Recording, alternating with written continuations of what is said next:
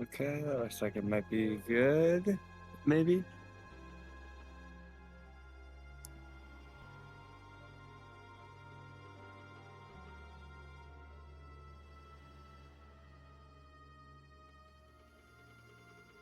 Is this? If anyone is here, can they tell if this like makes me cut out this level of attenuation? Can you hear the ocean?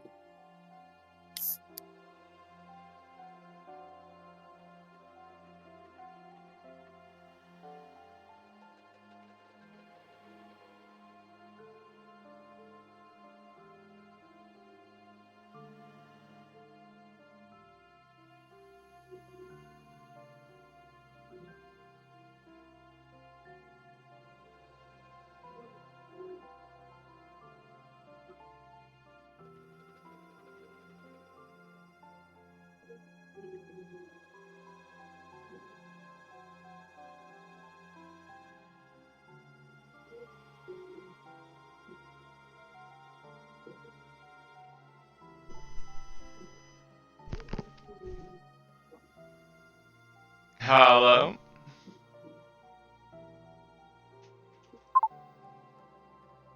Hello, hello, hello. Talking.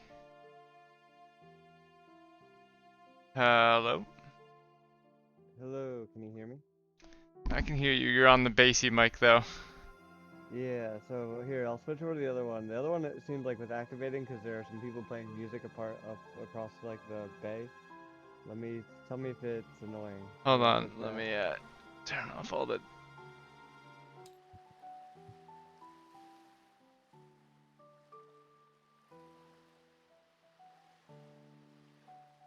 I don't hear you at all currently. Alright, hold on, I was just waiting. Okay, I'm gonna switch over now.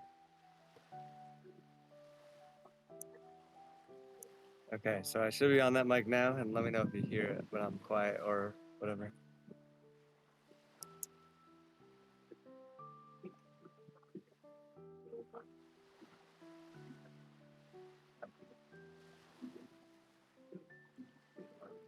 Yeah, there's a little bit of like just ambient noise, although it's not terrible. Yeah, it just keeps clipping in. It's because of the bass of the music across the bay. It's just like the fucking sound just carries. Uh, Um, Let me see if I can fix it with the attenuation. Hold I was gonna on, say you could I'll probably try to. attenuate in Discord and maybe that would fix it. Would you make it, movie? Yeah, let me move it. It jumps weirdly high. All right, let's see if this works.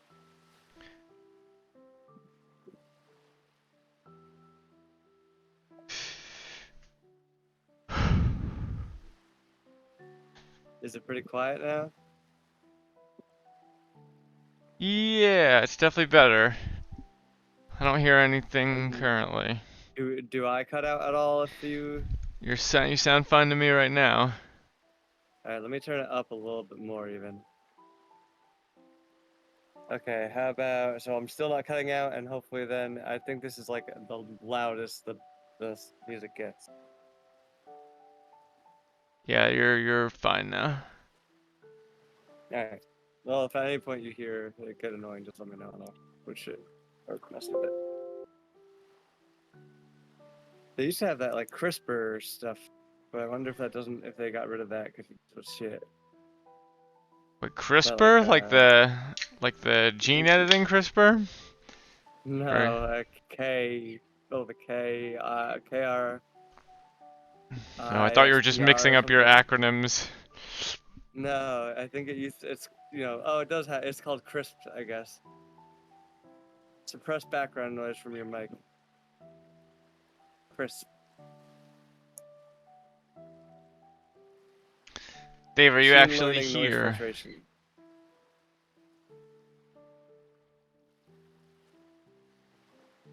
I applied for a million different jobs today, Right on. and one of them was Konami. And by the end of the time, it was like the longest fucking application.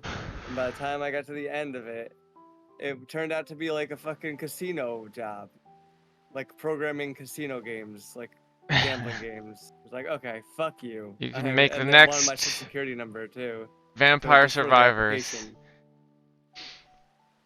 That sucks. There are a surprising amount of casino companies looking for game Unity developers, and like if I can't find a job, you know, in the standard in a regular game company, I might not have a choice. I might have to go with them just to get the experience, because my only thing I'm missing is like the 3 years experience that is Yeah. required for every job. Just, do you not apply for the ones that say 3 years experience, or you just I haven't been apply hearing? now. You It depends on if like I won't apply if it says 3 years experience in Unreal Engine, because I just don't have the Unreal Engine under my belt. Like, I just wouldn't, like, even if I got to the interview stage, I wouldn't be able to reliably say yes, I know how to use Unreal Engine. But if Yeah. it's just C# and 3 years like game programming experience, I am just going to say that that I have hobbyist game programming experience for at least that long. Yeah. Longer, probably, Um, really. Yeah, if you take into account the game maker stuff. I think what I need to do is start going into Unreal Engine and making prototypes that are start to finish games. Like playable, may not be perfect, but playable start to finish. This is a game. Yeah. I'll also obviously do keep working on the game that we're working on now. This volumetric rendering stuff is super interesting. I think we can do some really cool stuff with it, but it's gonna take a lot of math. I'm gonna, soon as, after this weekend, I should be back to having free time to work on the game. The campaign just took a lot of time. We should, we really do just need to, the next step is just get together and draw those runes. Yeah. We need some artist input here. So, or like, I guess worst case scenario, we just fucking do it with the 3 of us or 2 of us or whoever we can get, and just, you know, it doesn't need to be perfect, but we just need a sample, an example. The more I think about it, the more I think the breaking everything down into a series of multiple classifications of different shapes is the way to go. Maybe, yeah, we could do it. I mean, I think it will be. For me, I think I like that idea if we can't get the first one to work. Having the first one work would be ideal because it would just feel more natural. I mean, I wouldn't mind. I programmed everything, or like everything I programmed. If we did do everything's broken down into individual shape, I'd have to redo some of the aspects of what I've done already. So I wouldn't mind if we get that working, but there's something cool about that too, in that there's a level of design where we can have, if magic is a science, then we can have circles relate to a specific, like, oh, circles give these things like greater area. So things that have more circles in them, like, or bigger circles, or somehow circles are tied to the area, right? Or like we could experiment with those kinds of, like, each shape has a trait that it adds to whatever you're trying to do. yeah, I was more in the very, very beginning. That's how I was thinking of it, and I sort of got away from that. But maybe, yeah, we do just need to get in there and start drawing together. The trick of that would be making, like, designing parameters such that they naturally lead to certain shapes. Would be like the hard part of that, of like, you don't want people to just draw a circle on top of a triangle on top of whatever, you know, square, and like have them be randomly ordered and positioned and shit like that. But like, it would be nice to have them have a natural structure, and if we could somehow lead the player to want to draw specific shapes. I guess like the natural structure could be like, okay, you'll have a base shape, and like if it's and we always want people to be adding more shapes on the corners or something, right? And Yeah. you have to always add onto the base shape. So then, like, that naturally means, you know, a triangle has 3 add-ons, a square has 4 add-ons that you can, you know, modify. Did she fucking take that There's something computer? there. Did she take that computer? I don't know, but it's gone. I'm gonna lose my shit.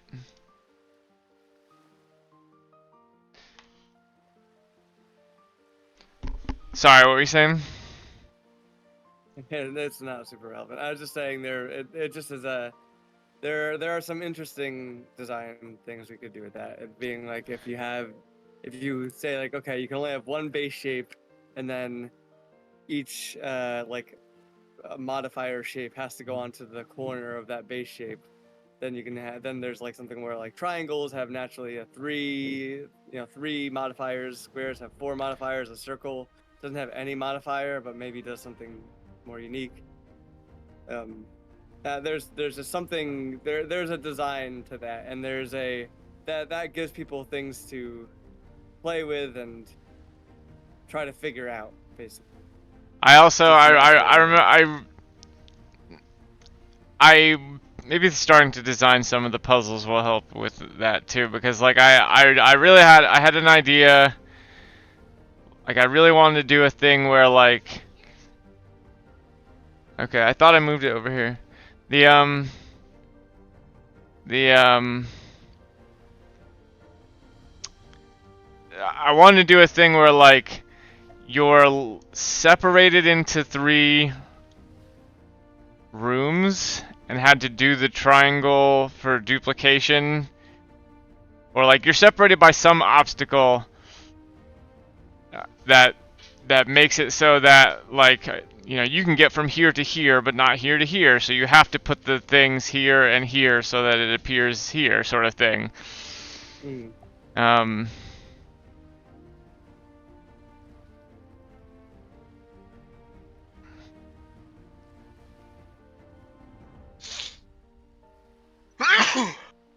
Hello.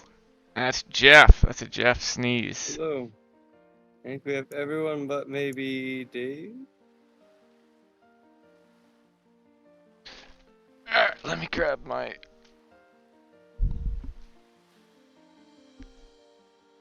shit here. And Dave's in here, but he has not answered.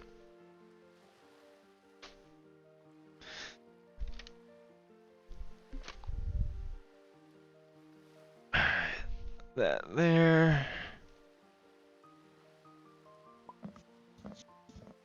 That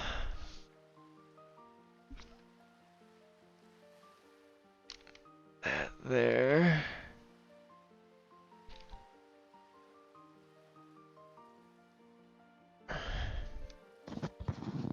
Chelsea, I'm streaming the tabletop.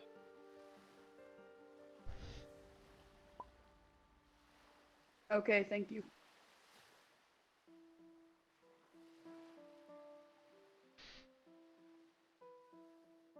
Yeah, I fucking hate Adobe.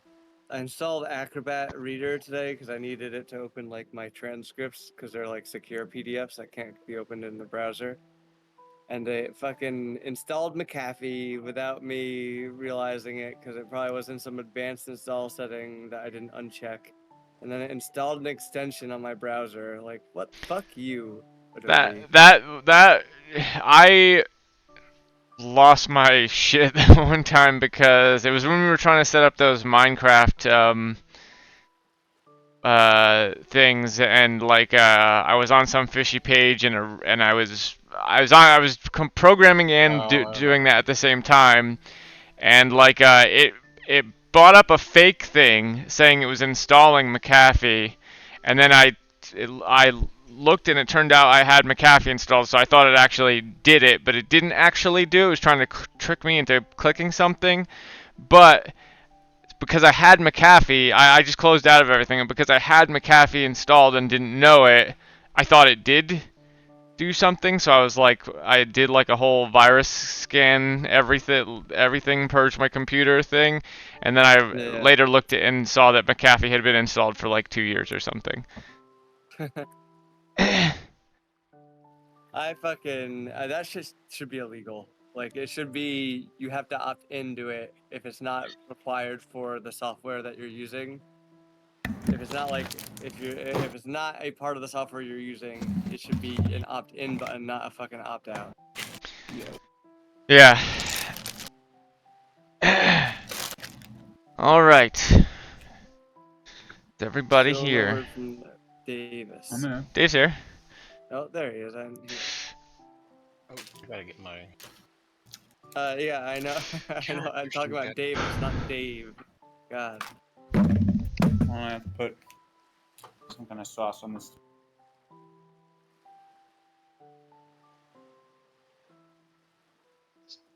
Chelsea's person. Dragon person. Oh yeah, I should have gone through and fixed all the scenes to give her her right model. I'll be right back. I gotta grab my phone, but I can hear you.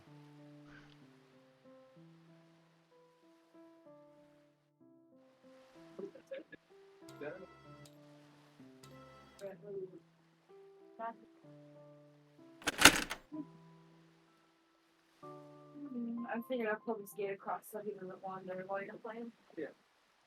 I'll pull this one over. So cute.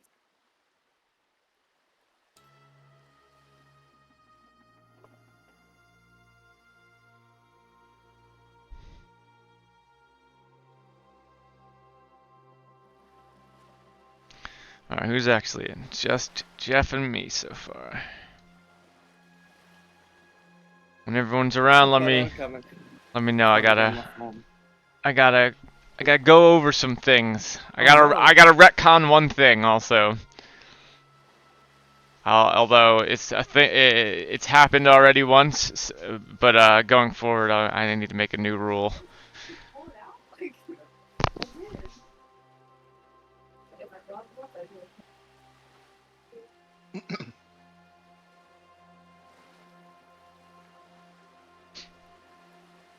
I have a question about Sure. stuff we have. Sure. You made us put up our weapons away, but like in my pack, I have like rations and stuff. Do we have our pack? So, if you have rations in your pack, I'll say you can keep the rations. They wouldn't have made you give those up. They're not considered a weapon. So if you have rations, you have those rations. I think technically everyone starts with rations. Yeah, that's usually what I. use that. Alright, bye, I love you. Let's see here. Inventory. Bedroll, candles closed, disguise kit, head nurse's hat. I don't know where that came from. Oh, it was a joke. I think that was something I was doing with Jeff's thing. I have 1 day of ration. They have rations. So you have whatever you have in your bags. You have the one coconut that I said that the gambler used to demonstrate his power with the dice. Oh, I'll add that to the backpacks just so that we have it in the thing. Is Dave here? I don't want to have to repeat myself. I was gonna go through everything at your disposal. You here, Dave?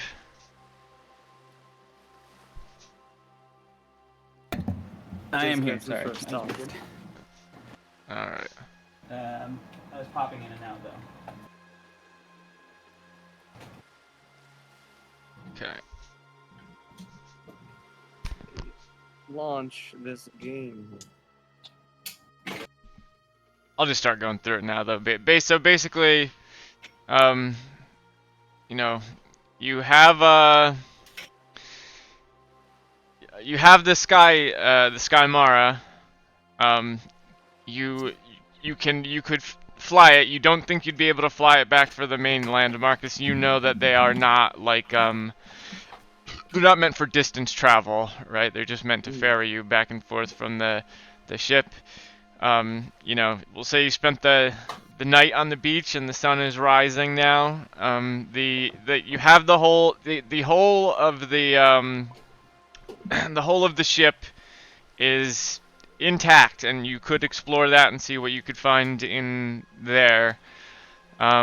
You know, but other than that, like I said before, to the north it's just sea, and to your east and west it's some rocky mountains, and then to the south it's all desert. Um, Oh yeah, I think we should totally go check out the ship because it probably has some level of food on there.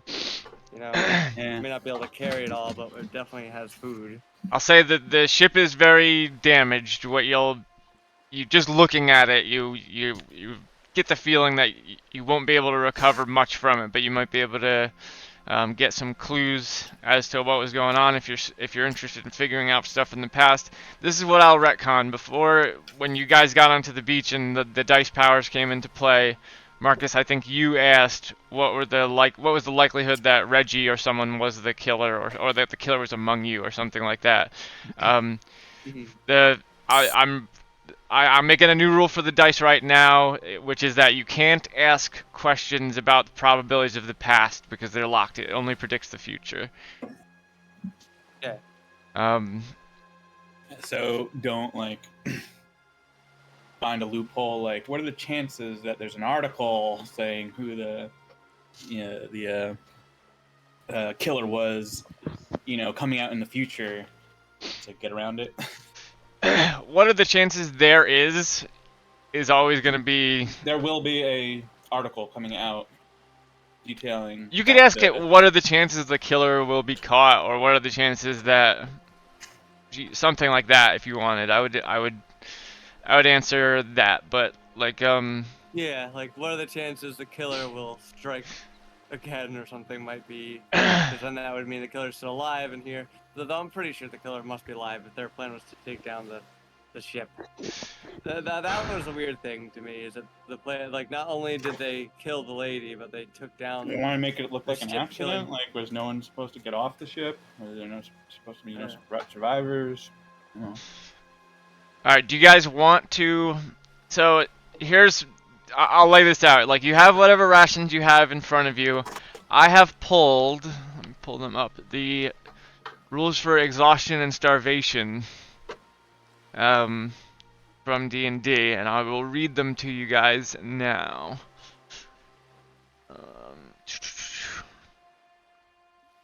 And I also invented my own rules for thirst. So, hunger and thirst are a thing here. Alright, so a character can go without food for a number of days equal to 3 plus his or her constitution modifier. At the end of each day beyond that limit, a character automatically suffers 1 level of exhaustion. There are 6 levels of exhaustion before death, basically. I gotta join them. And each level of exhaustion comes with a negative consequence. I won't necessarily tell you the consequences, although you're free to look them up if you want. I remember some have a of them, water 'cause I skin. used I won't look. That's no fun. I also have everyone has a water skin, I assume, because they are because I think that's part of the standard pack. Well, yeah. I don't know. It doesn't say I have anything. You're a did monk, not you get might... the base stuff Well, Well, maybe added? because you're a monk. It might be 'cause you're a monk. forgo Maybe. worldly possessions. You might then have like things that also help you handle that, like class features or something. Handle starvation and hunger. As I said before too, like, to take a long rest, you'll need to find hospitable conditions. You have you've slept, quote unquote, on the beach, but you haven't really gotten a long or short rest. It's hot and, you're exposed to the elements, so you're not... Can you use the hull of the thing to create some sort of shelter? So you guys can, if you want to, we can explore the ship right now. But I'll say, and you can, like, make a determination as to whether, like, definitely the ship had some magical stuff going before that, basically kept the AC going, more or less. You would be I'll say in the ship you would be, like, if a storm or something came, it would protect you, but it's still hot as hell in there. In the ship because it's on fire. Or It's- is it it's- sinking? so- What's the actual, so- like, state of it? You're on the beach as you look upon the ship. Actually, it's not on fire, although it's plenty damaged, and you'll note that you remember that in the past the flames were blue, but like, rather than go through each and every room of the ship, let me just say, in the interest of like the general part, like, you guys can spend if you want to explore the ship, that'll spend a day basically exploring it. And here, if you look over on the right side, I have a basic map of the whole island, and each of these hexes, you can move 4 hexes a day as a single person or as a group. But that counts like, but basically, so what that means is if you want to return to camp, that you have to count that into your 4, or you'll have to camp where you are at the end of your 4. But if you guys want to spend a day to explore the ship, you can do that. What if some of us can breathe and swim underwater? Then you can breathe and swim underwater. I mean, you're not going to be able to Just live swim. under the You can. I mean, you can go in. water. You can certainly go Walk into the underwater. water. Tell me when you guys have solved this, and then I'll. You are far enough away from mainland, though. You might be able to find your way to another island Can I just swim to another? in the archipelago. Like, you could just walk underwater. Don't sleep. I could just slowly drift. I'm like a shark. You are far away from the mainland that you would starve underwater, basically. And I guess you could try and hunt fish.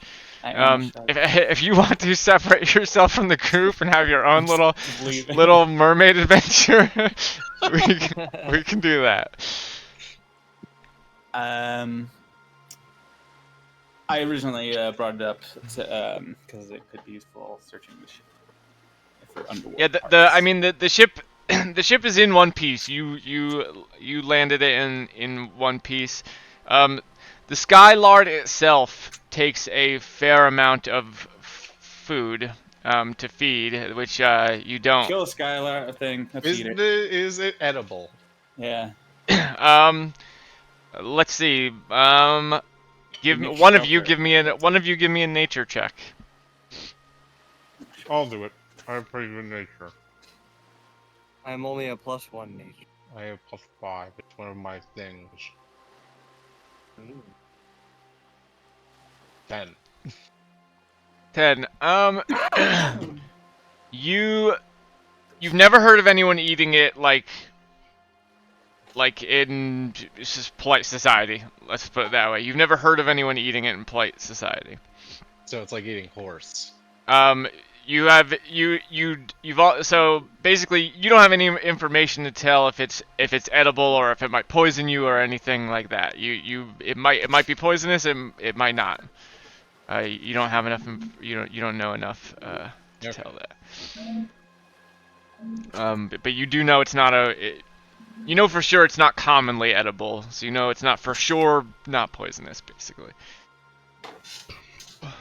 I feel like the ship being here, it would definitely be a valid option for searching, right? Like, it's got to have something of use. Like the ship not being totally destroyed. We should take advantage of the fact that it's not totally I swim around the ship and spray water out of my trunk onto the. So it is not on fire. It is actually surprisingly it's destroyed, but it doesn't look burnt from a distance. Also, 2 people, give me a perception check. My perception is +5. Mine is +3. Mine is +1, but I have advantage if we're perceiving a smell. So let me know. Okay. You know about smells. Smells salty. You know that. Nice. I bet you there's math out there to do like what's more important, hard increases or the extra roll chance. I wonder if there's probably math out there that's like, oh, variability of a roll is this, and the average roll is this, so it's better. To Yeah, I use bet. the, Yeah, like advantage gives you really like +2 basically or something. Yeah, I bet you could essentially quantify what advantage actually is. All right, I think I should be one of the rollers. I'm gonna roll perceive. 15. 15. Okay. You'll notice two things, Marcus. One is that the airship. You'll recall that I said the airship was powered by a bunch of iridescent butterflies, basically. Yes, I remember. They were beautiful. That part of the And I asked Dave to draw it, and he didn't. Maybe beyond description. Yeah. They were beyond description. They were too colorful for Dave's limited mind. The balloon part basically has ripped to shreds, but now there are like giant clouds of those butterflies just sort of like meandering out over the over the sea, and like the clouds around above you and around them are like moving in a somewhat suspicious way. Oh god, we're being watched, guys. This is the Truman Show or something. By suspicious, I just mean they don't look like regular clouds. They're not like following you or anything. They have a weird shimmer to them also. Does anyone have like a detect magic spell or anything like that? Does someone have a magic thing they can figure out? If anyone has a detect magic spell, you could use it. But also, please keep track of your because I won't keep track of it for you. Your limitations with that stuff. I don't have a detect magic spell. I was actually gonna think about doing it. I do have a detect thoughts spell, but it needs materials. Let's see. I can see if there's thoughts in that cloud. I mean, you could also detect the thoughts of the gambler or Reggie. Reggie is passed out. I'm not sure if detect thoughts works on someone who's passed out. The gambler is. I need a copper piece. That seems like it's easy to do. What's mine for copper? There's gotta be some copper in the. That we just have in our inventory, right? I mean, you certainly have gold. Money, right? I guess I have no money somehow, and I don't know how. I must have lost it at some point. You certainly have gold. If any of you has something on you that would be made of copper that you could justify, that you could say, did they take this from me at the airport? I'll consider it. I'm looking. Oh, we also have paralyzing spikes from the thing. Don't forget that. I guess those would have been taken unless. Yes, they definitely wouldn't have let you on with paralyzing spikes. I have it's a like candle. the definition of a murderous weapon. Dulcimer disguise kit. Dagger, fine clothes. Did anyone have anything that points out that says, oh, this might have copper on it? The only thing I could think is like my water skin, maybe, but that I don't know if that would have a copper like. Somebody have like a sword with something on it. They took all our swords and shit. Oh, that's right.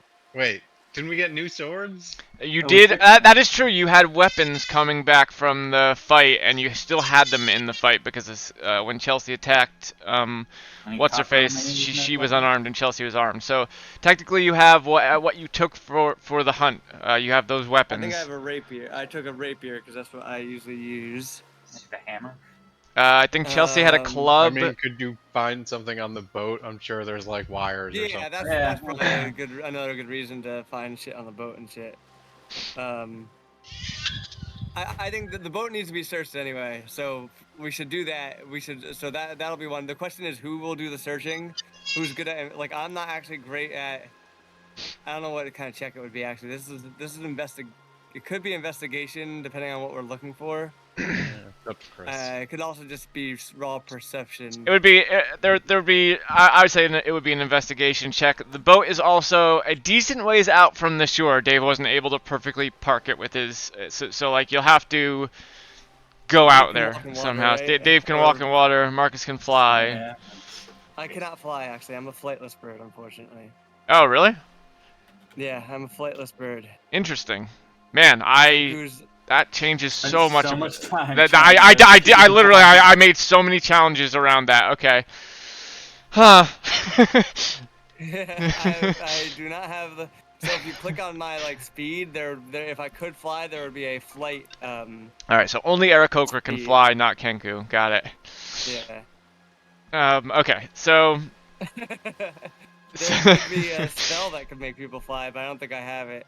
I mean, it's not. It doesn't hurt me. Actually, it just makes things more challenging for you guys because I didn't Well, allow. that'd be interesting anyway. Yeah. But so yeah, like for your first day on this desert island here, what's going on? Are you all searching the boat? Is you know, is someone gonna go? Search the boat. It's out in the water. I think it makes sense It's my spot. for at least one person to search the boat, and then some people to maybe fan out and check the surrounding area. How far can we move, Chris, on the hex grid? So you have 4 hexes to move in a day, and that's for the whole day. So if you end at if you are so the Sapphire's where you are now. If you you can use markers to say Yeah, where let's you go are. out and back, basically. Right. So you'd And have. does it count the hex that we're in, like, or can I move out to?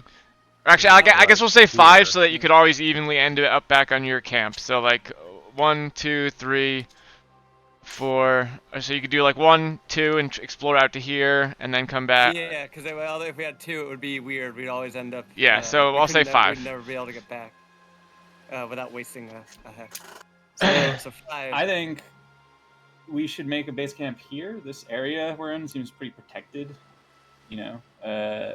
And I think there's going to be more life to hunt in the ocean, so I could do that. I did say While the you mountains. guys The mountains explore. gave you a bad feeling. I'll remind you of that. I said in the last These session. mountains were next Mountains to. like next to us. Yeah, or- the cliffs give you a bad feeling.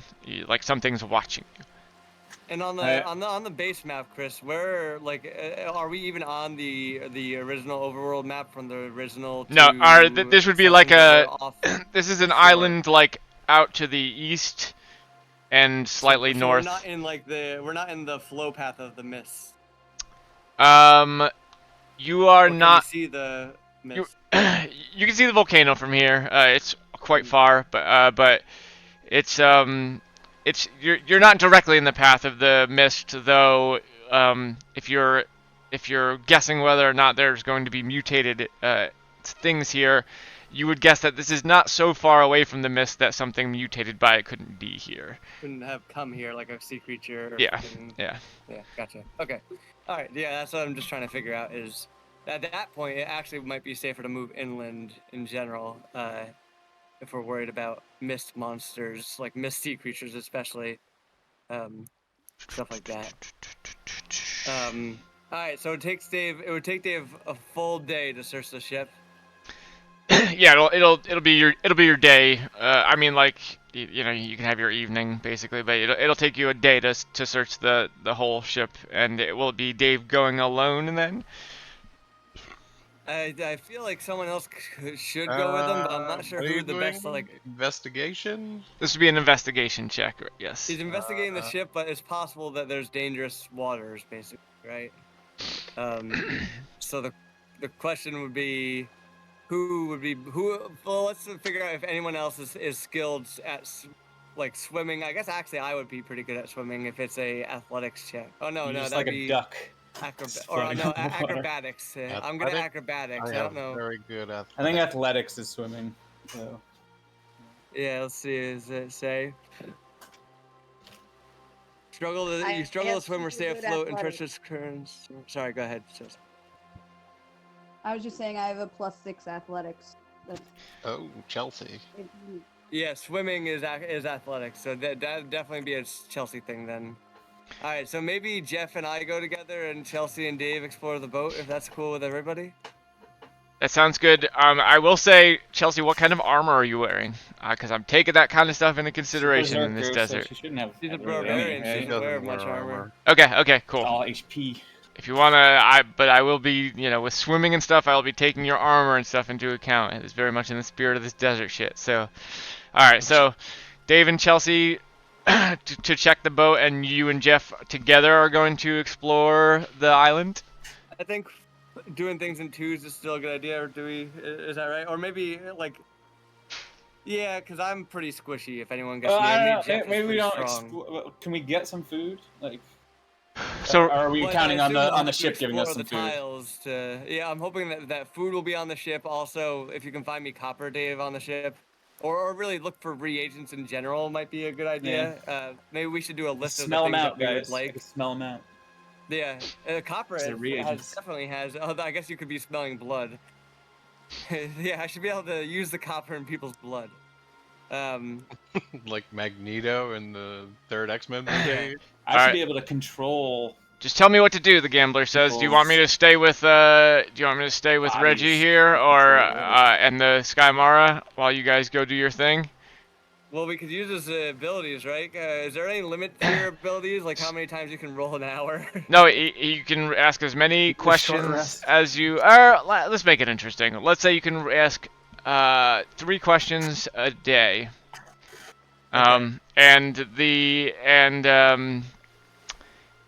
But remember, he can give you the dice and you can ask the question and roll yourself, but he knows how to interpret the dice well. So if he's not with you, you may have to interpret them yourself. Alright, so why don't we use his ability to figure out which way the best way to go here, and maybe figure out, We've gotten the I don't know, Skymara. I have to go to the bathroom real quick, but someone maybe could figure out, like I'm thinking we might be able to use it to narrow down Dave's search, or Dave and Chelsea searched, or even find out what best to look for, or might even be better to figure out if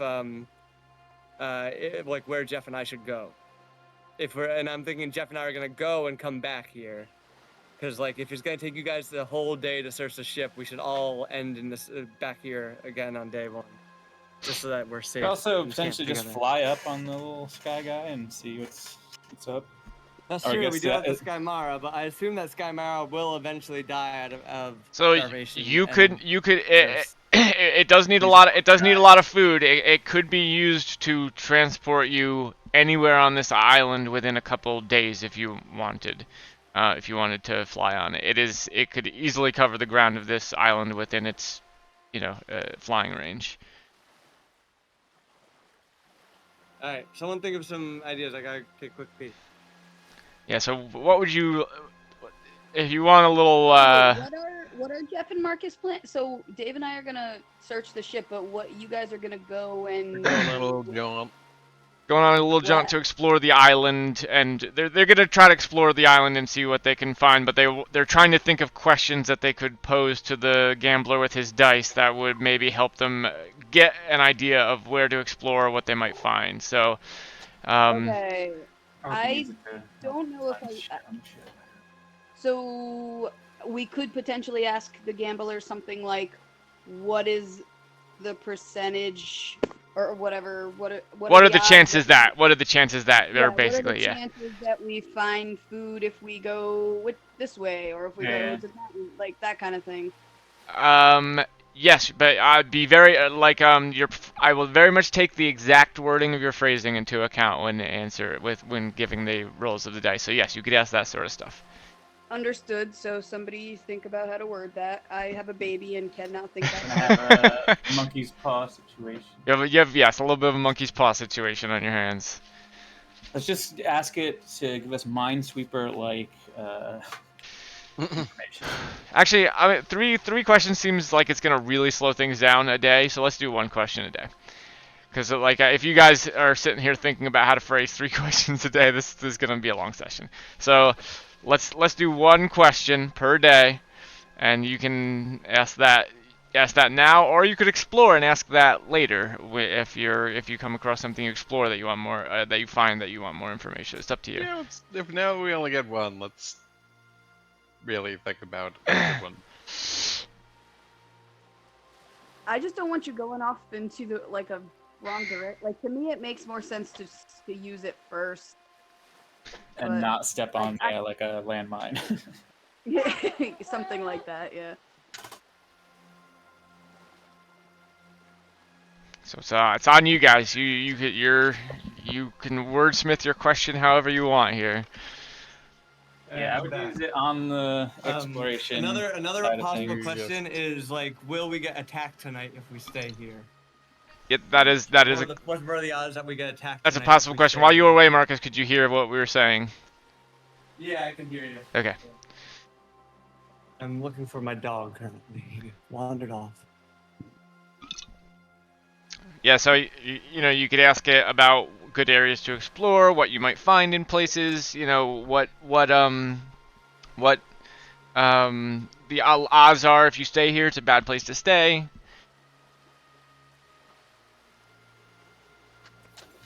Is there any based on what we know about the area we're in, is there any civilization we're likely to run into people out here? No, in any, you are that not. anyone knows of? You know that these are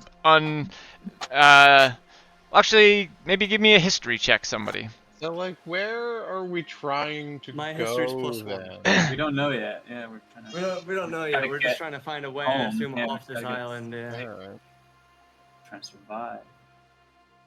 I mean, I guess that's our first task to figure out where we have to go.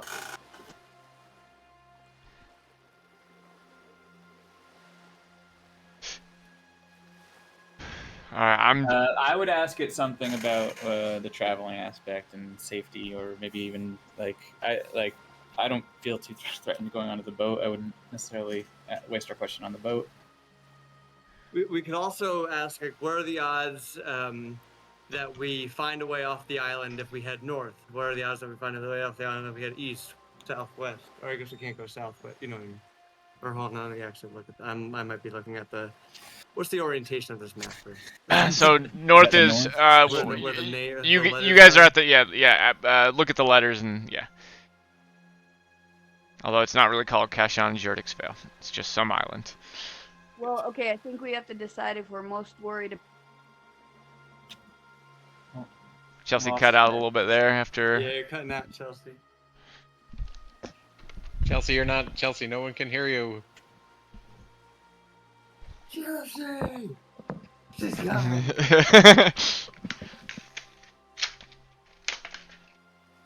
I'm going to take Zero on a quick walk into mine. And I'm going to put you guys in my Discord here. you're Or muted my now. phone. Because it doesn't seem like this is Can you something hear we'll me need now? immediately. Yes, we can hear you now. Okay, well, I forgot what I was saying. I was saying something along the lines of, I think our first day question should be more survival, and then our second or maybe third day question should be getting off the island. Our, I don't know, next day question. Yeah, I guess our only choice is to head south now, but yeah, we can. Like David and Chelsea are gonna search the boat anyway, so like who cares? Let's let them find what they're gonna find. The best we would give them is an advantage in a roll, right? Kind of thing. So instead, I think directing Jeff and I to explore the right area is, or finding out if camping here is a bad idea, is the next best thing. Like. Yeah, maybe we do the camping thing, like staying here tonight. Find out if we I have think to that's leave. a good. Yeah. All right, so is camping here to? How do you phrase it exactly? All right. So here's my suggestion: is it'll be if we camp here tonight, what's the probability that we'll be attacked? Period. Right. Does anyone have any? Can anyone see any Mickey Paul business with that? Yeah, what are the chances we run into a... What chances we get attacked? Is there any other interpretations of attack? I mean, do we have By to like use- our drunken friend or something, or not drunken, but Yeah, I whatever was this gonna guy say, what- thing is. Reggie and the other guy? Maybe we just say attacked by people or things we don't know or something. Yeah, or attacked by people that are not here with us, or people not part of our group. Or I'm maybe not worried about it's not people. people. Okay, so Yeah. is that what you're asking? Attacked by something that is not part of. I mean, I would even go as far as explicitly naming us. So attacked by someone that is not broke. Okay. Okay. Whatever. Yeah. Right. Attacked by someone not in your party, including Reggie, who is passed out.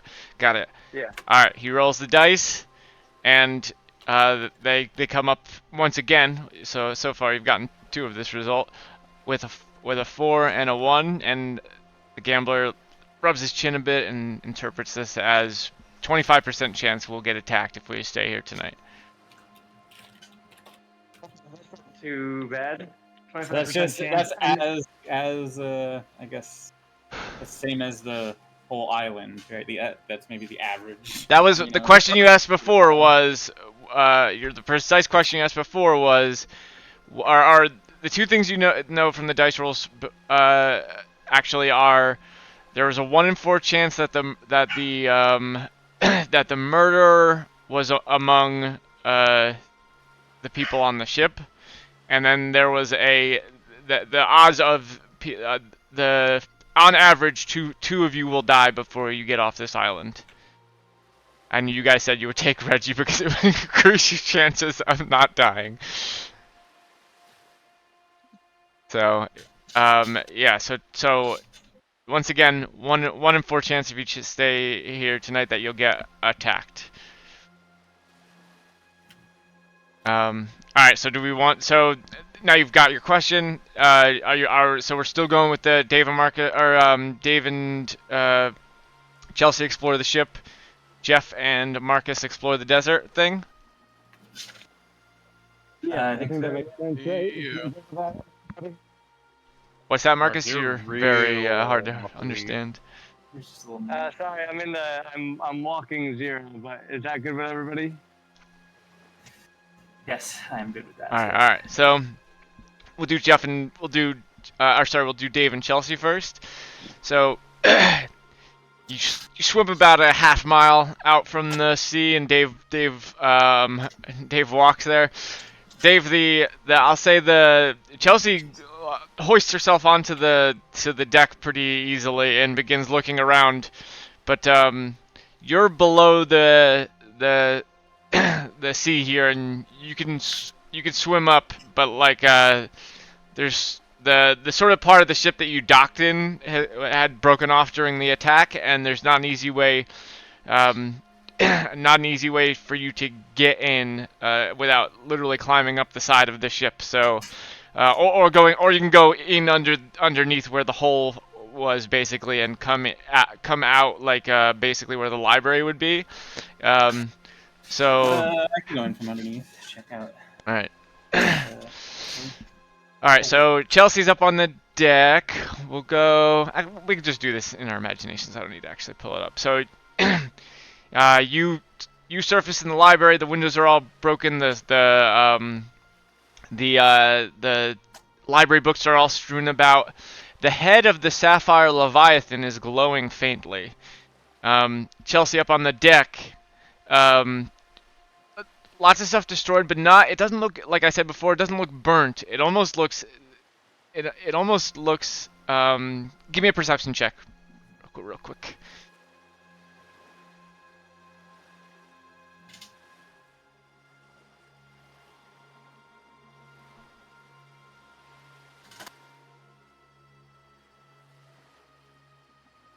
Ten. 10. This isn't that hard to see. You notice it. There's parts of the ship that are like encased in ice, and the ice is melting. So Chelsea on the top floor, seeing a bunch of ice all over everything. Dave on the bottom floor, seeing a faint glow from the Sapphire Leviathan's head. And in the distance, you hear a faint rumble of thunder. So, if you guys are looking for, do you want to search the levels you're on, the bottom and the top levels, and what are you looking for? And give me an I want to investigation. smell out reagents and food. with my Okay, reagents and food. So I'll say, Dave, that would be, I guess, a perception check. So, Dave, give me a investigation. I'll say if you're using your nose, I'll say it's perception. If you're using your nose to try and find it. But actually, don't even bother. On this level, you do not smell any food or anything. Moving on. All right, so you'll Survival out of the library. out of the library into the mid-level. Are there any monster heads we could eat from the trophies? They're pretty taxidermied and covered in wax and stuff, so like you could try to eat them. Nope. No, All mostly a joke. But. right. Chelsea, are you going to search at the top level, and what are you looking for? Yep, I'm also looking for food, and I also kind of want to. Is there anything else about the ice that I can figure out? Give me an investigation, just a general investigation check.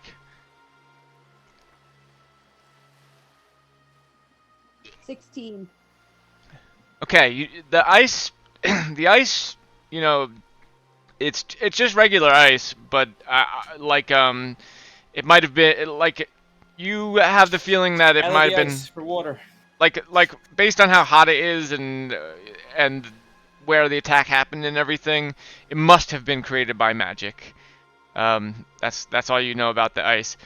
You do hear a faint humming and like almost like a staticky noise from the captain's quarters. The doors, you don't need to bust down the door or anything. It's hanging off his hinges, and as you go in there, you see a stone on the ground emanating this noise. And I'll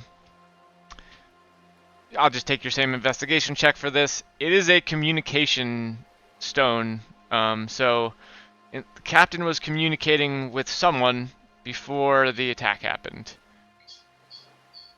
Can we use it to sell? Yeah, if we like salvage this. And So you could pick it up call for and help. talk into it if you want. Do you want to do that? No, I got feedback happening. There's some feedback happening in the Discord. So yeah, you have a communication stone, Chelsea. Do you want to reach out on it? Wait. This This is like the Palantir, right? I just You don't know who's take looking back. one? Is it like how big is it? Like what? If it's in your hand, it's a pretty well-known magician's trick, magician's item. Like just basically, it's like a walkie-talkie rock. All right, then can I just put it in my pocket? Yeah, you can just put it in your pocket. You don't have to use it right now. You definitely do not know who might be on the other end of it. All right, in my pocket, and I'm still looking for food. All right, you guys meet up on the middle level. The kitchen's pretty damaged. You don't find much food. You find a bunch of tiny tarts though. You estimate they might be able to keep you fed for. Guys, please not now. Please not now. Please not now.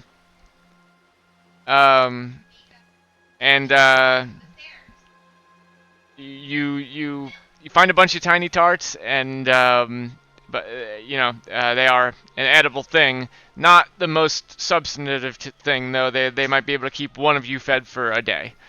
And that's basically all you find on the ship, and you guys head back, and we'll go to Jeff and Marcus now. So here's the question, I guess, before we start, Jeff and Marcus. Dave didn't find any copper, by the way. He didn't say he was looking for it. Dave, if you want I to. said reagents, which. I guess that would count as a reagent. So let me think. Copper. There are, like, if anyone has money, I think there are little copper pieces. I just don't have. Apparently, I didn't give myself any money when I. I'll say all these people deal in gold and platinum. You don't find any copper on the ship. That's a poor man's. That's a poor man's precious metal. Exactly. It is a poor man's precious metal. There's like a whole page in the player's handbook about how poor people don't use it, or poor people use it, well, not rich people. So with it, are you guys planning to camp here tonight? I guess before I move on to Jeff and Marcus's turn. I mean, we have a 25%. They don't have a choice, right? Yeah, they took them all day. Well, so I'll say you can move. So with your 5, like you guys can move such that you would be 1 hex away from where you actually started and camp still successfully, and all meet up basically. So you could camp out in these sort of wastrel lands if you wanted to, or you could all return here. You do have the information about where you would be camping tonight. You have no information about where you would move to and what the likelihood of being attacked there might be. But basically, that's all I want to know. So Jeff and Jeff and Marcus, where are you? You're together. Where are you going on the hex map? Let me pull up my much more information. You Here's just a want question, to go like Jeff. straight south, or what? Yeah, that's what I was gonna suggest. Do you think it would be any value to splitting up since we both probably have No, decent no, stealth? I think we should go together. I Alright. don't have that great stealth. Oh wait, yes I do. Never mind. But Yeah, I think I have we'll +6 go together. stealth, and I assume you have high too. So I'll say, unless you're in the mountainy areas, a stealth check would be hard to pass. It's a very wide open plains type area. Yeah. I mean, we can see things coming too. Then That is Yeah. that does cut both ways. So Well, just let's start off going together, and then until we get more of a sense of our surroundings. so draw your path on the map, and I'll tell you if you run into anything. You just want to go straight south, Jeff. So yeah, oh, you got it here. You go ahead. we can go like this far. That would be if we want to get back, we need to do. You go 1, one 2, less. 3 out, and then 2 back. If Dave and Chelsea are Wouldn't gonna have to meet be us the 3 hex back? forward. Because we're gonna do because we're only do 2 back because we're not actually gonna camp here. Chris said that they can move 1 hex to camp. Okay. All right. So Well, So It's not letting me draw. you walk. I'll do it. You walk for several miles, in the sweltering heat, and halfway through your journey before you decide to turn around, you do, over the next hill, see a structure in the distance to what would be the southwest. I'll put a marker on the map for it. It's right here. You do see a structure standing in the distance. You could go explore it, but you would not make it back. How many hexes do you think we could see, Chris? Reasonably. Would it be one hex ahead. One hex ahead, yeah. Well, I guess it depends on we'll say it depends on the terrain. On the terrain and weather conditions and stuff. But in this scenario, you can basically see sort of like all of this about. Okay. And do I see any? I'd like to keep an eye out. Oh, wait, hold on. Let me for actually check if you can actively- see all of that. Give me 1 second. Yes, you can see all of that, and this is the only structure you see. I'd like to actively be keeping an eye out for things like weather conditions, and I guess it goes without saying that we're keeping an eye out for any sign of motion or movement like that's not natural, like I or like will that's say not so. living. Since you asked that, and because you have telepathy, and presumably you and Dave are sharing some information. I can talk to Dave. Dave can't talk to me. And Oh, can okay, see never mind then. see- Or not see Dave. I think there's a rule for Might it. just Let me be a look it up. straight real- range or something. There's a range, I think. Either way, if it doesn't come from him to you, then it doesn't matter. I guess your character wouldn't know, but you might have heard it if you were listening to their thing. So, all right, Gotcha. there's that structure. You can go there and explore it on this day, or you can make it back to camp tonight.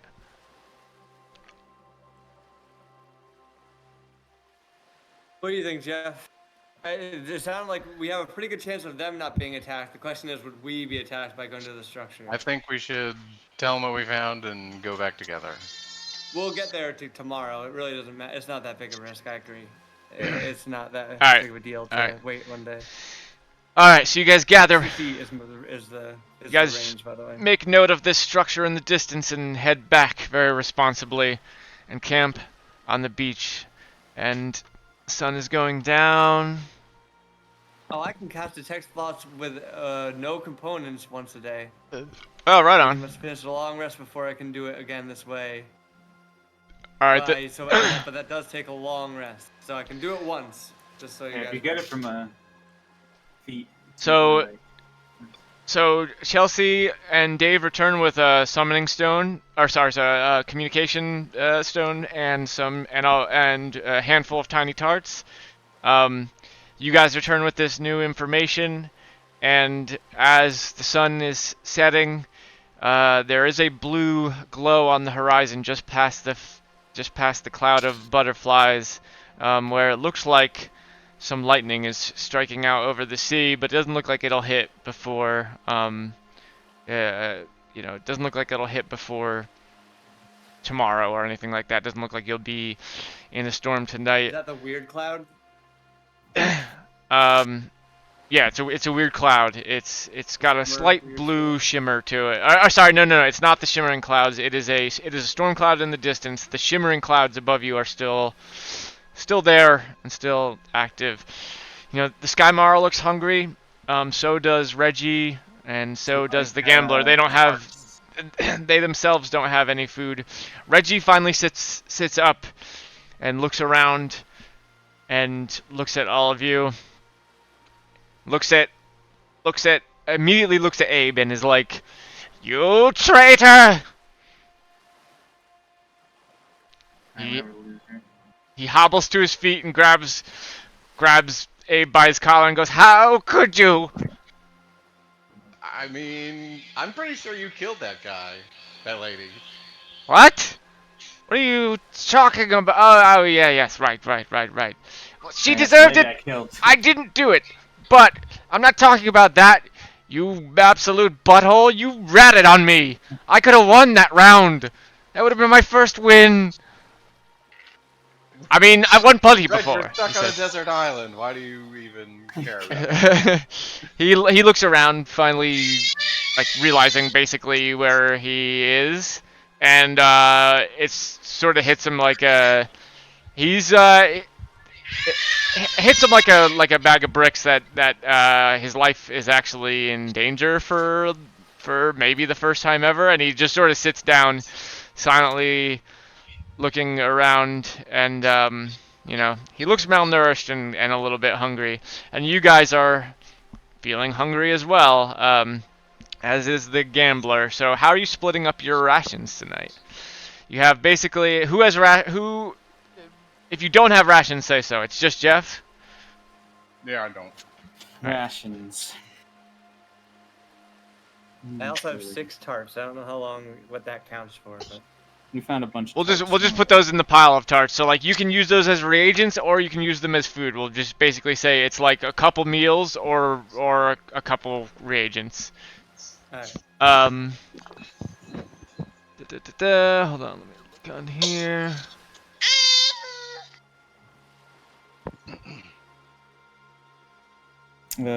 My stuff has no mention of rations. Alright, so Dave minus rations. Like hunting traps. And do you even want to eat tonight? So the rules are at day 3, like day 3 without food. So like basically, but I'll count that cumulatively. So I'll say it basically as when you've gone, if you've gone 3 out of the last 4 days without food, then the things apply with your and what's everyone's Constitution modifier? +3. +3. All right, so Dave can actually go quite a while without 0. food. So Marcus will be on the 3rd day. He'll start to get hungry. Chelsea's probably got good constitution too. I guess. Yeah, mine's Yeah, I can +4. check. +4. All right, so Chelsea can actually go quite a while without food. But Reggie and the Gambler. Guys. Reggie the Gambler and Marcus will start after day 3. Will start incurring exhaustion. But you could eat now or you could eat later. It's basically the same thing either way. It'll be cumulative, like I said. But do you want to eat tonight? Let's wait for now. All right, you'll hold on to your If food we're not then. gonna get any negative penalties yet. Might as well No. hold on to it. Okay. Yep. All right. So, all right, you guys snuggle in for the night and let me roll some dice.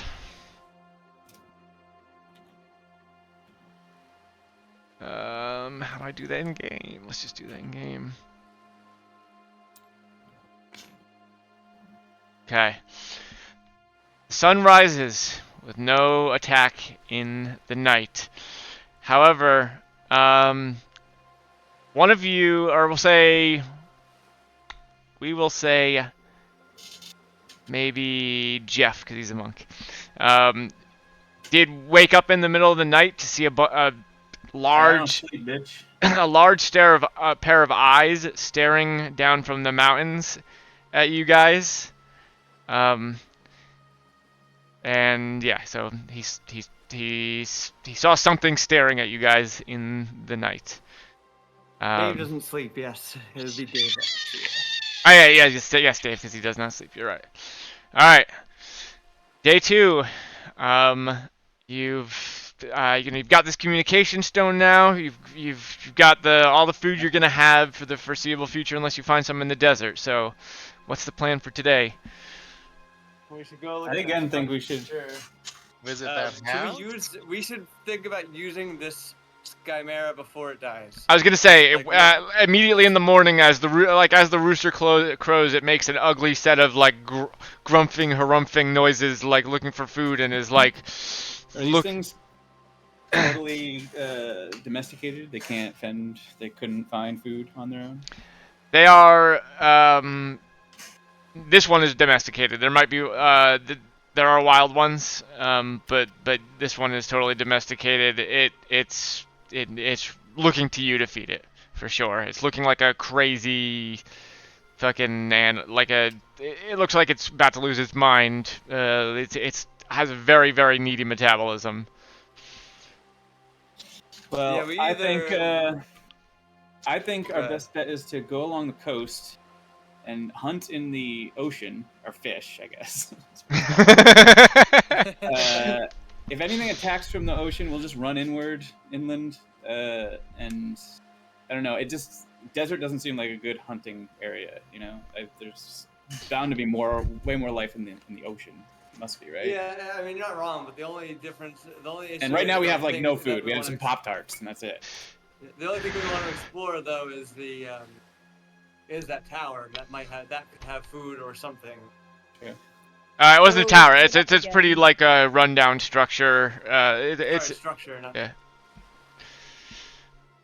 So why don't we split up again? 2 people fish, 2 people check out the structure. We should move definitely away from the mountain, though, down the coast. But so, are you gonna camp again? Are you gonna meet up and camp again here tonight, or are you gonna meet up somewhere else?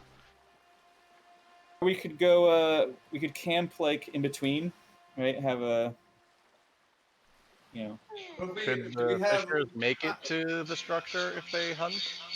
Sorry, repeat that, Jeff.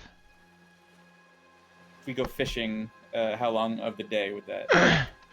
They make it to the structure if they. I mean, yes, because you could fish here.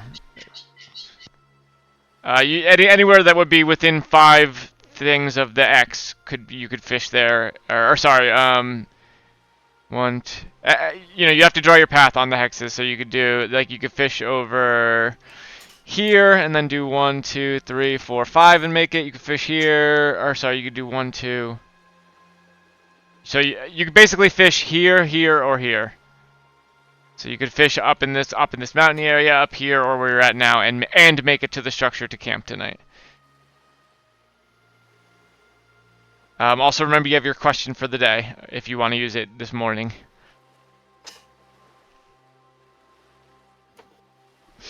Should we ask about either fishing? Camp at the structure. Just by looking at it and your basic survival knowledge, it would be definitely preferable to where you're camping now, except that you're not by a fishing location, as Dave pointed out before. So like you'd be giving up your ability to catch fish for a better structure and maybe a chance to like get a short rest depending on how the conditions. Oh, so was last night a long rest? No, Or no? no, you haven't got a long rest yet. But this structure might be able to. It doesn't. It's not fully covered. It doesn't look super welcoming. So I'll say you could take a short rest at this camp, or at this structure. If they We fish, do something they to fortify to make it long restable. If you could tell me what you do. We like get stuff from the ship or something. I'll say you could, but it would take you would waste a couple days bringing that stuff to set up. Tied to the Skymera. You could try that. Yeah, we could try loading up this Chimera. That Skymera, though, look, at some point it's going to become a liability. Chris has already kind of hinted at the fact that it's going to maybe try to eat, at best, try to eat our food without us watching. At worst, try to attack us because it's so hungry. And So I will say it probably won't attack you. It's pretty well trained. It is mostly a herbivore. They've been known to eat meats from time to time, but they're a pretty gentle creature. It'll probably, unless it's really in like Just starving really to death. sad. Yeah. Yeah. So, you could. We need risk to get that. our use out of it now, though. This Skymera, I don't think, is making it out of here. Let's be honest. But we should use it while it can do stuff. So yeah, maybe what we do is you guys fish. I mean, we like gather, or we fish. You guys gather the wood because you can swim out and bring it back, and then we use the Skymera to take all of us to the X. Okay. Is that the plan? Does everyone agree with that?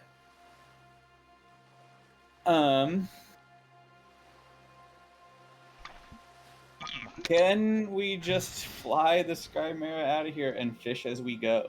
Like from the Skymera. We cannot leave now, right now. You Fly could, it down like and I do it said, ourselves? within like a couple, you could cover half the ground of this island with the Skymara in one day. So you could use it to scout. You could use it to fish. It would be, it would be, you'd basically want to like land it somewhere. You wouldn't want to you could, if you, I'll say if you like want to fish out over the open ocean, it would like exhaust the thing a lot more. So Why it don't we can't do like this? Why don't it can't I like take tread the- water while we fish off of it. If you wanted to do it that way, where you fish off of it, it would exhaust it quite a bit more than it would be. Why don't I can't- take the not very Skymera? Like buoyant. I'm the lightest person here. Why don't I take the Skymera out to scout and we do a little bit of split? Because I feel like if we want to conquer this island, we need to split off, and the safest way to do that is going to be from the sky. Yeah, I mean, see if there's any structure thing along the coast, so we can travel to it along the coast. That would be convenient, and Yeah, I think safe if with we can food and travel find the a- whole length, we just need to of find the- somewhere where we can rest. Yeah. All right. So the plan. What is the plan for today? Just tell me the general plan. I think I should fish because I could go underwater and literally just like chase them down. Okay. I'm faster underwater than I am on land. All right. So Dave's gonna fish. Marcus is gonna take the Skymara. What was that? Oh, okay. No problem. Marcus is gonna take the Skymara and do what precisely? All right, so essentially just basically scout for us. Yeah. See what I think- is on these tiles. Yeah, see what's on these tiles, basically. And if I think I actually do definitely have parchment and a pen, so I'll try to map out basically the landscape and the things on it, so that we can make a better decision. I'll say the Skymara has 20 tiles it can move in a day, and you can draw your path, and I'll tell you what you see underneath you. All right, how many A 10 tiles out, from 10 back. the air? How many tiles can I see across if I'm trying to like optimize? fly out. So I'll say like two from where you're at. But before you draw that, let's what are Jeff and Chelsea doing for today? yeah, you guys figure it out because I'm gonna have to think about it.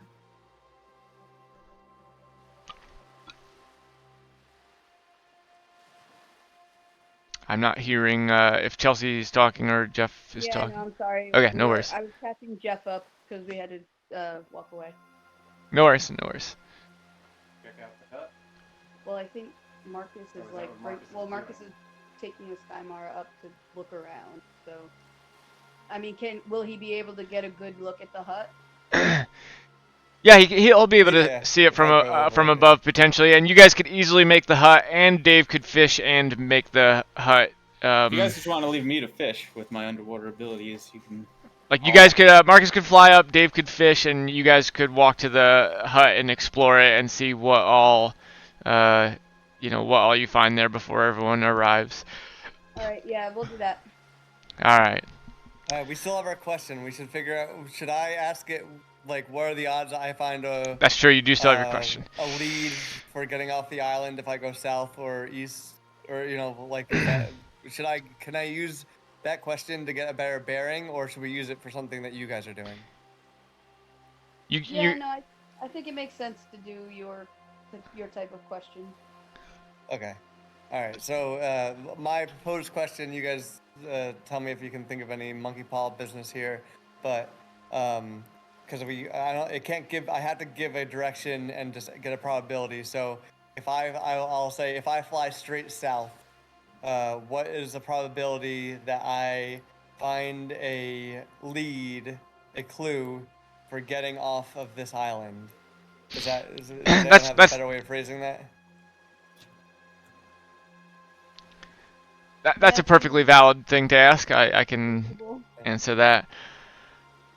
If if no one has a issue with that, then I'm gonna go ahead and ask. All right, the gambler goes ahead and rolls, and did you say south? Yeah, straight south. Straight south. It gives you a 1 in 20.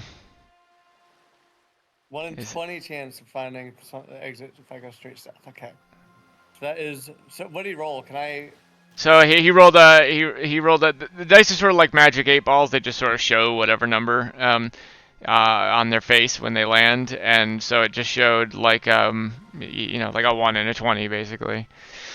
Okay. All right. Because I was curious as to if I can eventually figure out how to interpret the dice by just if they've been mechanically like if that was part of the puzzle, learning to use them in the way that he doesn't or that he. So you will note that like it said before it sometimes gives answers in percentages, where sometimes it just gives raw whole numbers like when how many of us will die questions. So those are the sort of the two things you've seen it give answers as. All right. Before it was like a 1 in 4, and my I was wondering, and that was a 25% chance, and I was wondering, oh, maybe it's one. The first one is the number, is the like numerator. Second one's the denominator. That kind of thing. Gotcha. But it does not seem to be the case. All right, Okay. draw your All right, path, Marcus. What path are you taking south here? Seems like a bad idea. So I think I should go along the west coast kind of thing. So we did notice that there are eyes here, so I'm going to avoid those, and then go this way. This way. I think I might make this a 2-day journey, out and back. You can do that if you want, and I'll just keep you out of the conversations for. All right, let Marcus do this, and I will save. Or actually, let's do Dave because 2 tiles from any point, Chris, right? 2 tiles from any point, correct. I will. While you're doing this, let's do Dave's fishing, and Dave will just do a general nature check to see what you see in the ocean. Survival. That works. Yeah. I didn't know that was a separate thing from nature. Skills. Survival. I have advantage if I can smell any of these fish. By the way. I'll say you can't smell underwater. Sorry. I got a 10. You got a 10. So you see some small fish that you could try and kill however you will. You have to tell me how to do it. Basically, you don't see a big school of fish or anything. You don't see a shark or anything that would feed you very well. But you do find some small fish here and there. Bait them around me. I could thunder shock all of them. Do you want to use your? If you want to use your thunder shock to try and get them all in one go. Let me see how it works. And is your thunder shock a cantrip or a spell, or how does that work? Cantrip. I have one that's a cantrip and one's like a beefier version as a spell. Spells. All right, thunderclap. It's 5 feet out from me in all directions. It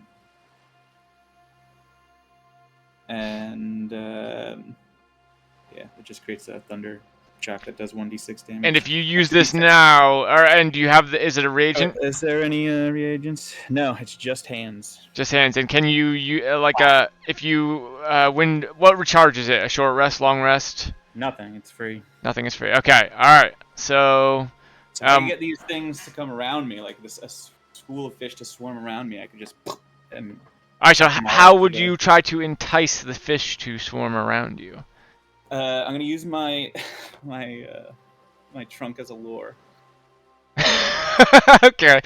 What do you? Light on it. Do you have a prestidigitation or No. whatever? Like the. I have prestidigitation. Alright, so what exactly are you doing to make your trunk look I'm like a making lure? it look. I'll grab some like Marcus's feathers before he goes to, and make it look enticing and jingle janglies that we I can should have. find. I should have come with you. I had prestidigitation or whatever the fuck it is. So how are you doing? Are you swimming at the top of the water? Like, I'm gonna go underwater and just wiggle my maybe hide in some kelp or something, right? And alright, I'll say my- since you rolled it, I'll say this. So it's like since you rolled a 10, they're a little too deep for you to have your trunk be at the top of like at the where the water meets the air. No, So I don't want it. I don't want it in the air. I want it under. I'm underwater. going down. Okay. I'm fully under. Yeah, I could breathe down here. So I want to like go in like, just hide somewhere like under in a bed of kelp or something, right? So my body's hidden, and then my trunk comes up like a worm. Okay, I see. Alright, so you're gonna Make it look injured. You're make it gonna look bury like- your. I may end up getting Wait. eaten by a giant. To be clear, you are burying yourself under sand underwater. No, I'm going under like. I'm just. I don't know. Maybe there isn't one of these, but is there a bed of kelp around that I could hide in, or even just the rocks? I could hide in some of these. It's rocky. There's not a lot of vegetation. It's mostly rocks. Then I'll try to go into like a little, an outcropping of rock or something under.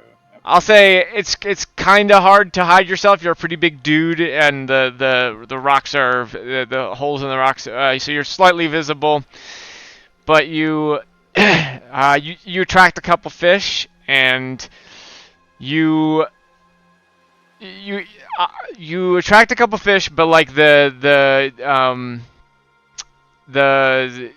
water is like high enough above you where you're slightly doubtful whether or not it'll like the electricity will like dissipate too much to kill the fish, but you can try it. Are they within 5 feet of me? They are within 5 feet of you, but is this something that comes out from you or from down from the sky? It comes out from me. Comes Actually, out it from pushes you, things- okay. It pushes things away from me. Okay, alright. You easily sizzle a couple fish and they float to the top, and you swim to the top and collect them. So you have a couple fish now. Also, did we collect? I don't think. Is the ice all gone? Can I collect potable water from the melting ice still, or is it all melted? No, it's all melted by this point. Alright, so and then you head on your journey down to where Jeff and Chelsea are at. Marcus is drawing out his path here, and I'll say, Marcus, as you get to around here, you notice something flying behind you. Something Ooh, is it the? something large and winged flying behind you. Okay, so does it look like it's following? It is for sure following you.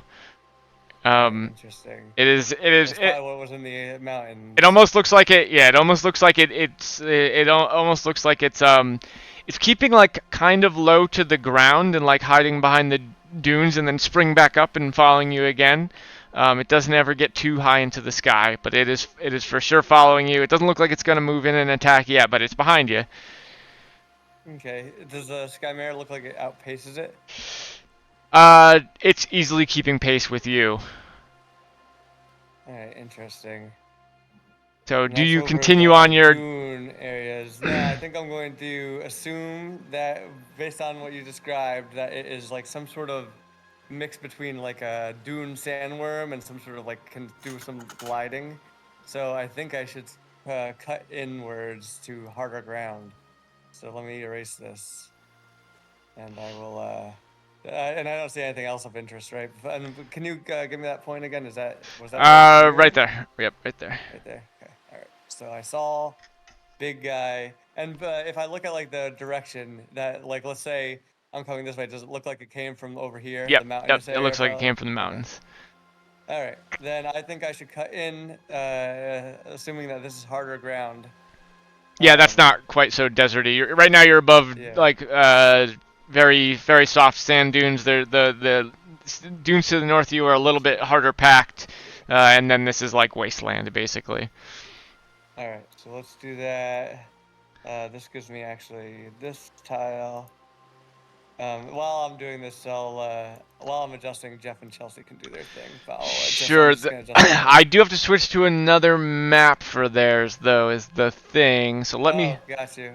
let me send you the map and or let me I'll just just draw it up. yeah, and you can draw your path on there. Let me pull that into Discord. Da, da, da, da. Where the fuck are you, map? There you are. Alright. I will put this in the general.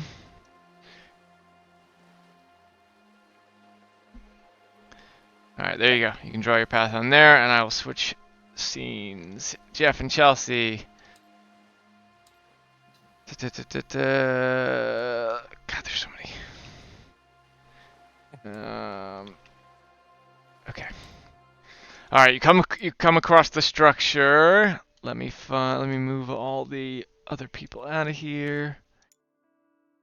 Let me get to my thing.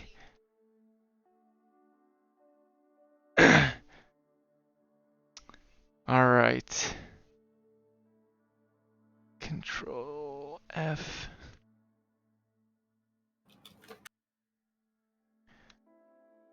Jeff and Chelsea, you are here, right?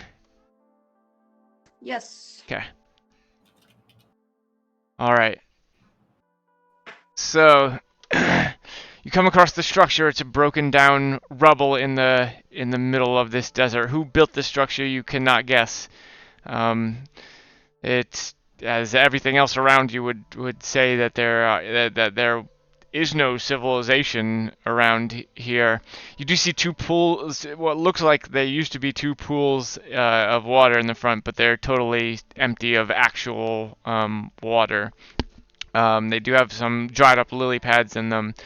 And as you step inside the structure, you notice two things. On the sides of these walls here, there is a symbol. Give me an Arcana check, one of you. And I'll just say... Sorry, what was that?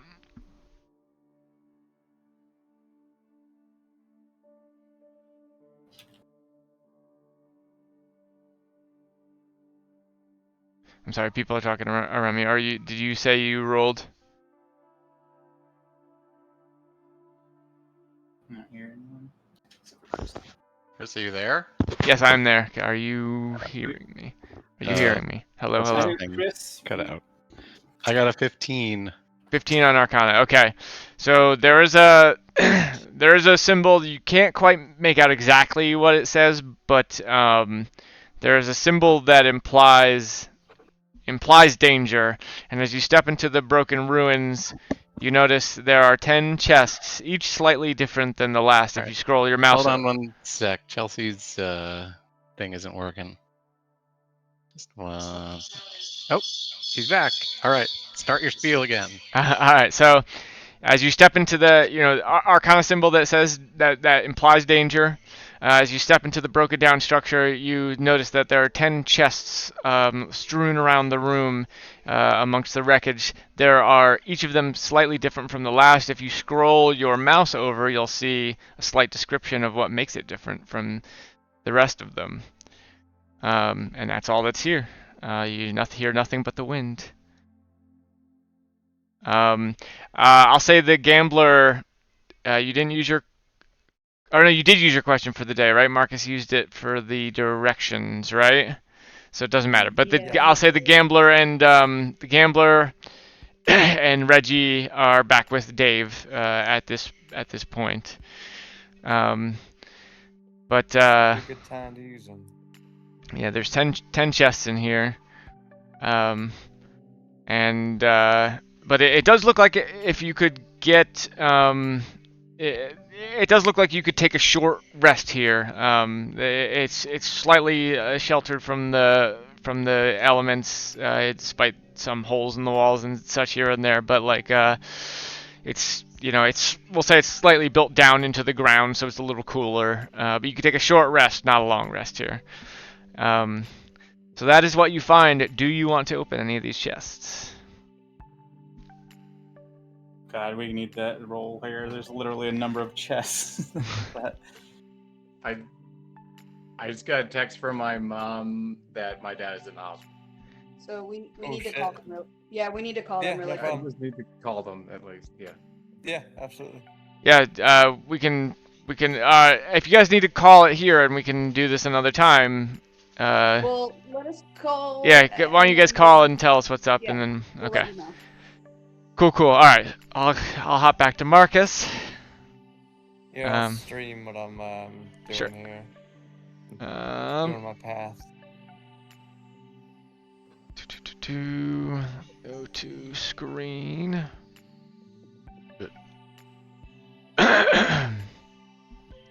Ooh, this is not good. Hold on, I need to stop streaming this because it is not looking good. Let me just stream my screen.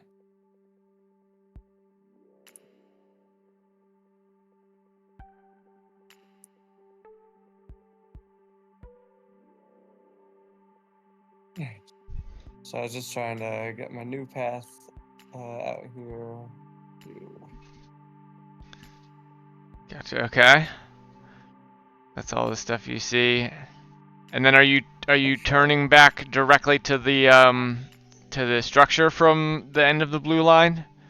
Not yet. No, this is just I wanted to start so I could get an idea of when I get to here,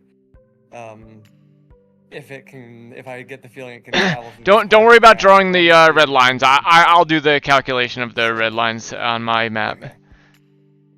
I mean, you can draw it if it helps you figure out where you'll be It does help seeing, me but figure out what I yeah. want to think of. But so on, this is 1, 2, 3, 4, 5, 6, 7, 8 so far. Yep. So this would be 9, and 10 would be like his if I need to turn back here. So given this setup here, this should be plenty of time for me to see if he's going through. Oops! Oh god, the color changing thing is a little. That's okay. I know generally what you're. Yeah, you got with that. All right. So, here's what I'll say. Like, yeah, go ahead. in terms of like paying attention to what's underneath you versus paying attention to the things behind you, like, are you basically paying attention to the thing that's chasing you at the point of like the where you saw it start chasing you, or are you trying to sort of like keep in your periphery all the stuff beneath you too? Well, let's just say like basically what I would do is when I see it here, from here to here, or like over the course of one tile, I try to get the sense of how fast it is, and then if it doesn't look to be gaining and just keeping pace, at that point I would just I'd be scouting and I would check in on it once per tile. Give me a perception check.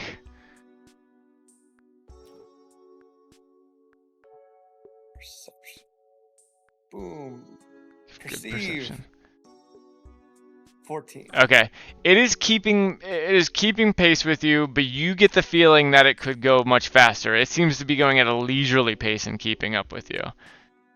Okay. It's about the size as it sort of like moves in and out of the where you can see it and can't as it's trailing behind you. You get the feeling that it's about the size of the Skymara, but it's much more muscular. It is something with wings and 4 legs beneath those wings. Gotcha. Okay, seems to be kind of like a dragonish thing. Probably gonna want to eat the Skymara. When I get all right, so as I go through, so that's at here-ish area, and then as I go through, so assuming that I am checking on it once per tile, I'll make that until for some reason if I see that distance between us close, I'll check in on it more frequently. But It's I'll never check in on it closing. basically once. It seems to be like scouting you. Like it's not quite ready to pounce on you. You don't, or it's looking at you and scouting you in a way, but it's not like It's keeping basically the exact distance that it wants to be behind you. But so then at that point, then do I see anything worth scouting? Then at that point, So- if I see it's maintaining its distance, I'll spend more time all scouting. right, okay. So we'll say you're where the blue line ends here. You're sort of like floating above these mountains. It's keeping its distance, and you sort of look around and you see. I'll just draw in.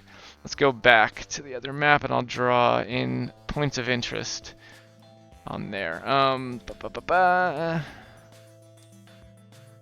Yeah, you might have to save this map if you want to keep. Yes, points yeah, of we interest. should. So we'll say most of you are here at the. That is where that is, right? Yes. Okay. So most of everyone else is here. You're down here. So okay, you see quite a bit of things. There is another structure. Let me get my pen out. There's another structure here. Go back to my map. As you cross above, does anyone have a green marker? Is anyone the green player? I think. No, I wonder if I can jump out of my seat though. And change color here. I can change. But there's like basically there we'll say. Give me something to draw. So like hold on. Here. Here and here. You see Oh, you can change the color, Chris, in the drawing. Oh, okay. So there and there are like huge fields of cacti that are like almost look to be moving. And what else do you see on yours?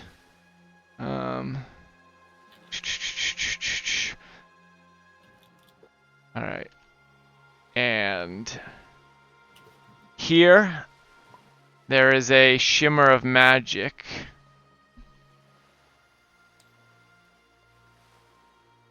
Where is it again? Sorry, I'm trying to get to the regular.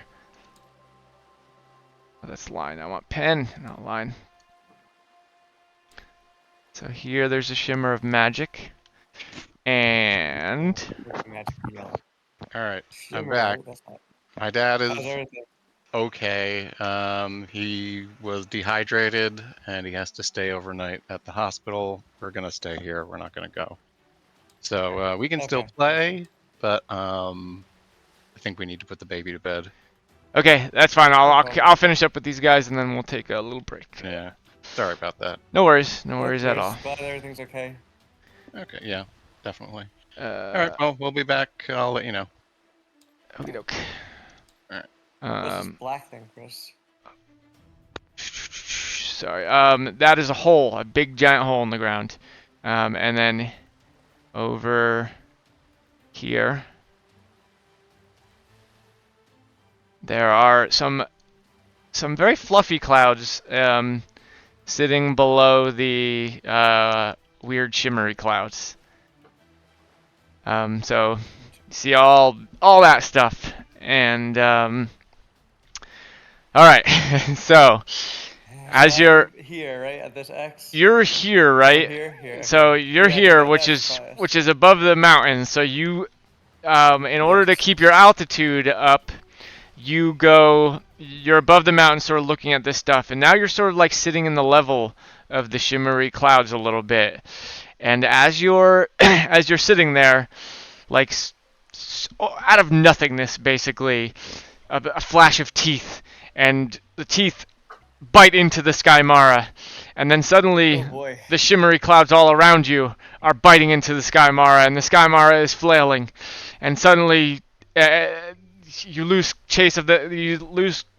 track of the thing that's chasing you as you're sort of like looking around at everything, all the landmarks and everything, and you are nosediving out of the sky now, and you cannot fly, as you've told me. So this Skymara is being eaten by the clouds, basically, and you're falling out of the sky, and you're just heading straight towards the ground. What do you do? All right, I will. Let me look at my spell list here, see what I can do, because I don't think I have a lot of abilities here, because I don't have the ability to cast spells. This might be our first death, everybody. Let's see. You're So like we the don't ground have is the ground's a little higher. Like you're about, I'll say, like 70 feet from the ground, but the ground is treacherous looking mountain. So you're not gonna fall that far. The fall probably won't kill you, but you know, your instincts tell you this will injure you pretty good if you can't find a way to stop your momentum. Mhm. I mean, the only way I'll stop my momentum, because I have Disguise Self, Fairy Fire, that's not going to help. I have Tasha's Hazel Lasher, Detect Thoughts, Heat Metal, that's not going to help. Invisibility, Magic Mouth. So wait, these things they have mouths, right? The Sky Mars have mouths. Yes, and the cloud things. How many So clouds am I dealing with here? so let's give me a I guess just perception. Just give me a perception check. You'll give me a perception check at disadvantage because you're observing this as you're in panic, sort of like in a Alright, tough so situation. I just did a 21 perception. Okay. So the next roll, it'll be lower or whatever. If it's lower, it'll take the lower. Yep, it's lower. 8. Hey, okay. So, there are definitely mouths, but you get the feeling that the clouds are actually many creatures. And they sort of seem to be. You could just sort of see this as it looks like they are. Let me find the description. Da-da-da-da.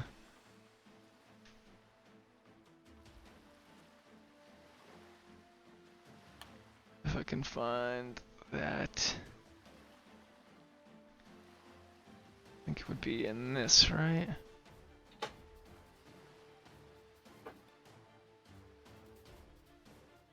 Alright, so these graceful creatures swoop down from Mention darkening Dory skies. yourself out there. 500 feet, Marcus. They look like shadowy cloaks billowing don't in the have wind as they I don't descend. have verbal. used a spell. These creatures look like Oh, you shadowy. used both those spells? Oh, shit, I don't have the. Sorry, Chris. I don't Go have ahead. the spell slot for it. I use It both of starts them to at get in and level out. 4? Yeah, it starts at level 4. Go ahead, Chris. Sorry. They look like shadowy cloaks billowing in the wind, and they're sort of like disappearing, as if someone had thrown a Harry Potter cloak around them at will. So like they seem to have like a built-in stealth ability to their with their skin. You can't tell if they're magic or not, but they're sort of like these wispy, floating cloaks that are making up the clouds. And you as you look into the sky maybe in your moment of panic, you have a moment of clarity that like these things are like all over the island and may be cloaking the island itself entirely. Alright, so I think my only I don't have any AoE spells. I don't have any way to if I had a level 4 slot, I actually would be able to take care of this, but my 4 slots are done. I don't have them right now. I need a long rest.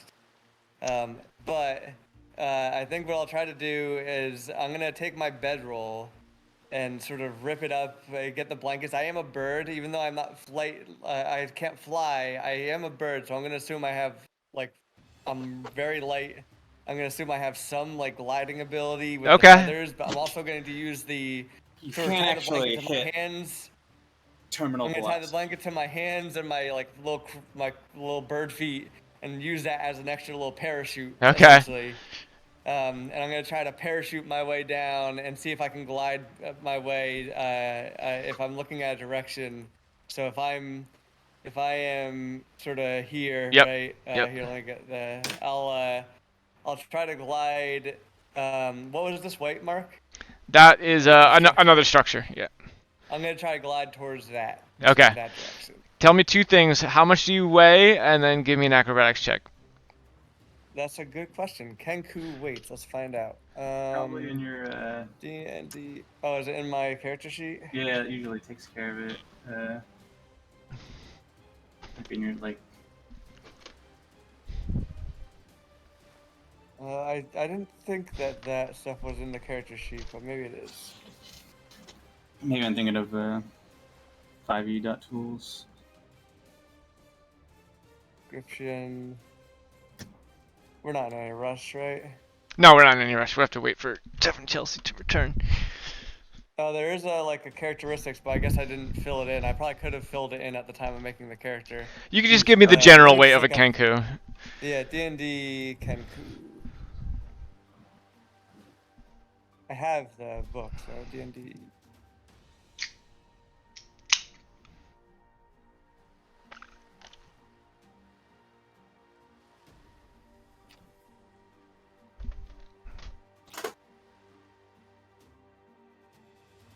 Weigh between 90 and 120 pounds.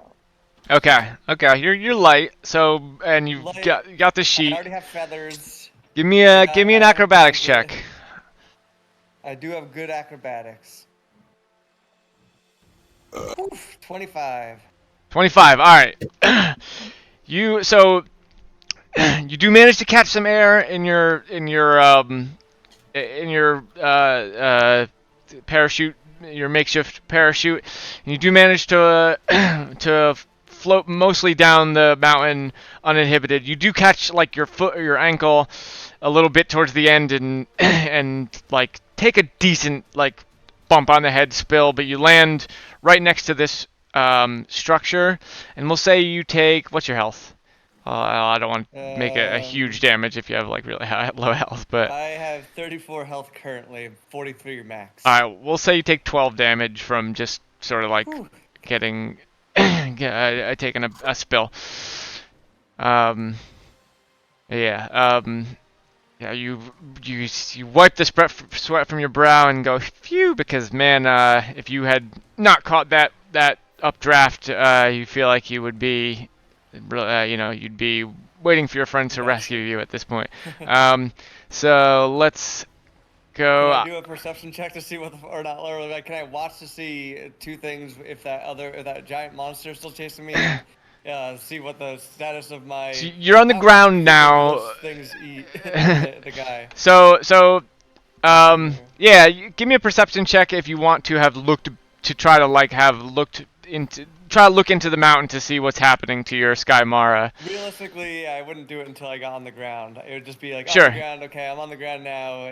What's going on with the Skymara? Is that the first thing you're looking at? You're not looking to the skies around you for the chasing monster first, or it's up to you. Are you looking towards the? I'm gonna role play here. Realistically, I would look at the behind up above first, just to make sure, probably to make sure they can't go. They're not going lower. Ooh, okay, hold on. Actually, let me switch the map here. Let me save this one first. Realistically, the first thing I would do would be okay, I just got away from these things. Let's make sure that they're not following me. That would be and then also check out the Skymara at the same time. Just like a quick second, or to make sure that you're not. Let me save here. Map exclamation point save. All right. Now alright, so I'll say, let me go to save and load,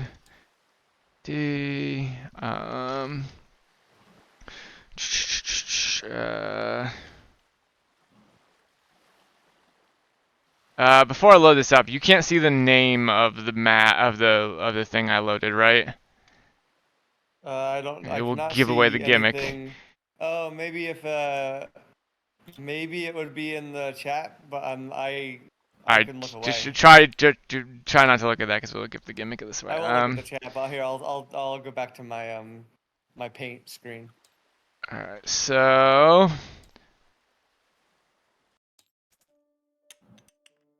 all right, just basically.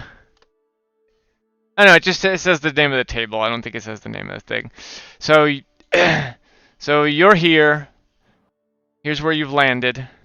Back in. And the mountains are, yeah, you can come back in. The mountains are off to your left this way here. And here's the structure. I'll say, you know, it's a wide open. If this thing is still chasing you, you're out in the you're out in the wide open. And here's the structure invisible. you could hide in, or you could turn invisible, something like hide yourself in some other way. It would be coming from this direction, or you could look over here to see what's going on with the Skymara. But you sense it will meet its end pretty soon. So what are you gonna do? You're gonna hide? You're gonna look? You're gonna All right. Well, if let me do check my spells real quick. I don't think I can turn invisible without reagents. I think you needed some weird shit. The one thing it's like an eyelash, but then Encased in in gum Arabic. something Yeah, I don't know that I what the don't fuck even gum know. Arabic is. that's I like mean, a I'm proper great, reagent. I'm decent at sneaking. If I can just run, I mean, in the context of the description, the best thing to do is just run into the structure. Like, I'll try to.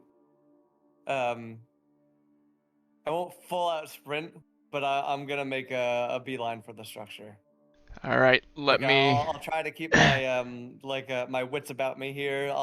Let's say not a beeline. draw Let's attention to move. yourself. Let's not draw attention. Let's move actually slightly. Let's hope that no one saw me and move at like at a pace that I think would be closer to a walk, a brisk walk. All right, so than as a you run. enter the enclave of these ancient ruins, partially buried beneath the shifting sands, the remnants of this ancient structure emanate an aura of mystique and forgotten power. As you as you cautiously approach, you notice an intricately carved archway that marks the entrance to the central chamber. As you move forward, you notice a peculiar inscription on the archway that reads, "Beware the arcane conundrum. Enter at your own risk, for fate itself decides your path." Where the arcane conundrum enter. Arcane conundrum. Do I have any history knowledge of the arcane conundrum, Roll. or would that be an Arcana check or something? That would be Arcana. Let's do Arcana for that. Okay. So we'll Either say way, it's the same you're thing. I we'll have say a you're +1 over on here either now. of them. But okay. So I will say this: like, if you are doing this and considering this, you're not looking back at the Skymara and you're not looking at the skies. So what do you want to prioritize here?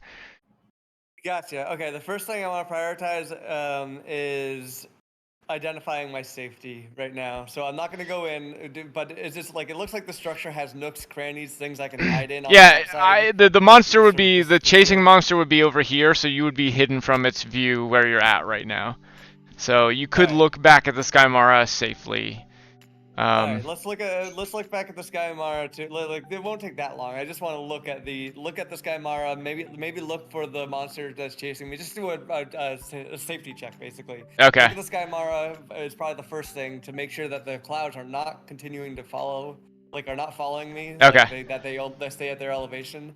Also, just to see what the status of the Skymara is, and then also and then after that, I'll look towards to make sure I'm not being followed. All by right. the monster. So you can't really see the sky for where the chasing monster was. You with your good bird eyes, you can see decent ways up into the mountains, and you witness something truly terrifying, which is like a giant, like flying elephant monster being eaten by invisible clouds. So it's just sort of like hunks of its body are just sort of like disappearing, one by one, and it's being devoured, and you feel a Wow. pit of sorrow in your stomach as that potential food source goes right out the window, and But we learned. you did learn, yes. It's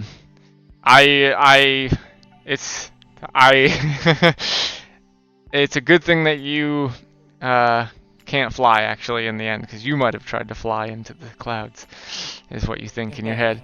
So all right.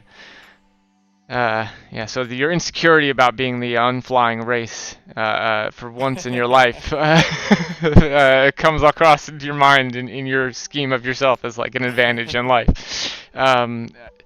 So here you are. You're on the steps of this thing. The sun's going down at this point. You're not going to make it back to your companions before tomorrow. So what are you doing for tonight? Are you camping on the footsteps of this thing, or are you going to venture inside? Yeah, enter at your own risk sounds dangerous to do at night, and I think I'd rather lure my friends here. So I think what I'll do for the night is make as much of a camp here as possible. And then actually in the nighttime, what I'll do is, and this actually might be cool because Jeff and Chelsea are not here, so it might be a perfect time to do it where they can't hear me and they just have to react. I have. Let's see. I have a spell. I think I have prestidigitation. I wonder if I wonder if I can make basically a flare is what I'm gonna try to do at night. I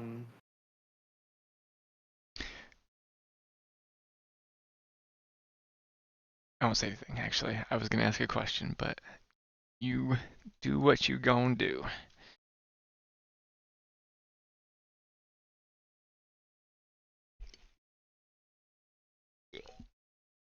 Each object. Sorry, hold on. Oh, this is something I could do too. This is a low level spell. Let's do this first. 20-foot cube though isn't that big.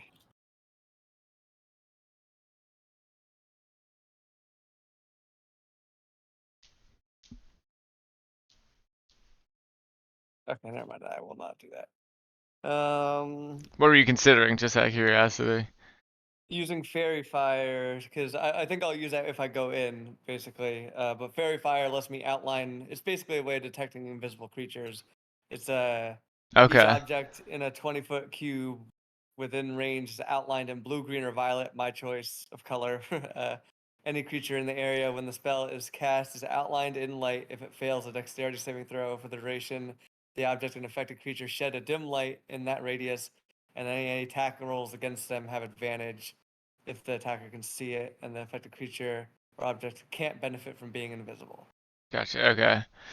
Um, Just because you've been using it fairly regularly, is there a reason you can't use telepathy to tell them where you are? Do you need to see them or something like that? It's a distance, so telepathy only works, I think, at 60 feet. Okay, you are much further than that. Okay.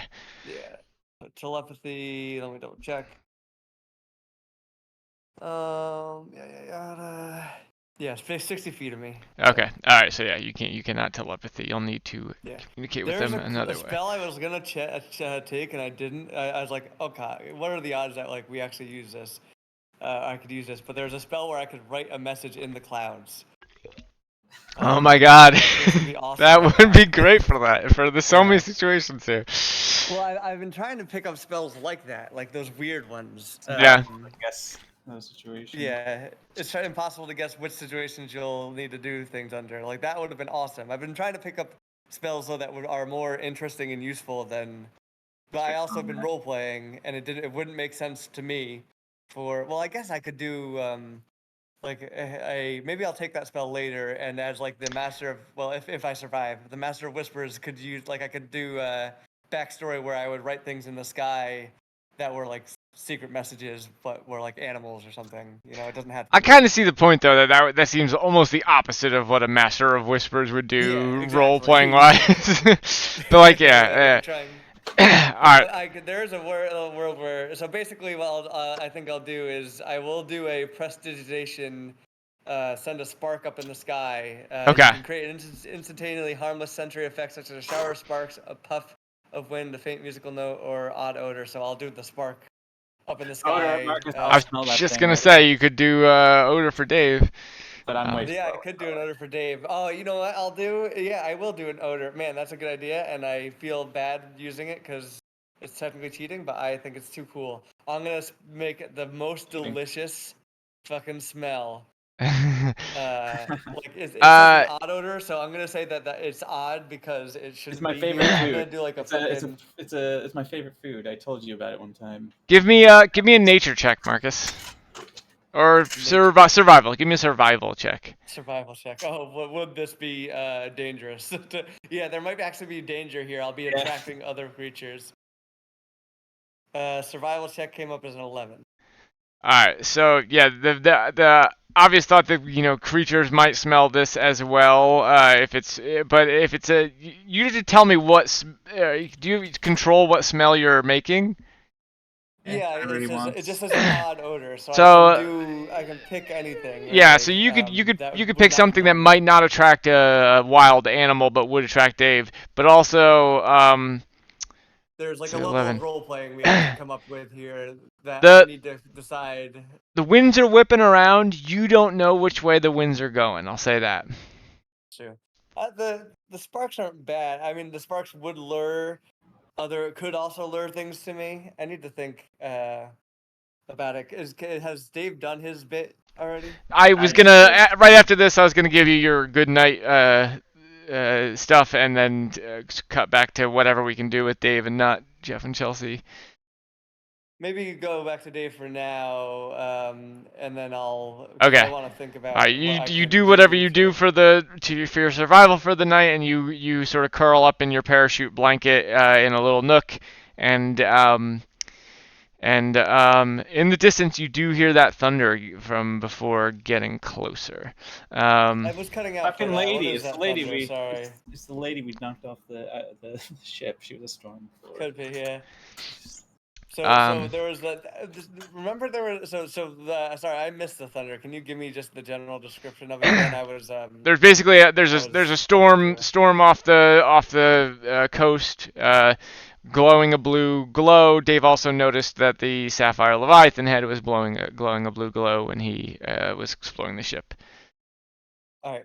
When I do my thing though, Chris, I think it would be fun because Jeff and Chelsea aren't here. I'll message if it's something that Jeff and Chelsea could see, I'm gonna message it to you. If I do come Okay, up with something specifically for Dave, so that they can just react to it without okay, the okay, information. gotcha. All right, we will cut back to the other structure.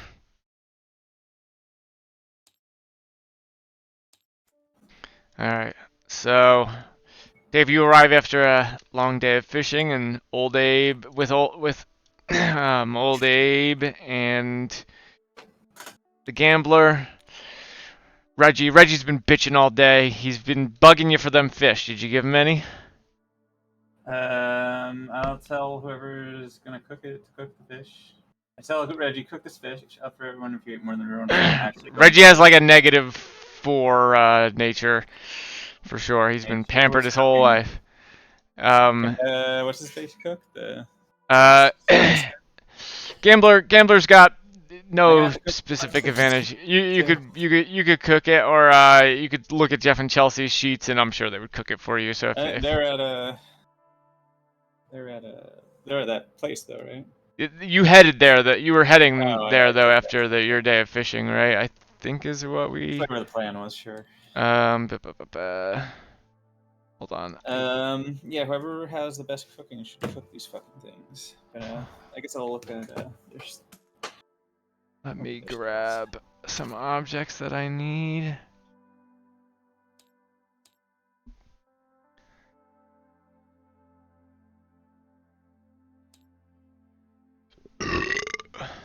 Alright. Alright, so you arrive with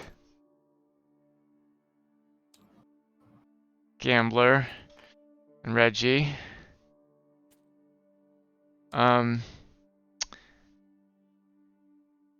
Give me a little. There's a thing that should happen now. I guess would be cooking, probably. Yeah, you could, like I said, also you could have Jeff and Chelsea, or Chelsea cook for you if they have better survival. Jeff has +3 for survival. I have. I also have +3. I'm +4, so I am the best to cook. I will do everything to keep us alive, guys. Don't worry. All right, what are you lighting a fire with? What are you cooking it with? Do you have anything to actually do that, or do you have a magic? Let's see if I can make a spark with any of these. Actually, in my adventures kit, there might be like a flint.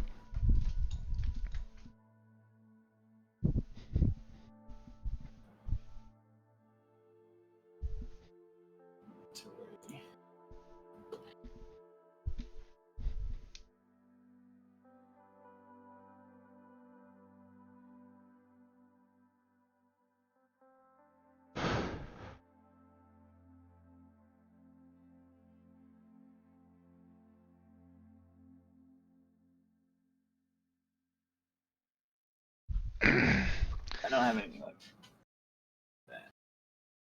All right, well then you have some raw you have some raw fish that you could eat raw. I mean, But Chelsea could make fire. that's true. Chelsea has fire Well, breath, but is then that a fire thing she breath. can use per? I think you need to, well, let me look at her character. I think it's probably a rest thing. Yeah, per rest I think is what it is. But if you're at the thing now where I think you'll get a short rest. You will get a short rest here, right? So I you think so it's only a short rest for her because she's a dragon. Breath weapon is a short rest thing. Yeah, sure.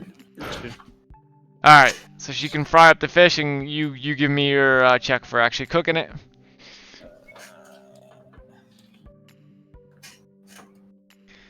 Come on, survival. You embarrassed me before. So you guys are camping out here in the front, cooking some fish. It's actually pretty cozy.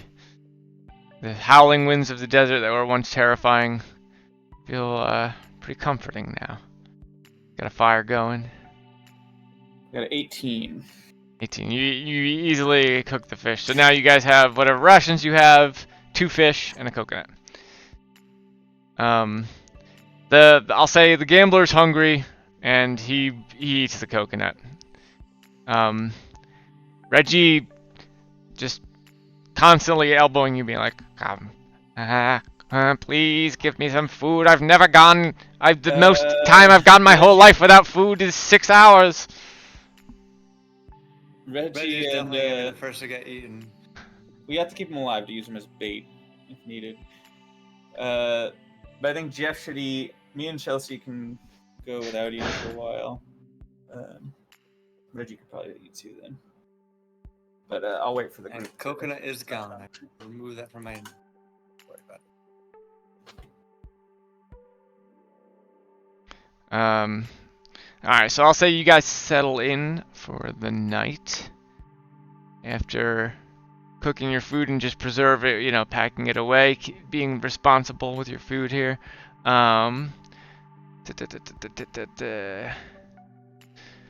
So, Dave, you don't sleep, so in the dead of night, you find yourself alone in this secluded desert. Where's everyone else? I mean, alone, I'd be the only one awake. Yeah.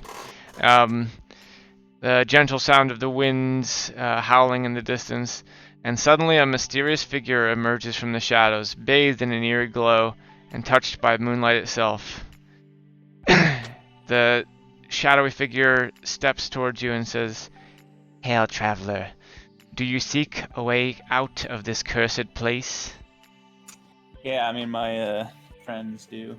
There's also another one of us. He's lost. He never came back. We're kind of worried. Then listen It's well. real serious. For I hold the knowledge of the Sun King, whose light shines on all of our futures. He is a being of unfathomable power, peering behind the veil of creation, witnessing every single universe and every single moment as it unfolds. His words hang in the air, and you feel a sense of awe at the mention of such a formidable being. As he steps closer, you see that he's a robed figure, and the, we'll say, strange eyes and, well, we'll steal this from Game of Thrones, the blue lips of this warlock become apparent to you. Oh, I'm a warlock too. Give him the warlock handshake. He nods knowingly, although, you know, you can tell he does not serve the same patron as you do, obviously. Good. Yeah, I'm very. If you desire to force, we get like no sun down there. Oh, I totally get it, man. If you desire to escape this forsaken island, you must seek the tower of the Sun King. It is your only respite. It will appear before you if you dare to look at the sun and sneeze. A test of your resolve, indeed. His voice grows more mysterious, hinting at the challenges that may lie ahead. The Tower of the Sun King possesses an otherworldly power, capable of delivering you to another place, another time. But be warned, for the Sun King always demands a sacrifice in return. I look over at Reggie.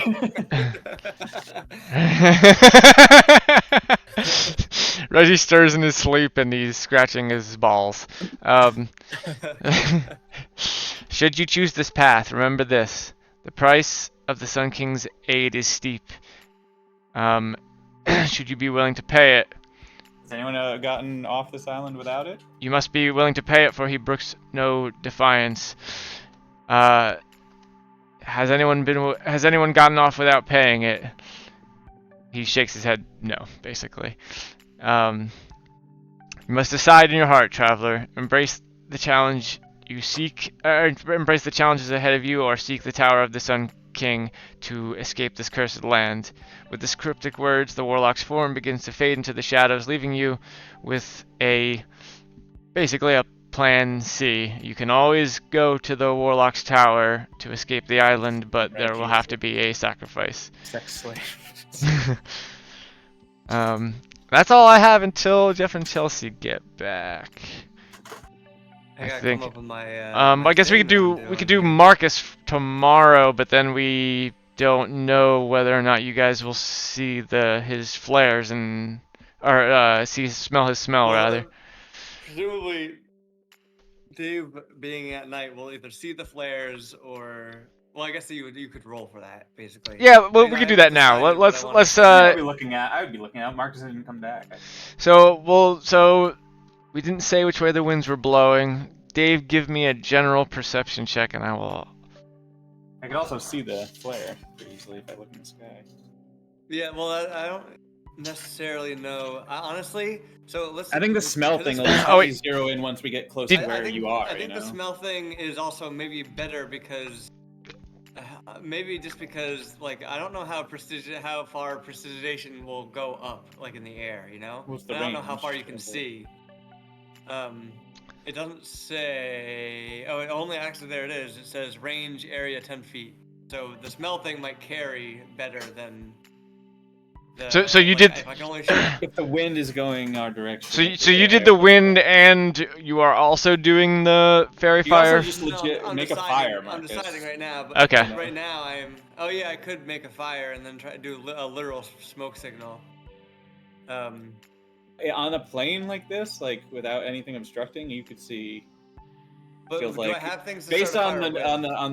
on the Western novels I've read. Written plenty of novel. You can see really far on that. Like lighting a fire on one of those planes is like, hey, here I am to anyone. I don't have materials for a fire, so I'd have to find them. Is there around here, Chris, materials for a fire? No, I mean it's desert and rock basically. Yeah. So unless you have something on you. I think the smell thing is the best bet, and we just have to get lucky on it. Because then, like, I could cast it in 10 feet, but, like, it just needs to be...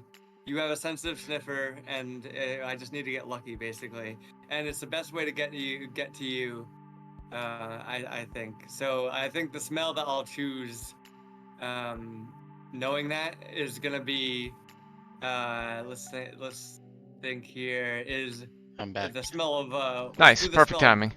Fresh water. Okay, smell of fresh water, not salt water. Interesting. Okay. So Dave, give me a perception roll. And also, I'm gonna say this now. Like, this taking days are taking longer than I thought. So, I'll pose this as the dungeon master. I'd really like your input on this. It's up to you guys. Is it okay if I basically double the cut in half the time, the starving time stuff to speed things along? Are you guys okay with that? Like the danger of it is sort of doubled, but give ourselves the fighting chance and spend longer doing it. But... Why would I want that? So that's fine if you want to. The only thing is it could go long again is the thing. I don't want to make you guys spend 3 sessions doing this. That's fine if you want. Things might go faster. Like it took a second for us to get used to the mechanics, I think. Yeah, that's true. It could go. It could speed up once. That's fine. Another day and see how long that takes. Like I also, get, we had some interruptions and stuff. And So am I getting and then we'll advantage on this decide if smell it's- roll? Or am I only getting a regular smell roll because Um, have a good smeller? Because if I You have a This is good- weird situation because like we don't know if it even reaches Dave, and if it does, if I don't get advantage, it's a failure. 'cause I got- basically rolled luck for the direction of the the direction of the wind, and you can roll advantage. All right, one more. 13 that time.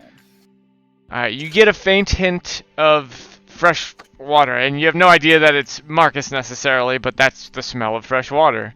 Oh, we do know they never came back. We saw. And right. You don't know that, but you don't know that that's him. That's the direction he's in, right? So that's just sort of up to you to roleplay. Is that in the direction of where we saw him head out? Well, kind of no, actually, right? Because he had started heading west, and then once he started being chased, started turning south. Yeah, and I his had to question do was, the other is south going to be fruitful? And it was no. So you don't suspect that he's south. I also But I do smell also, to be- water to be there. I do fair- smell to But be you water. do- really That- fair, I like, guess there's a 1/20 chance. Maybe that was the one. you guys don't necessarily expect me back until today, because I think the plan was for me to go out and back. That's kind of a good point, actually, No, Dave. you originally said you were just going out. It wasn't until you were already.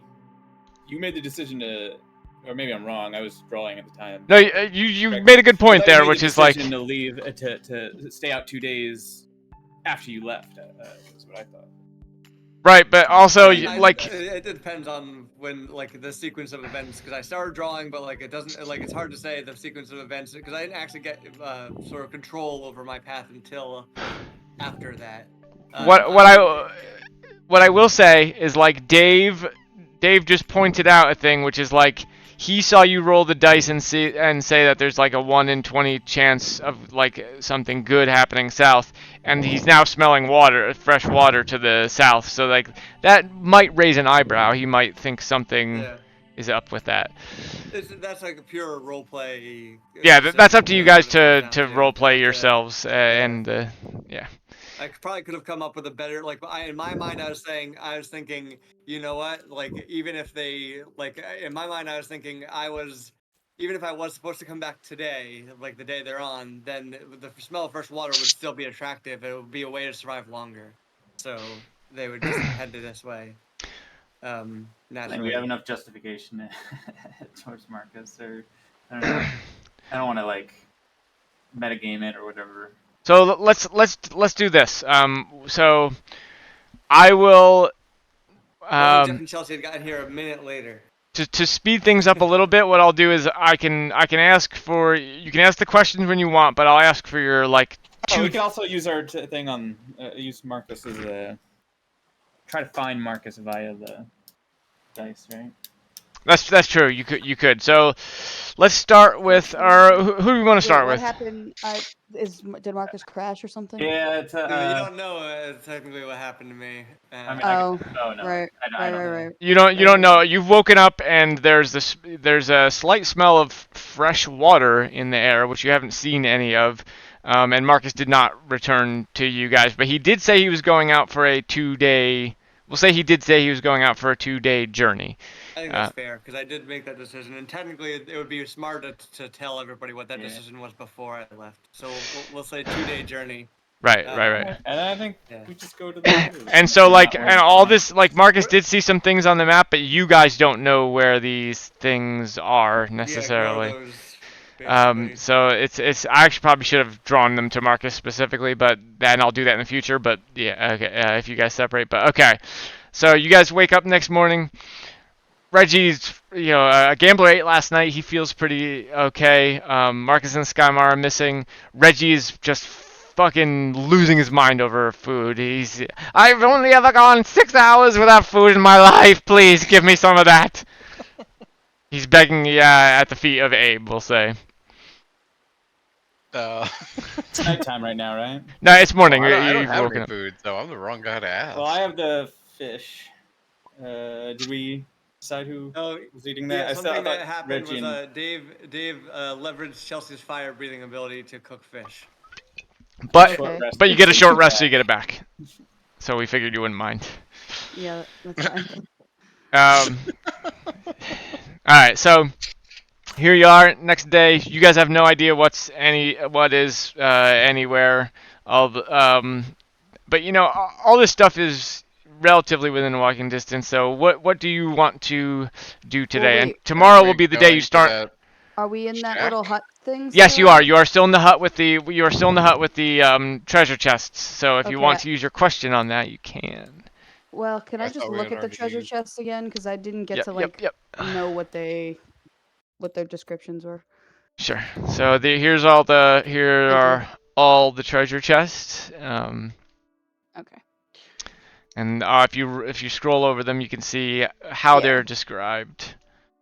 So you guys are sort of looking over these, considering maybe opening them. Hmm. And where is Dave? I mean, I feel like we should open a couple of them. some sort of You have use of the gambler again. Last also. Crusade sort of puzzle. You could like do a thing where like you sort the chest into groups and then ask the gambler a question about the group or something. Or like identify characteristics about the chests and then ask the gambler something based on characteristics or. Well, yeah, because some are like giving off weird and eerie things, and some are not. I'll stop talking also because technically I can't give hints, but this is a Where's cool the- puzzle. Oh, yeah. Oh. Yes. Your character's not talking. He's on top.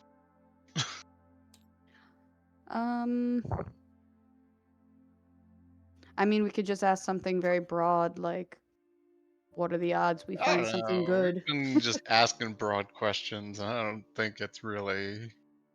It doesn't really seem like we're getting great answers and No. odds, so I'd rather just open chests willy nilly and hope for the best. Okay. So. I'll leave the room while they open up the chest. All right, Dave walks out while while you guys are enticed by these chests.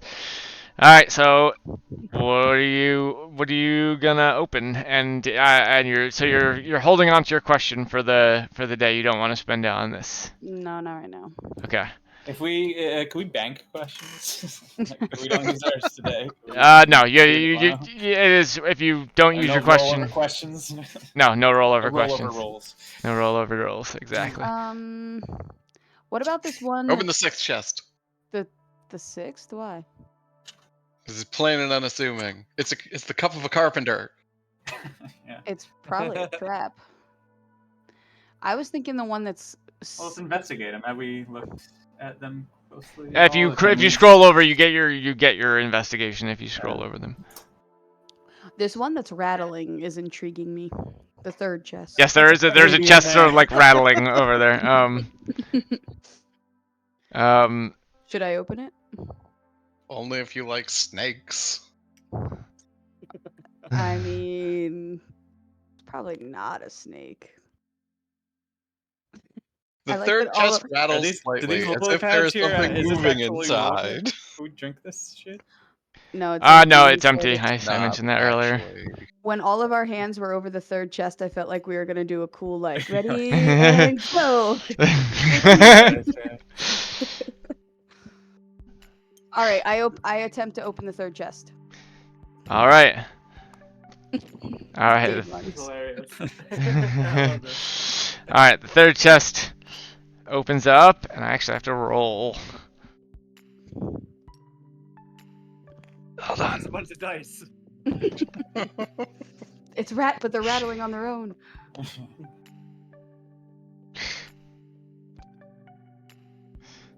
One second. All right. You open the chest, and a flock of birds flies out and flies Come! into the sky. Do you want to try and shoot them out of the sky? You No, which way do they go? just straight up. They're just like going right into the sky. We don't really have. I have a club. I can try to swing at them, I guess. I can Eldritch Blast them and pull them also down to the ground. All right, so I'm not gonna Two lasers. I'm not gonna have you enter combat with these birds, but what are I mean, what? you can just do the attack roll, you know. Yeah, like who's doing what on the bird? Who's I'll say better than the other I'll say it stuff? happens so quick. One of you gets to make an attack on the birds. Let it be Dave then, because he's Yeah, the only I- really ranged guy. I also I also get 2 beams, so. I also wouldn't really like swing my club at them unless they were trying to hurt me. So All right. Yeah, I guess Eldritch Blast him. All right, first beam. 9. The birds scatter and you miss. Beam 2. 17.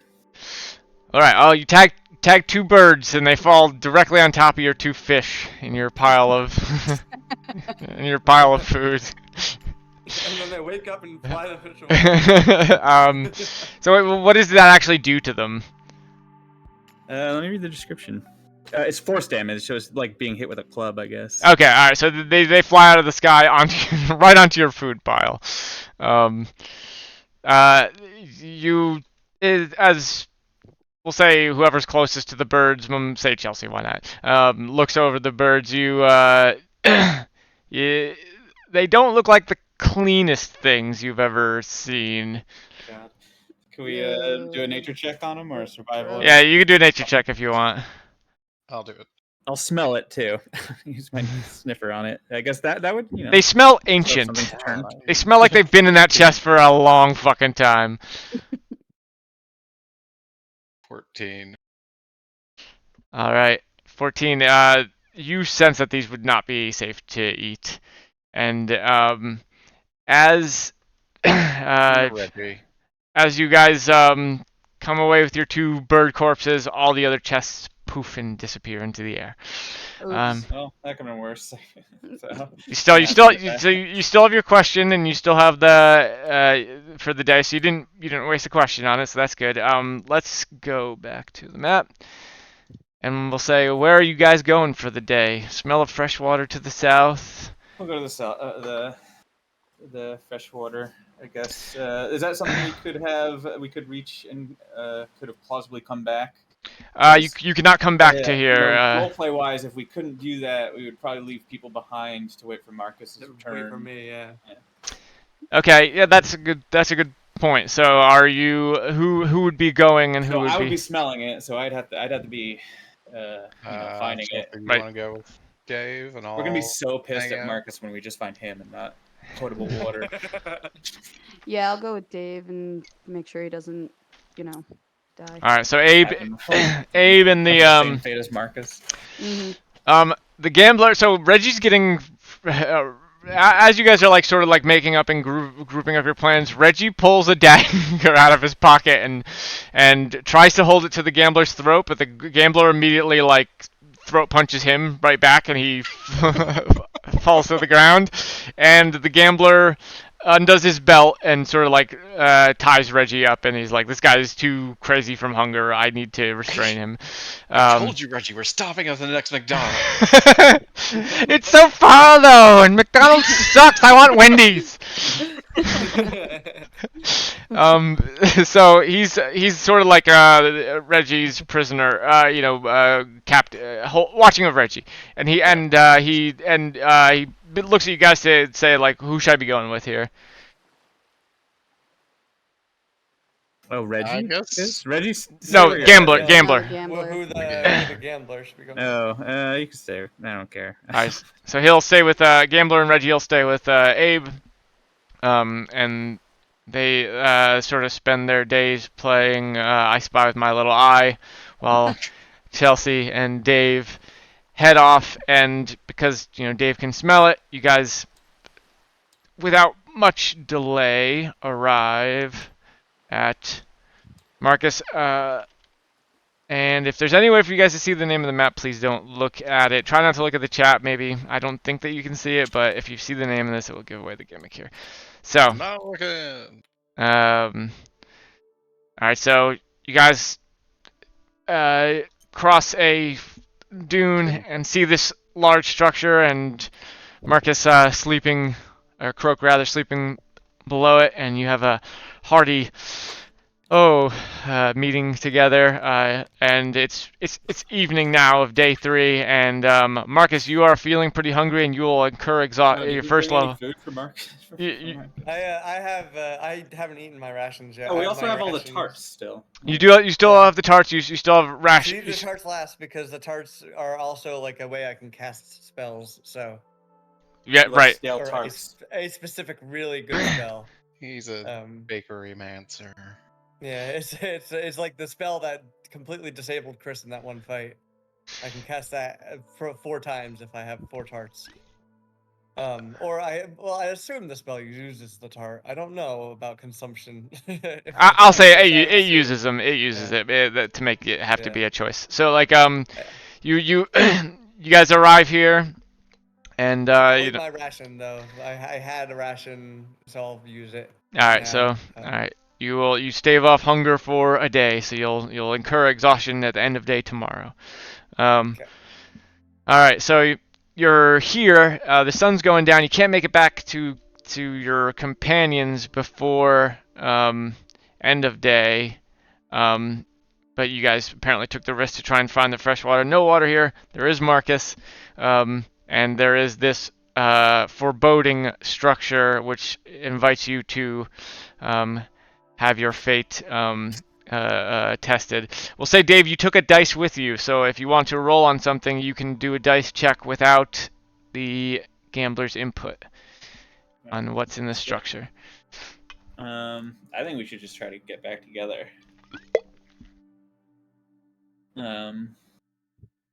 Is there Oh shit! I had 5 rations. Holy shit! I didn't realize the count. Should I keep it at? I'm gonna say you have 1 just game master overrule for the interesting of this stuff. So yeah. Instead, one day it's like rations. One day they were worth a day. I'll say I actually had 5 of them. I'll say you use the 4 others in our previous campaigns, just eating and getting by and stuff. All right. So I guess Chelsea has not seen, or none of you have heard, but Chelsea didn't actually hear Chris talking about it. So I explained that the shimmering clouds are actually monsters. They have some sort of stealth effect where they look like they just look like shimmering clouds, kind of invisible. Also, I got the sense while flying up there on the Skymera that they sort of cloak the island, hide the island from outside view. But those shimmering clouds turned out to be giant monsters with giant teeth, and they ate the Skymera. I had to jump off. Aren't they made of many down here. creatures too? There are lots of They them. were many. They weren't especially huge. They were about the size of you. There's just tons of them. Yeah, there are lots of them. And then so I had flying to fly piranhas. Yes, flying invisible piranha cloak monsters. Flying invisible cloud piranhas, and then also the reason why I had to veer off track because I'm pretty sure the mountain, the eyes that Dave saw, there was a gigantic, probably dragon or something like a dragon that was chasing me. I saw an alien, guys. I forgot to say. Alien Mr. Burns came down. All right, so there's a giant dragon too that we had to keep an eye out for. It was probably going. It was like it's smart enough to keep a distance too, because it needed to like judge me. So it's probably had some level of intelligence. It didn't just go straight after me and try to eat me. All right, and that's all I know. Also, I tell him about this temple and the words. What were the words on the? The words were.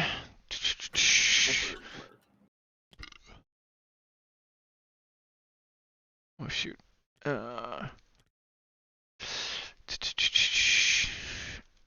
Also I flew. I know I can't fly, but I parachuted down Marcus and I is all glided on my scraped wings. up, and he's like, Yeah. I flew, guys. I flew. I finally flew. I told you I could do it. We're so proud of you. You didn't believe me. Beware the He's arcane. been longboarding for the first time. The words were beware the arcane conundrum. Enter at your own risk, for fate itself decides your path. Beware the arcane conundrum. Enter at your own risk. Does anyone else? Can someone else do an arcane conundrum? Do I know test anything? now that Being a I failed? warlock? Yeah, Dave might have better arcana. Since you weren't together, I'll say you can do another arcane check here. Go ahead and do your arcana check, Oh, I Dave. don't even know arcane.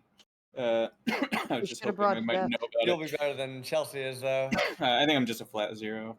I'm also 0. Okay. Let me make sure.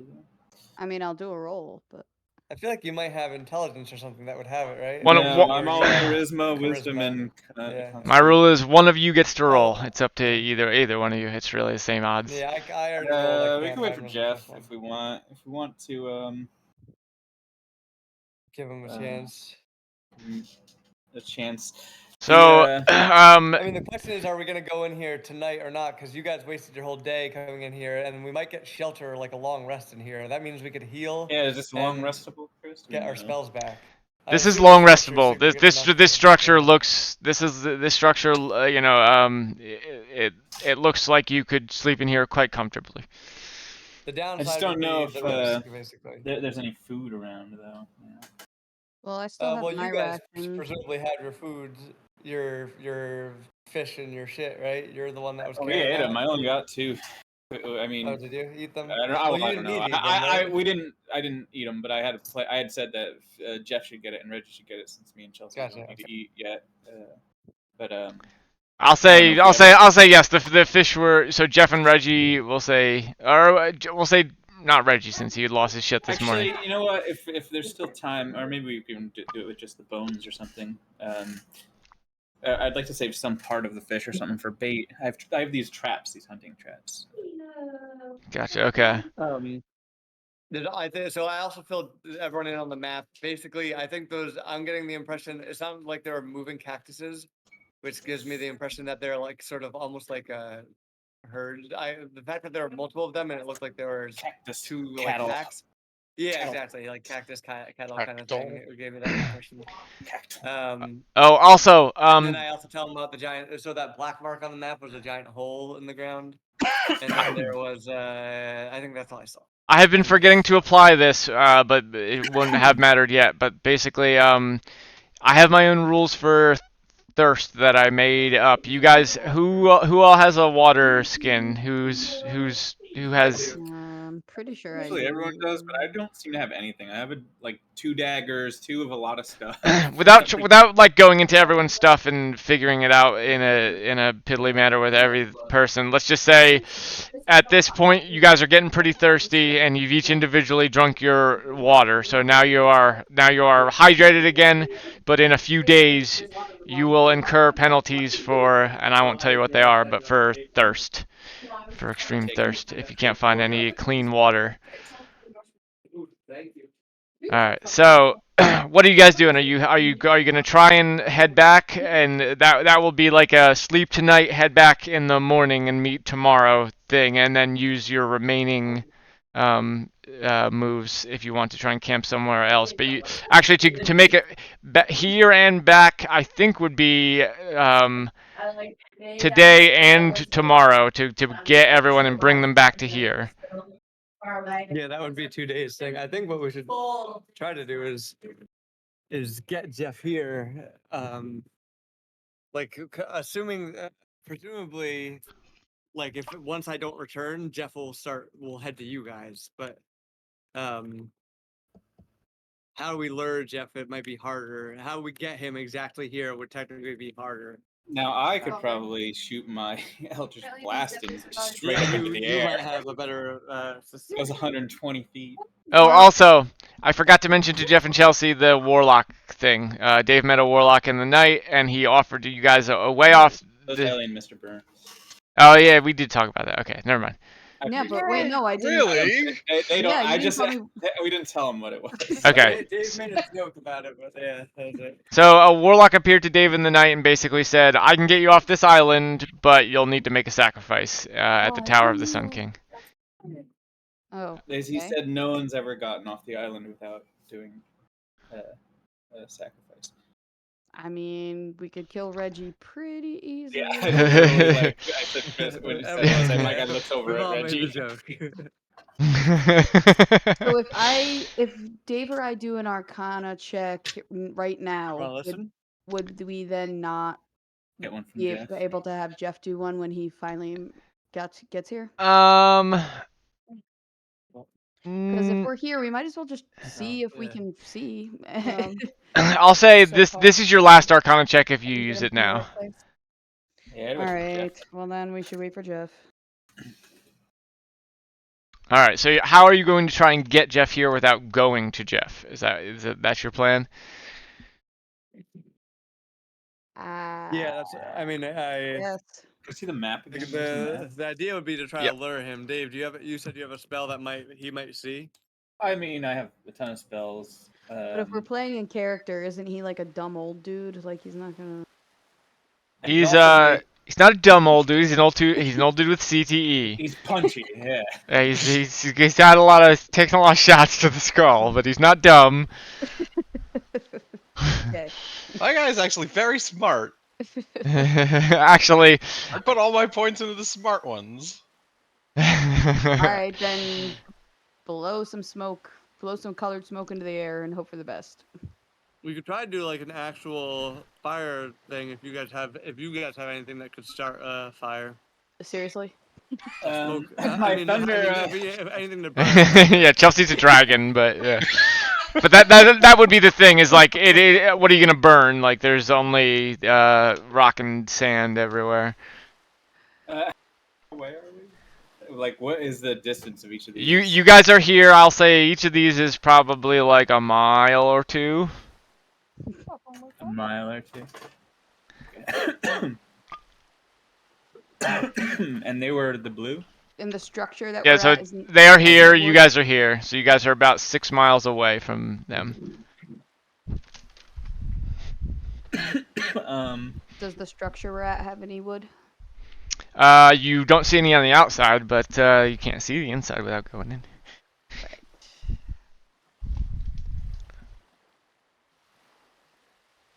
And the Sky Mara is gone? Yeah. Completely eaten? Oh yeah. You literally Eaten, oh, eaten yeah. off the face of this earth. You can't see. I mean, What bones left? presumably the sky monsters have to poop somewhere, but yeah, it's dead.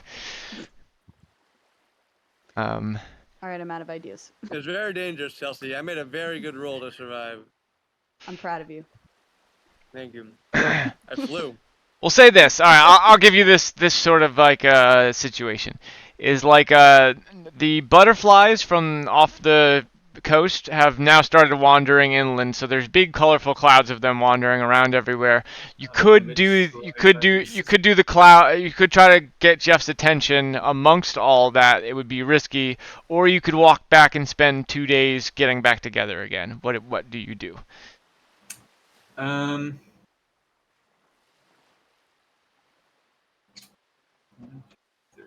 How many squares per day we can do? 4? 5 total. 5 total. I know this is kind of counterintuitive, but I think we should split up again. I think someone should go back and get Jeff. Well, obviously, yeah, I was thinking about going back and then, like, what are we gonna do for food now? Like, we're out of it. Well, I again. think someone should explore the cactus out there. We can do that and get back in time.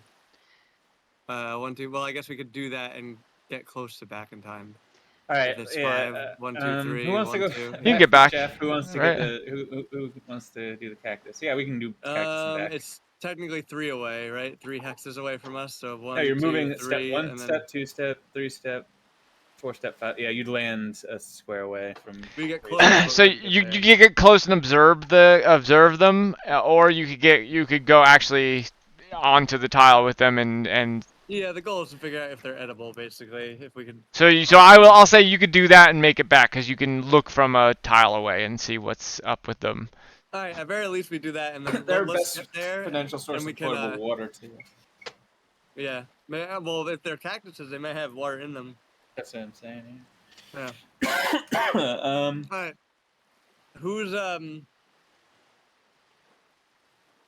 Who goes back to get Jeff? I'm technically injured, or not injured, but like I have half my health, so I'm actually probably feeling it. And also I have Jeff, there's no food left, right? There's no food at all left. So There's no food. Like the coconut got eaten. No, if everyone's fed at this point and doesn't want to take an exhaustion, except for Dave and Chelsea who have good constitution, right? AndFf maybe. Yes, Then the We food have is. 3 days of. question. Well, why So don't go I ahead, back Chelsea. and- My rations in my bag are actually 10. So maybe I'll say this. I'll say okay. We'll say you have one left over then because you had a lot to begin with, or and you ate the most of the rest in your previous adventures. So you have one. Yeah. So everyone's eaten and you have one left over basically. You have one ration and.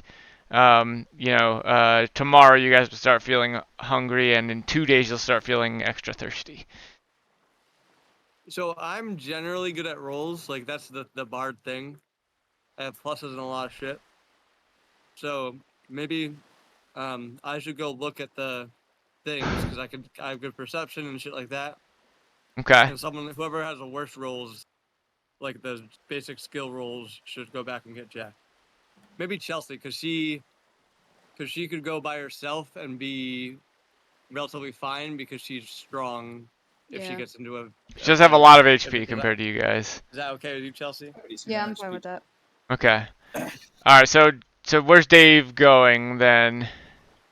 I go with Marcus. It makes more sense. Okay, To have two okay. people on cactus, just in case something bad goes down. We don't really know what the hell they are. So.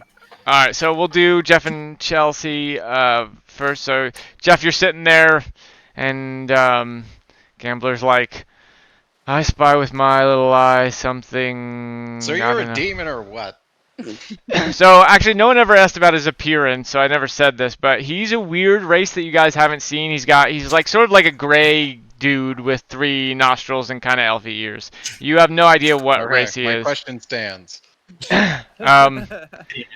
He's like, I actually don't know myself. Do you want me to? Do you want me to ask the dice? No, I don't trust myself with those. Alright, on with our game then, he says. I spy with my little eye something kinda tan, and Reggie goes, sand! And he goes, yep, it's sand again.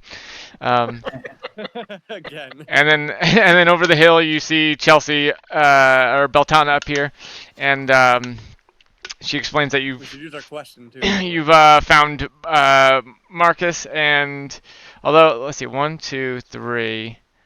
So this will be about midway through the day. They actually still wouldn't make it back fully before tomorrow, right? It would still actually take 2 days. We'd have to leave tomorrow, yeah. So they'd have to leave tomorrow, and they'll stay there tonight. You do still have a roll for the day with the dice if you want to use them.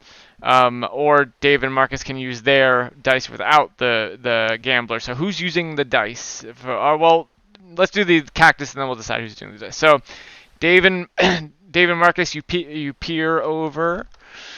Hold on. You peer over the dunes. It's at the bottom, I think.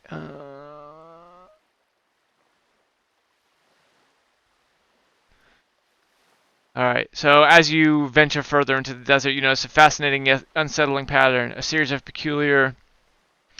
Oh wait, hold on, sorry. Actually, we want this one. A series of peculiar movements among what looks like a forest of cacti. They almost seem to be moving with a hive mind, forming different shapes and things like that all together. And as you're watching, there's a counter between... I'm going to just name the sky monsters right now. They're called the Umbral Aviators. Actually, ChatGPT named them. That's what they're called. So you notice a series of peculiar encounters between the Umbral Aviators and the Cacti Collective. From a distance, you watch as the graceful Umbral Aviators swoop down from the clouds, their shadow cloaks billowing in the wind. As they descend, their wings cast an eerie glow on the ground below, revealing the Cacti Collective huddled together. At first glance, it appears that the Umbral Aviators are attacking the cactus beings. Their sharp spines exposed, the cacti have their sharp spines exposed and are ready to defend amongst the predators. But the Umbral Aviators easily grab them up into their maw as they're sort of like visible to you, and sort of seem to tuck them away into a pouch and then disappear into the sky. So they eat the cacti collective creatures, and they head up into the sky.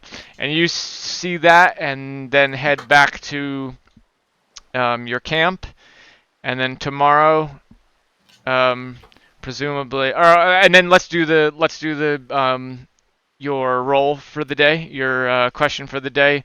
Who's asking the question, and what is it?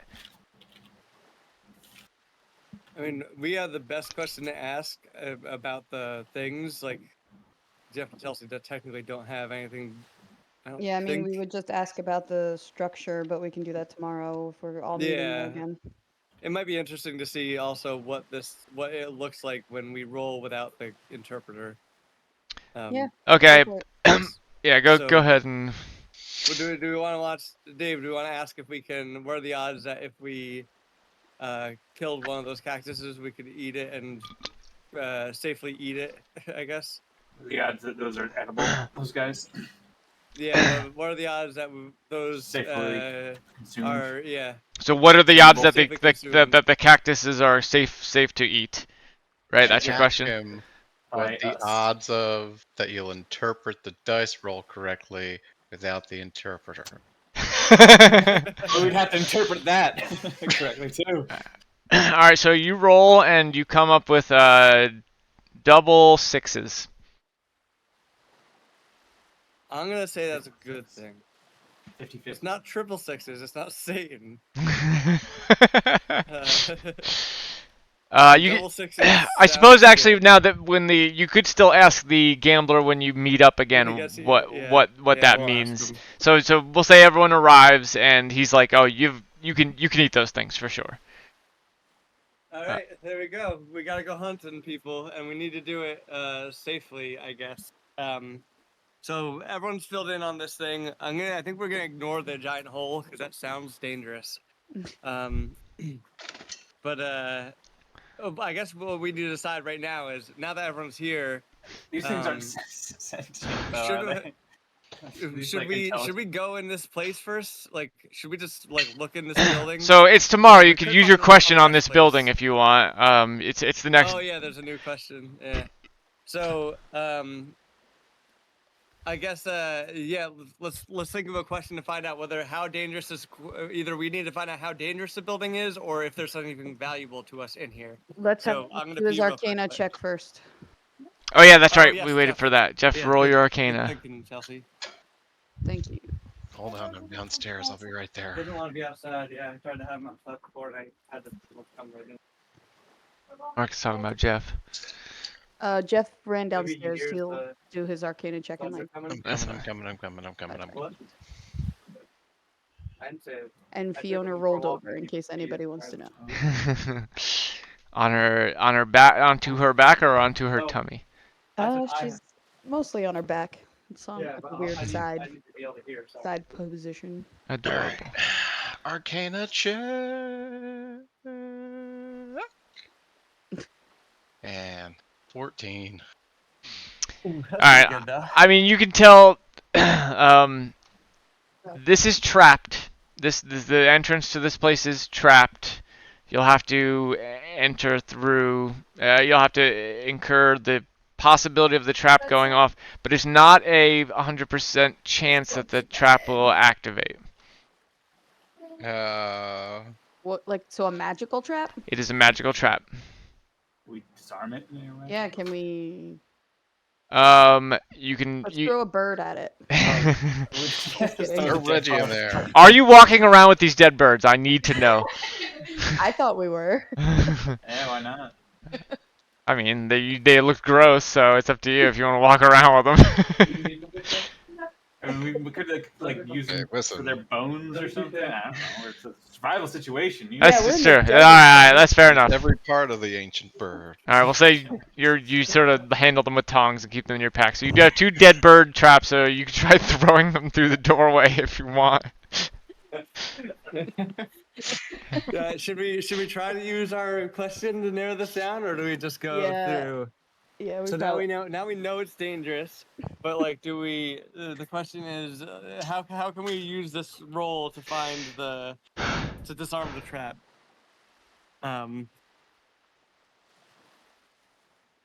So now that we know it's a trap, Chris, can we do any other rolls before we use our gambler roll?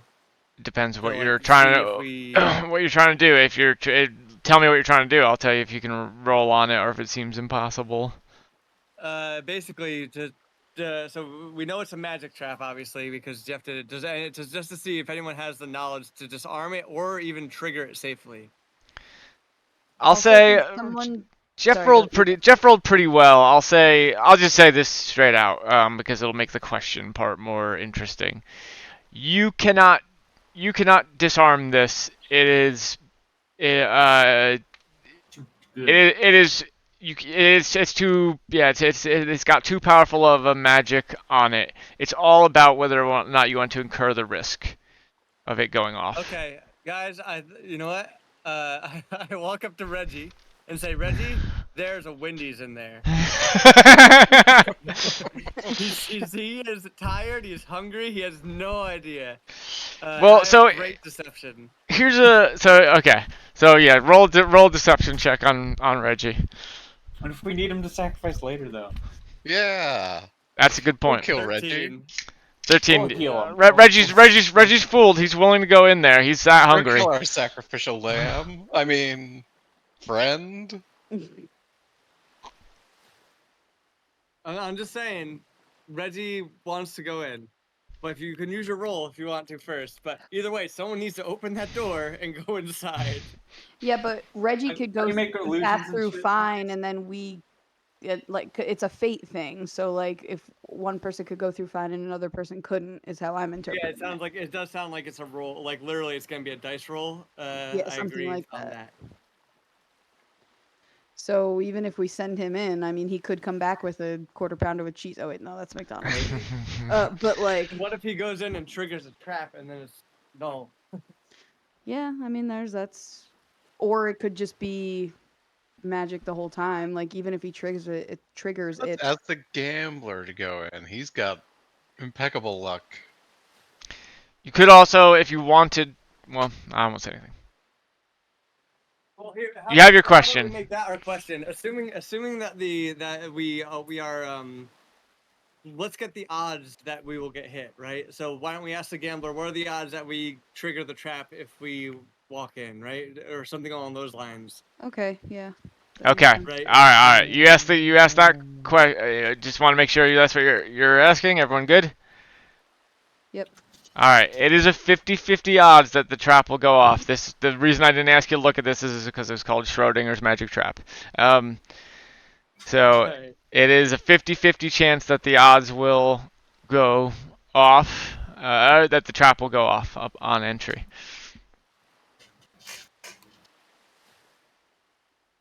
I think this is a great time for Reggie. Is there another way in? There's only one way in. This is a one door scenario. I'm okay with sending Reggie in. We don't even know what the trap does. Instant death? Yeah, I mean, if it's not that bad, then... Also, if Reggie passes through, is it not gonna set off for us? We have You don't no know. idea, Yeah, but I don't think we You could spend the question tomorrow to ask that if you wanted. Just to spend another day. Do that. 50-50 odds I is, want I to think be on the 50-50 side odds of is more. too dangerous for. I mean, we could one just of us wait. to We do. can wait on it. Go hunt some cactus. We could wait on it, yeah, and go another hunt some cactus and come back and hope that the cactus have water and food. Which we need to consider. Also, I could try to like set it off with a illusion, but I doubt that that's gonna. It's a magic trap. It's got to be smarter than that. Yeah. But I could use a real, a major illusion, which is more convincing. But I got to assume that magic traps are not going to be triggered by that kind of thing.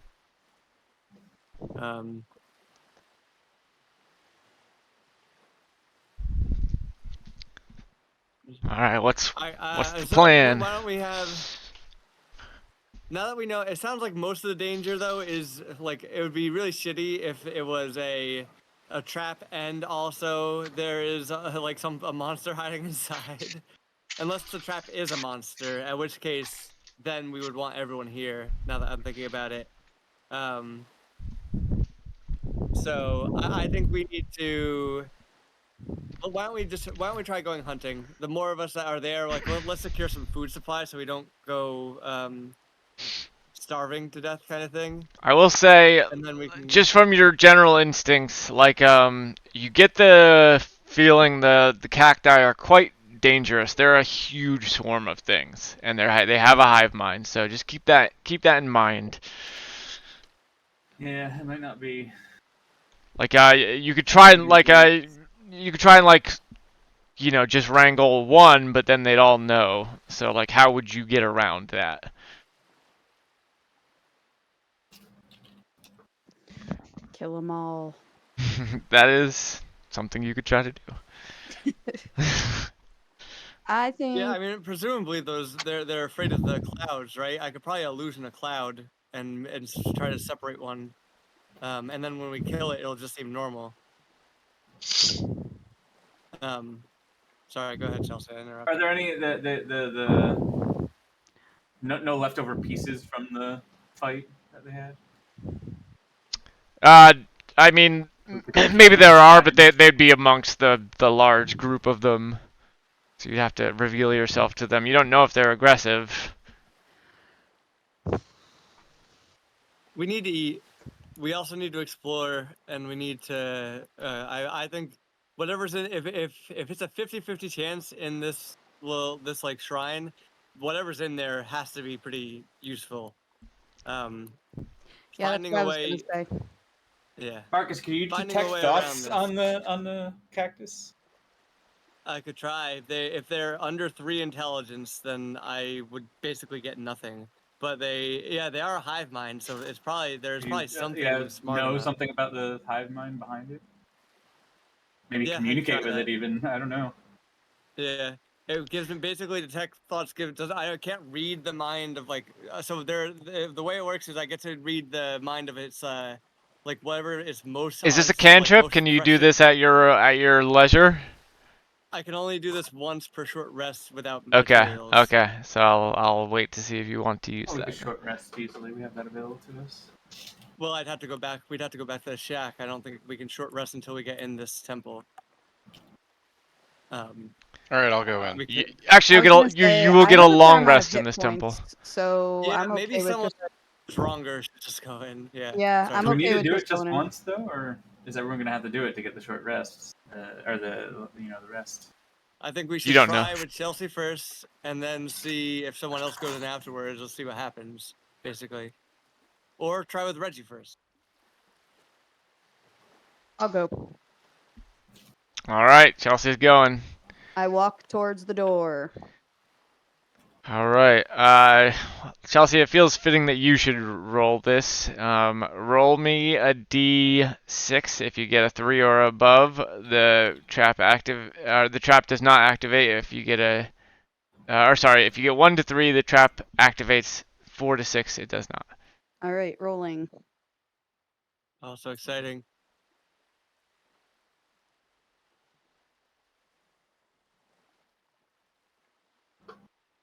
Yeah. All right. Congratulations. All right. The trap does not activate, and Chelsea is on the inside. It looks very warm and spacious in there. You could easily get a long rest, but Chelsea, as you look around, there is nothing. This is just a spot to take a long rest. Ooh, that's a steep potential penalty. Well, I guess we don't know what the penalty actually is. But man, I mean, I'm that's glad it. I that can't it even didn't like trigger. go further. There's It's just one very comfy room. Guys, there's couches in here. Oh, I run toward it. All I'm right, so old. Jeff, you cross the barrier and run in. Yep. All right, nothing happens. You run in. It's Yeah. safely accessible now that one person Okay, has well, that's accessed a long rest. That's actually super useful now that we don't have to roll every time. it. All right. Okay. Can you, let's, once we're done, tell us what would have happened if Chelsea failed? Yeah, that's. That's that's interesting. she would have died. That would have killed her. Damn. Oh wow, that's super dangerous. Oh crap. Maybe wouldn't have. It would have at least put her health points to 0. All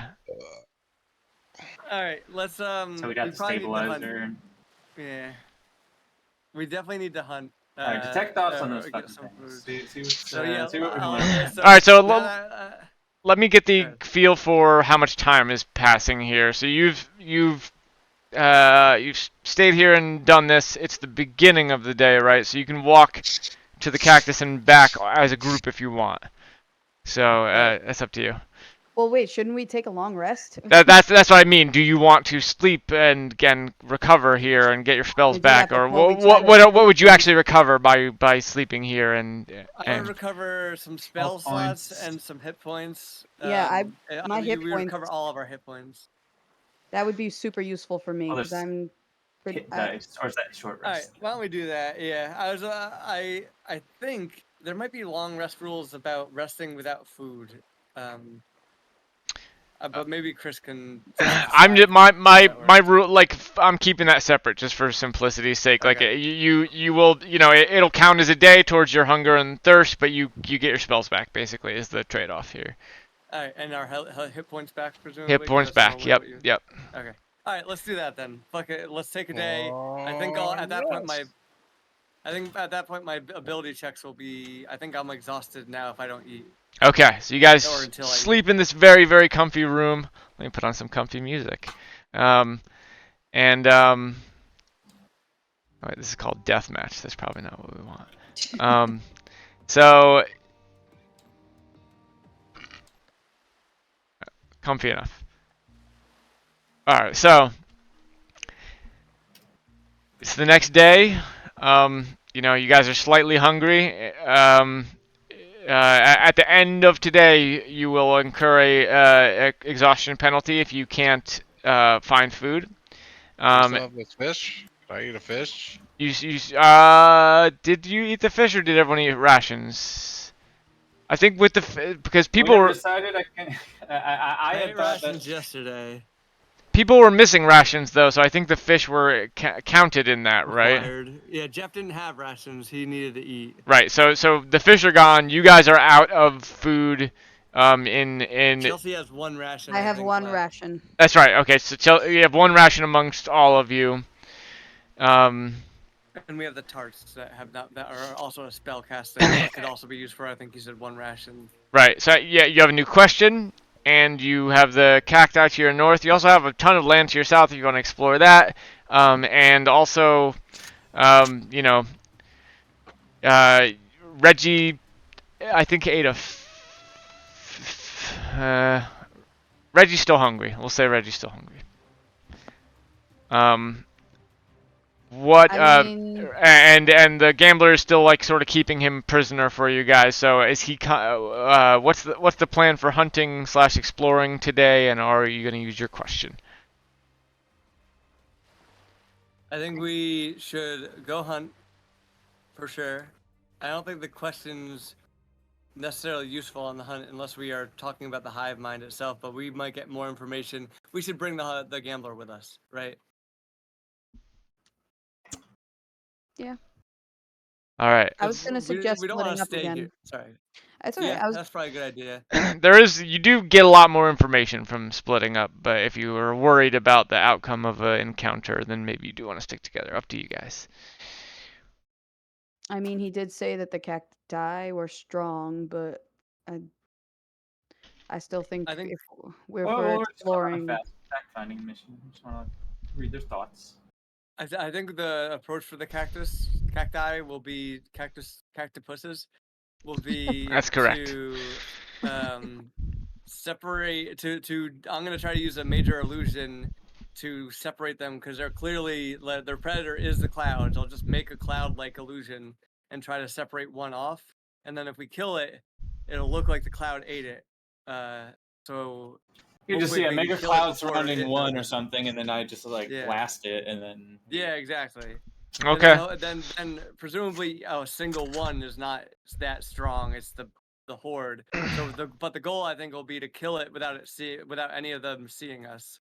Yeah. So because of the hive mind, your plan here will need to it will need to die at the moment it's separated, basically, from, like, it will need to not be able to think It needs it's to die thus. in a cloud, right? In what it believes is a cloud. So Right, yeah, exactly.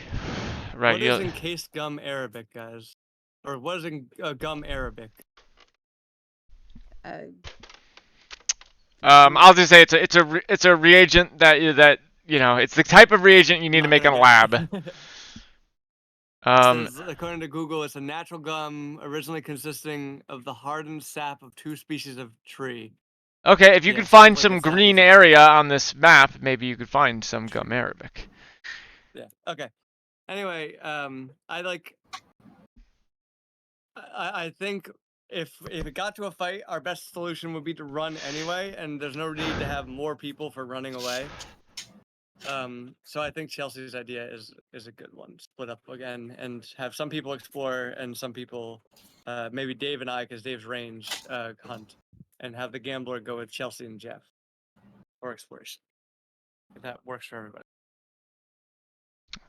All right, is that the plan? I'm happy to go check out what's going on. Did we try to read their thoughts? Are we But still we planning on will that? when we get there. Yeah. Okay. So do we want to do the cactus group first, which is Dave and Marcus, and Jeff and Chelsea, and Gambler and Reggie are the other group, right? Or okay. Sure. All right. So, let me look at my map real quick. So, actually, before we start the cactus people, what is your path exploring southward, Jeff and Chelsea group? I guess we should not go through the mountains because of the Tell me monster. where are we? We're at this X. You're at that X. So if you don't go through the mountains, though, you're basically traveling with them, except one tile further for the day. So if you want to make significant progress, we can go 5 tiles, right? So they would move pretty if far. you right, I mean, if you wanted to not make it back to the camp tonight, yes, you could go further. Yeah, that's true. Yeah. Unless we encounter something in the mountains. Also, Right. remember, in the mountains, so when I was flying the Skymera, at the top of the mountains is when I got attacked by the cloud monsters. But he was also in the sky, so like you could. I was in the sky. So like if you're, I'll just tell you, you could travel in the mountains just fine, except for like the very peaks of them, basically, without getting attacked by the sky monsters. Okay. Then we'll go, what can we do, like 3? And come back? You could do 3 and come back. Yep, 3 and come back. Okay. 1, 2, 3. So let's go on the other side, like over here. Alright, let me tell you what Right here? you I don't know, see. Chelsea, where do you want to go? I like this one. Let's go here because it's on the Oh like yeah, it's the on the border of this Okay. So Dooney area. I'll say while you're in, so the first thing you encounter in the mountains to the hold on, I'll draw it on the map right here. We'll say, actually let's change the color. Do like a reddish, pinkish, maybe this. That's fine. Here, between 2 mountains, there's a bridge. Without traveling that way, you can't see what's on the other side of it, but you do notice there's a bridge between those 2 mountains. On the other side of the mountain, there is, okay. On the other side of the mountain, you see a large swarm of butterflies, and a shape similar to that which Marcus had described as chasing him is jumping through the clouds, and just sort of like jumping through these clouds of butterflies, and as it is, it starts to glow in the sky. It's eating these butterflies, and its stomach is filling, and it's glowing a very bright color, and then it just sort of disappears. I always know where it is. Oh. Back into the mountains. And on the down here, you see, change the color again. We'll do blue. Why not blue? There's just a single, or so that's not blue. Why is it not blue? Okay. Yeah, down here, there's just a single silhouette in the midst of the dunes. Maybe Dave's creep. All right, so that's what you've seen for the day. If you want, on your way back, you can explore these things, or you can return to the camp and discuss with people for tomorrow. Do you feeling adventurous, or do you Can I want to? wave to that guy? Sorry, what's that? Can you wave? Can I wave They're like about a mile away from you, so you could try. You have your gambler too. He's with you. That's true. The gambler is with you. You could ask questions about any Can of I the ask things that the you gambler to wave to him? see. Gambler waves. The figure does not wave back. How rude. Yeah, rude desert figure. What a jerk. All right, so up here, Dave and Marcus, you're crossing the dunes, and Marcus, are you trying to read their thoughts, or are you just going to go straight for your deception? I'm going to detect thoughts first. So for the duration, you can read the thoughts of certain creatures. When you cast a spell, and as your actions on each turn, when you cast a spell, and as your action for each turn. So this is like if I was in a combat relevant. Yada. I have to be within 30 feet of it. If the creature you choose has an intelligence of 3 or lower, it doesn't or doesn't speak any language, the creature is unaffected. So it needs to speak some language. You initially learn the surface thoughts of the creature, what is most on its mind in that moment. As an action, you can either shift your attention to another creature's thoughts or attempt to probe deeper into the creature's mind. If you probe deeper, it must make a saving throw, yada, yada, yada. If it succeeds, so if it saves, the spell ends. Either way, if I do probe deeper, the thing knows that I tried to probe deeper, so I probably won't do that. Okay, so you lock onto the closest cacti collective creature, and they definitely seem to have some language among them, because you're hearing something. There's whispers, and the whispers grow louder into the sound of a murmuring crowd, and that grows even louder to the point where your ears are ringing. You feel like if you continue to listen, it will hurt. Do you continue to listen? Am I getting? Do I feel like I'm understanding them more, There's or like? Yeah, you like let's say you feel as if this is not its true mind. When the voices all join together, maybe you'll get some inclination as to what they're thinking as a group. However, it might be dangerous to do so. All right. Well, I think there's no reason to continue. If I'm not getting more information out of them, then let's just go with the deception here. You're gonna get brainwashed. All right. Yeah. Both of you roll me a deception check here. Do I? Hold on, let me look at my. Because you guys are doing this as a major team, image right? spell. Like Dave's doing his. Yeah, but it is a spell. There's rules to it. You create an image of an object or creature or some other visible phenomenon that is no larger than a 20-foot cube. I think that counts for the clouds since they're relatively small. The image appears to at a spot that you can see within range and lasts for the duration, which is up to 10 minutes. It seems completely real, including sounds, smells, temperature appropriate to the thing depicted. You can create sufficient heat or cold to cause damage, actually, and a sound loud enough to deal thunder damage or deafen a creature, or smell that might sicken a creature. So I have a question. Can you make can you only make one figment, or can you make several? It says I can make the image of object or creature or some other visible phenomenon that's no longer than a 20-foot cube. So I would assume that means I could make like a 20-foot cube of worth of them. Okay. So you can make multiple looking of them. Okay, good to know. Yeah. All right. So as long as you're within range of the illusion, you can use your action to cause the image to move any other spot within range. As the image changes location, you can alter its appearance so that its movement appears natural for the image. Yada yada yada. You can alter the image so that it appears to be walking. I'll say to successfully do this, Marcus, roll me a deception check, and Dave, roll me your attack check on the beam, like on the 2 hit to the beam. Well, I do get 2 beams. So by the way, I just want to finish the spell so you know how it works. Physical interactions with the image reveal it to be an illusion because things pass through it. A creature that uses its action to examine the image can determine that's an illusion with a successful intelligence check against my spell save DC.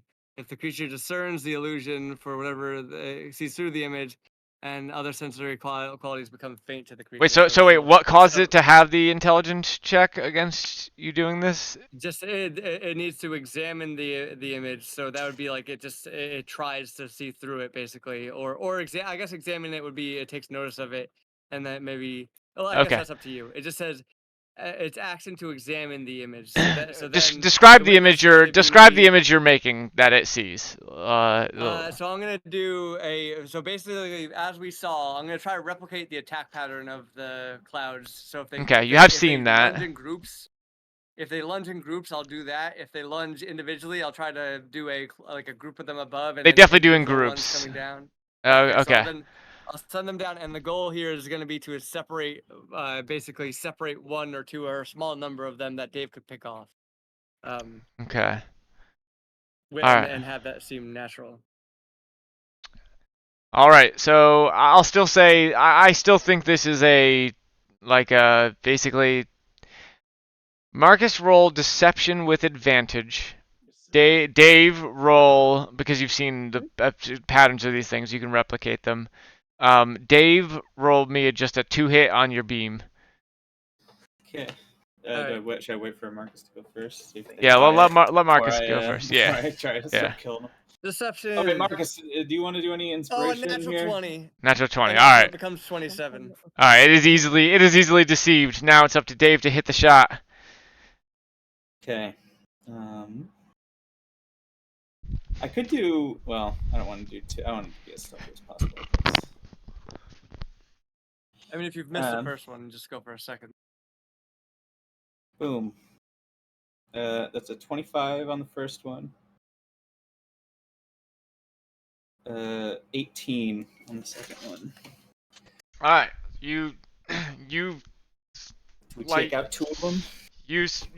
Well, do you want to try and take out 2 of them? Do you want to try and take out multiple? Just did 2 attacks. Well, my thing does 2 attacks. So in one do you go for the second? I guess Marcus only were you trying to fool multiple of them? It all happens in one turn. Well, yeah, I don't know. It depends on the feeding pattern. Were they picking up on? Were they grabbing multiple at a time, or were they grabbing one at a time? Like if there were 2 in the cloud, would they have been both? Could they? Would they buy it if 2 were in a cloud and got destroyed? Even if some other cloud were in there, could they see through the cloud? What look natural to us? Like if a cloud swooped down, would it only grab one at a time, or could it kill 2 with one go? Pick up 2 with one go. I think, based on what you've seen, you could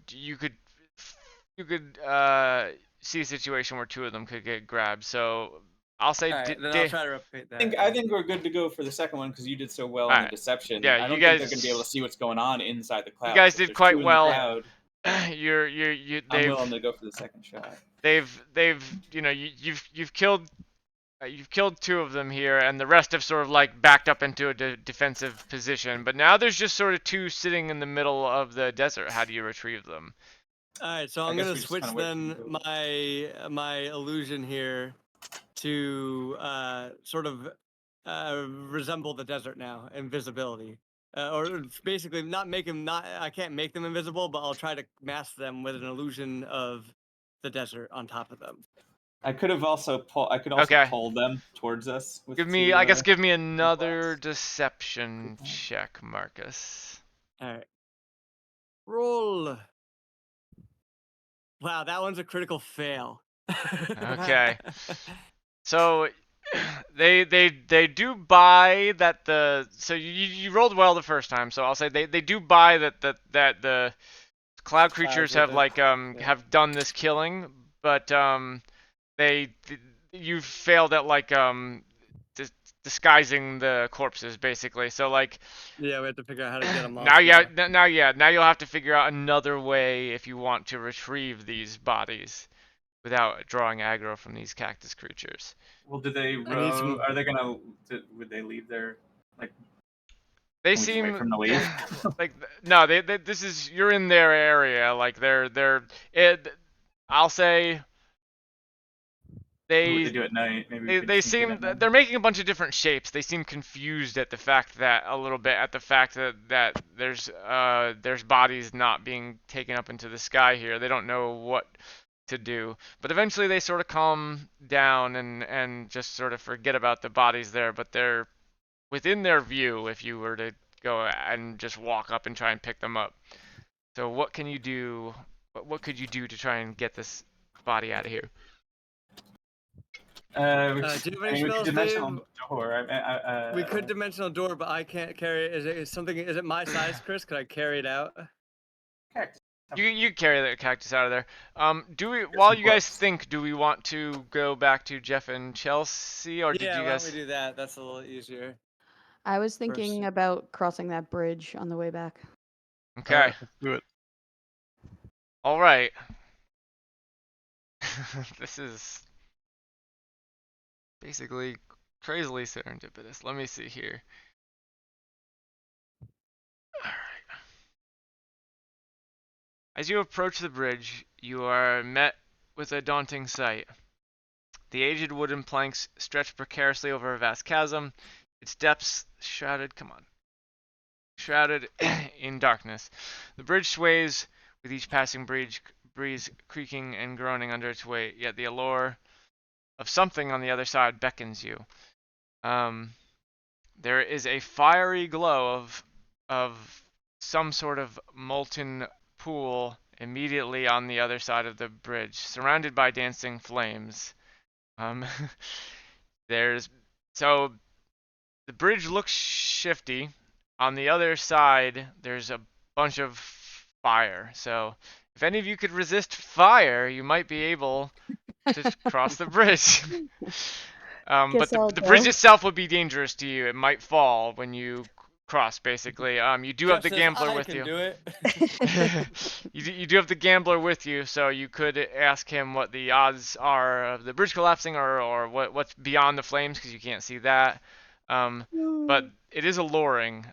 So what do you like? Do you ask any questions, or do you just maybe head right across, or what are you guys doing here? I don't know. Is it worth it to burn the question on this? Yeah, I mean, it's either going to be a good enough roll or not, right? I mean, Yeah, that's Yeah, kind of but what I was you're thinking. gonna want to know what you want to do. Like, are you gonna want to do it if it's you have a 1 in 20 chance versus a Right, 7 exactly. in 8 chance? Right, I say just use it. We don't find many opportunities to get good information. yeah, out of don't be this so stuff. precious with the question. You can ask it on stuff on more specific stuff than I think this is general. the all right, stuff that- Chelsea, I assume you're the crosser, so I'll let you ask the question. All right. What are the odds that I make it across the bridge safely? What are the odds? Let's go down here. You have the gambler with you, right? I do. Okay. You have a 90% chance of crossing the bridge safely. All right. I'm going. Planning. Okay, roll me a d10. If it's a 1, you fall. D10. It's a 9. It's a 9. All right. You easily cross. You brave the you brave the flames, and there's a single button amongst the flames, and there's a valley beneath you. And Jeff and the gambler and Reggie are on the other side. What do you do? Press the button. Press the button. You can get there not to press the button, Chelsea. Yeah. What's over there? Right now, it's a lot of fire. All right, I press the button. All right, fire dies down, and they're able to safely cross the bridge. What's a general reaction check? What would that be? I feel like perception is like an overused thing. So it would be, you could just do a dexterity check.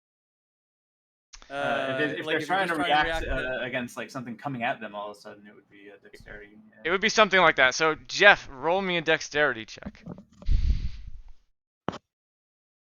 Okay, hold on. Jeff has a great dexterity. I do. 22. Ooh, 22. Damn. Okay. So, as Wait. Is this something getting shot at me? this is not something getting shot Okay. at you. Oh yeah, because you can throw it back, right? But Yeah. this is not. All right. So as you're crossing the bridge, Reggie fucking knocks over the gambler with an elbow and tries to run. The Where? yeah. Where- back into the mountains. He's running like as you're stepping onto the bridge, he hits the gambler and sees Chelsea's on the other side. This is his best chance to run for it. He's running towards the towards the mountains. You feel like you could you could go back and try and nab him, or you could let him go. Yep, 2 of us are gonna die He's here. been hearing us talk about. I'm I think fine now's with the letting Hey, him you guys have go. made enough jokes about murdering him that he's starting to catch on. I'll go get him. I do not. All right, you can Reggie, you bastard, you come back here. because of your dexterity check, you can easily your reaction is quick enough that you can easily grab him. But can you hold him? He has no strength bonus. Just roll me a strength check. If you can contain him? Reggie also tired. Well, A 12. He struggles a bit, but you contain him. You keep him within your grasp. The gambler stands up and offers to take him again. Do you hold him over into the care of the gambler, or do you you're more physically capable than the gambler? Do you want to hold on to him yourself? It's up to you. yeah, I'll hold on to him for now. I'll give the gambler a break. All right. Why not? He's done a good job. All right, so you hit. I give him a pat on the back. Good job, buddy. So Except you. for that one time where you let him go. All right, let me load up a map. You cross the bridge into a valley.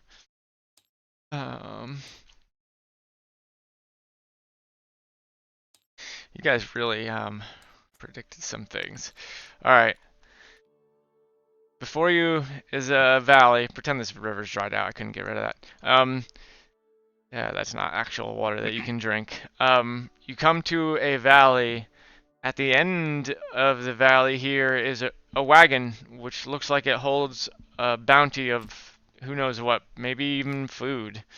And on the sides of this sort of canyon here, there are archer towers with a bunch of skeleton archers staring out at you. Oh. So, in front of you, a treasure. Nothing but a bunch of archers between you and it. These are quite high. You'd have to climb up to reach them from where you're at. If only you had a flying bird. But Can I What? knock them over? you'd have to, with what attack? I guess I would ask. Like use my club that I have to. If you could climb up there and get to one of them, you could knock them over. But No, knocking I They're meant made what out they're of standing wood? on. You What could they're burn standing them Oh, down. I see. No, it's sort of built into the side of the canyon. It's not reaching the ground above you. It's you're in a narrow passageway where to move forward you would almost have to endure the slings and arrows of a bunch of these skeleton archers. So, do you I turn? love the expression that my guy makes. It's like, why? What? I was thinking of it more as like a what, but yeah. All right, so you're here. Not again. This is a dead end. Other than this treasure, you could either turn back here or you could try your luck going forward. That seems super dangerous, even for me. Yeah, if you can throw them back. I could throw him back. It's It's your true. time. It's your time. All right, I'll do it. This could be the most badass thing you've ever done, Jeff. Really? I'm a 14-time heavyweight champion. Yeah, but Yeah, we didn't see that. though. John Wicking a bunch of skeleton archers. Well, also we could just send Reggie across and see if they shoot at him. That's true. Oh. Good. You don't know if they're gonna fire for sure. They are Listen. looking. They're all looking Listen, directly Reggie at just you. tried to run away from us. Let's, He needs a cool break. it on the murdering Reggie jokes. Not a joke, Jeff. Just send him through. He'll be the first target. I'll do it. I'll do it. I'd never send a That'll be coward to do a man's job. All right. I think you do have an attack where Here's you my can idea. catch projectiles, right, Jeff? I I believe. can catch him and throw him back. All right. What do you do to catch them? I actually didn't look up the rules on this. I just saw that you have this. Okay, so what is it?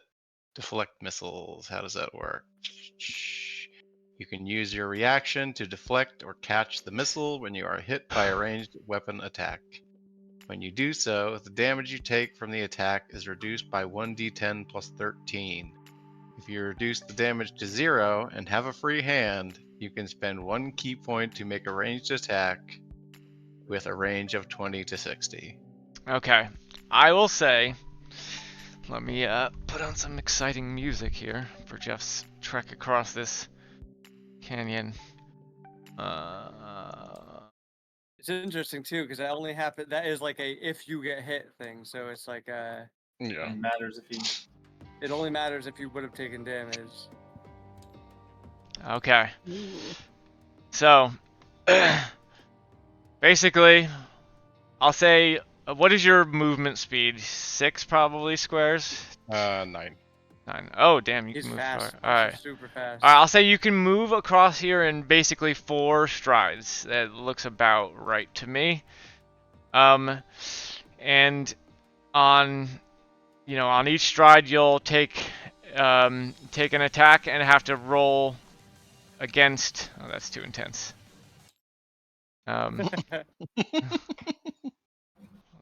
Let's go. On It's each. not intense enough. Let's go. Warrior Strife. Okay.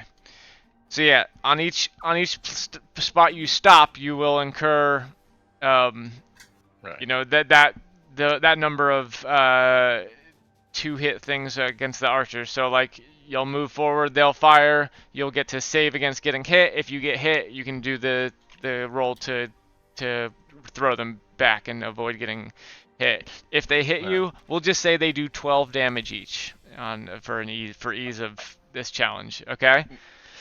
Okay. How many? How much health do you have? Maybe I'll adjust that. 43. 43. All right. Let's say you'll do 8 damage each. It's dangerous. But also if, You so can if turn back now How if you about want. a 1d8? Throw it back, How about a right? 1d8? 1d8, sure. Why not? Well, yeah, 1d8. 1d8. You can turn back now if you want. You don't have to go for this bounty. No, I'm doing it. Right, we could also Alright. prepare for this. somewhat. That's true. You could also make a plan and get around this another way. Even your odds. But time is a factor. You guys will be taking, I believe tomorrow is your first exhaustion day. Chelsea, unless you can think of a plan, I got nothing.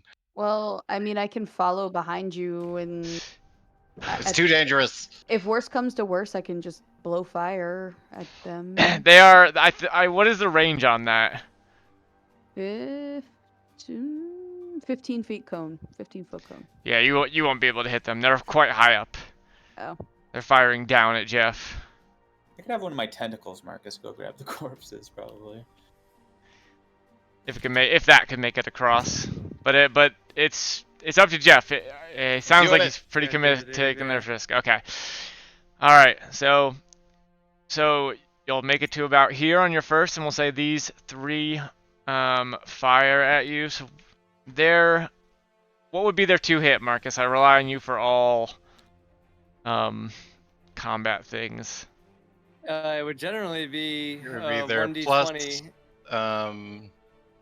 plus whatever their Dex is. proficiency bonus would be. I So believe. we'll give them +1 each, and they. And it would have to hit Jeff's AC. Okay. So they would do 1d20 plus their, I believe it's their proficiency bonus, and then against Jeff's AC. All right. The first one rolls is 4. I assume that misses your AC. It does. Jeff is way. All right. Next play some more one. music 10. Does while that hit your 10 plus 1? Does that hit your AC? That does not hit me. I think you got to get to 18 or something. You at do have least. to get to 18. I have 18. Ooh, damn. I didn't expect you to have so much armor. 11 plus Right, 1. okay. I'm just it's- so fucking fast. It also means like him just dodging it and stuff. Alright, Like it doesn't necessarily mean you getting hit. Alright, so 12 is the next one. They miss. You move ahead once more, Can't even hit him. All right. and they'll roll again. We're stupid to be worried. 2 misses. 9 misses. 18 hits. If it meets it, it beats it. Yeah, Okay. beats it. All right. So now he gets a chance to throw. So you one. get a chance to throw back.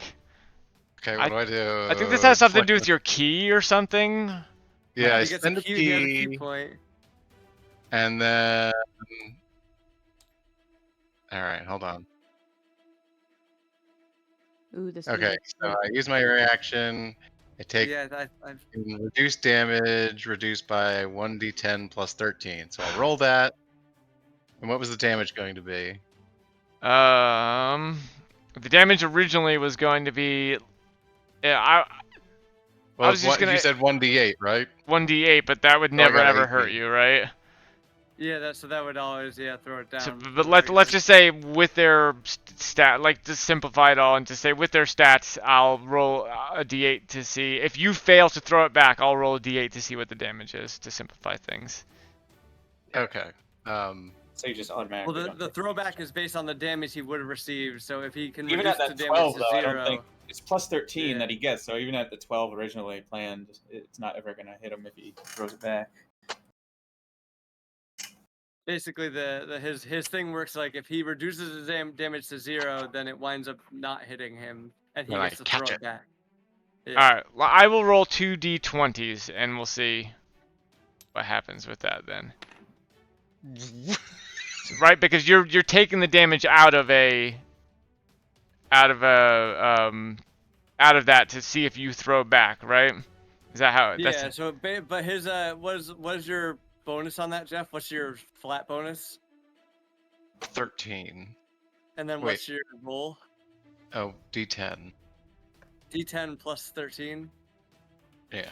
all right. So if this beats Okay, a so the max that he 23, could it get will is hit a you. 23. The lowest he could get is a 10, or is a or 11 rather. So between 11 and 13. So maybe 2 d20s is a little high. But, All right. but I mean, you're the DM. It depends on how hard you want this to be. I how want it big to be that- hard. It seems hard to hit him, so I'll keep it a d20. All right. So I'll roll a 4 and a 7, which does not beat that, right? So you would then throw it back. All right, I'm throwing it back. Jeff is twerking in the middle of this river. There's a 15 hit. We'll say yeah, that All right. that hits. So we'll say this skeleton was the one who hit it, and he falls. All right, and you're right at the edge of the bounty of things that is before you, and How do I play these sound effects? let me roll again. What was I rolling originally for the 2 hit? I can't remember. You did a +1 d20. Plus one d20. All right. How do I play these 5. sound effects? Does anyone know? Let's 9. admit that. I I'm don't gonna know. roll 5 of There's a these. cube 8. here. Jeez. One of them fails to load his arrow, and it hits him in his own face, and he dies. And a 9. So you make it across. You still have to return, but you have made it to this bounty of treasure on the other side. And let me roll to see what you found. Hold on. Rewards are an 8 plus 7. So 15.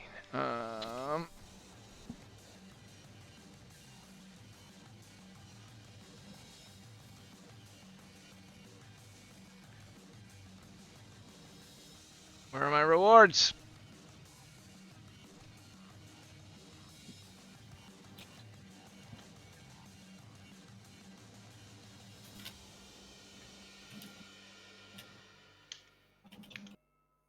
I think I must not have the like access to play sound effects because I can't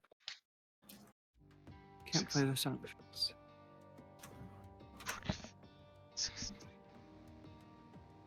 Ugh. All right. Actually, I'll roll a couple times for this because it's a bounty. So Roll. Roll.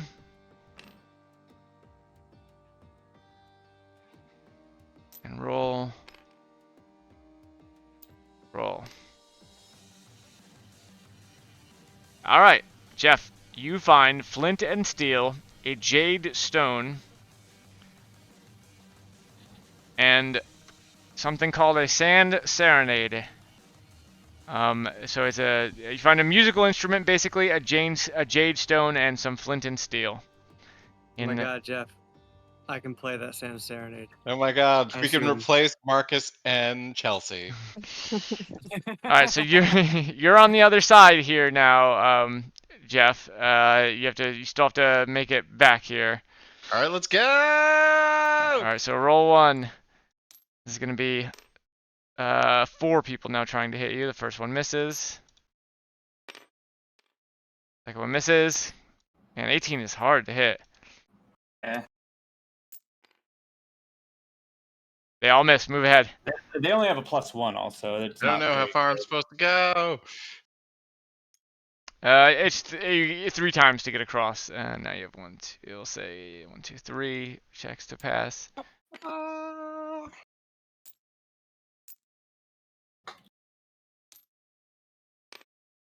Man, it's incredible how low I'm rolling. I've only got 1 thing over 10 so far. All right, and last. Are you literally just manually flipping, or is there like a button to flip? There's a button to flip. Okay.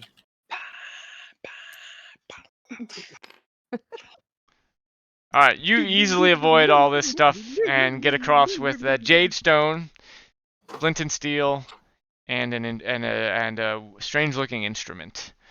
All right, let's go back. I give you a high five. Yeah, high fives all around. Reg, high five. Reggie looks pissed and does not high five you. All right. So I forgot to save, but basically, let me redraw. The figure was down here. Figure down here. You already explored the Put bridge. that into my... You go get Fiona. And what was the other thing? Oh wait. I thought Fiona was waking up. Shit. What was the third thing? The bridge, the crone, oh, and more cactus people. All right. Other deer. Hi, sorry. More cactus people right there. All right. So you guys meet back up at your campsite. You did not find any food, unfortunately, or water. So tomorrow you will all take a penalty. I want to try to get. Well, we have the. Oh, you have the cactus. to That's right. You figure have out, two yeah. cactus people. All right. So you carve up. Assuming that we were able to bring it back, if Dave could use his tentacle. I wanna to try grab Oh, it, wait, and we tentacle wait. No, all sorry. We left off in the middle of that. You guys still have their Yeah. bodies. So what's going on with that? What are you guys doing? Dave was going to use his cactus or his tentacle to try to grab them. I was gonna summon a tentacle out by it and just slowly drag it back, or maybe just pull it under the sand. Okay. Do Do you have and to I don't know roll? if I can do that. I don't know that.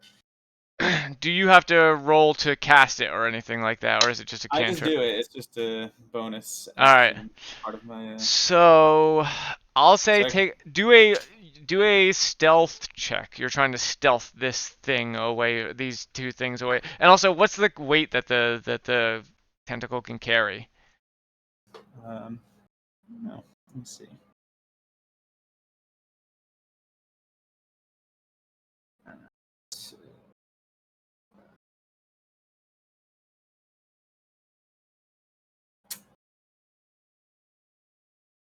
Alright, you can magic summon a spectral tentacle that strikes at your foes as a bonus action. You create a 10-foot long tentacle at a point you can see within 60 feet of you. Tentacle lasts for 1 minute or until this feature, or until I create a new one. When you create the tentacle, you can make a melee spell attack. This is all combat stuff. Bonus action, your turn. It doesn't say anything about using it to carry shit. How much does it weigh? I'll say a cactus weighs about 70 pounds, but I don't know if that helps with anything. If you give me a stealth check first. Let's do that to get to the cactus corpses without being seen by the other cactus. Well, I can just summon it on top of the corpse. Oh, okay. Then no stealth check. I'll say the tentacle is sort of like slowly struggling to bring it back, and you. Well, it has. I can get it as close as to us within a minute. It only lasts a minute, so it's a minute to pull it towards us. You can Or, make it at least away from them. You know. You can make it to it in a minute, but it's sort of like just slowly dragging one of these corpses right now. It definitely can't carry two, we'll say, across the desert. And the other cactuses are starting to notice, and like, you know, as one notices, another, and another, and another, and another, and they're all sort of like looking towards it now. You sense that they'll be alerted if you continue on. You could either like, what do you do? Do you stop summoning? Do you do another illusion to try and trick them again? I mean, I could just dispel this one and then do another one. I can do 3 every long Why don't rest. Why don't I do a illusion? Try to scare them off with another set of clouds. You could try to scare them. You could try They and try. may go to attack it though, but I guess you could just make it chase them. Well, they don't go after the clouds. They're scared. Oh, were they scared? I thought they like braced for battle when they saw it last time. They did brace for battle. They were defensive though, but they do they've never seen it where like a cactus has been attacked and not taken up into the sky, so they seem like a little more wary than defensive in this case. Oh. Yeah, I guess how smart those cactus are, but like I think at very least distracting them with another set of clouds will at least help you move the target along. Why don't I do this? It doesn't cost me that much to do the illusion. It's just another slot place that to we'll get rest back now, if we can do too. another. Yeah. Eat. So I'll just do another. All right. So where are you doing it in relation to them? Are you like making it look like it's attacking them, or like about to attack them, or? I'm gonna make it look like it's like they're diving to attack them. Oh, here, wait, Marcus. What if I do another tentacle? Have it just pull the things under. You create. This might be dumb, but you create an illusion of those cactuses just getting up and walking back amongst their peers. Well, they'll theoretically. But I guess know they that would they're not be able to there hive mind 'cause they them. Yeah. can't- Yeah, they know that they're not They know real. they're dead. I do have a spell. So creatures of your choice that you can see within range and can hear you must make a Wisdom saving throw. A target automatically succeeds on the saving throw if it can't be charmed. So I guess it depends on if these can be charmed or not. On a failed saving throw, is affected by a spell until the end of the spell. I would have guessed that a hive mind has resistance to charm. Never mind. That would be my guess. So I'm not going to try it. But basically, I could have compelled them all to like walk away. Basically. Wait, really quick. Actually, I'm sorry to jump back to Chef and Chelsea, but you guys were here at a point, right? All right. So among these sands, there you notice like this is totally separate from the offshore storm. Which still sounds like it's growing closer. Actually, now it sounds like it's like around this side of the island. But like there's like a sandstorm in this area. So I'll just mention that. All right, so back to Dave and Marcus. I think we just go with the illusion, right? There's no reason if I can deceive them again, then they will just run away, or at least be distracted enough for you to bring pull the thing back in. There's no like downside to using the illusion, right? Yeah. Go for it. All right, I'm gonna try casting another image, doing the clouds again, and then basically trying to distract them. So go after the ones closest to the corpses, and basically look like the clouds are attacking them again. Okay. So I'll say they do start to back up, and Dave is able to pull it a little closer to you. It's maybe like 20 feet from you now. But as they assume a more defensive position and the illusion is like not hurting them, they're like sort of starting to get to get even more suspicious. They're right on the edge of like figuring out something's going on here, basically. Just dispel it then. But Minimal. you could dispel it, but it's still not quite where you guys can grab it without them seeing you. You could try grabbing it and just running, but they might see you and chase. You could Let's just see create a here. big like sandstorm type cloud, and then just to cover it, and then we run in and grab it. Yeah, it's a 20 by 20 thing. You'd have to go grab it, but you're strong. You could probably grab it grab both of them as a big guy. Let me take a look at my spells and just see what I have available to me real quick. So I have a lot of things that do push them.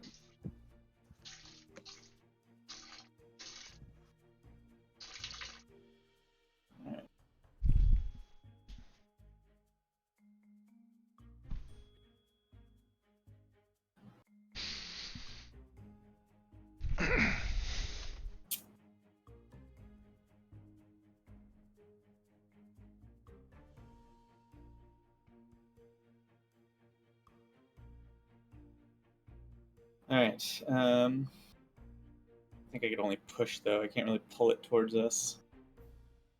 Alright, I mean I could go run out and grab it if worse comes to worse. Mark, or Run so away. Just run the fuck yeah, away. you could try doing it and running. It would be, I'll say, it'll be like Marcus, but it might could potentially put down like a cloud of. I'll do a sandstorm because Sandstorm it says in front of me. my thing can do damage. The illusion, like it can replicate the feelings of. Oh, like okay, I did heat, not know cold, that. And, hold on. So as long as it said you can create sufficient heat or cold to cause damage, a sound loud enough to deal thunder damage, or deafen a creature, or a smell that might sicken a creature, kind of thing. So Okay. my things can do some level of damage. It doesn't actually say what the damage is. I guess that would be up to the.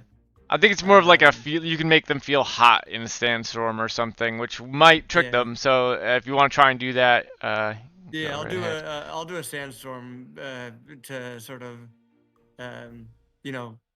Cover.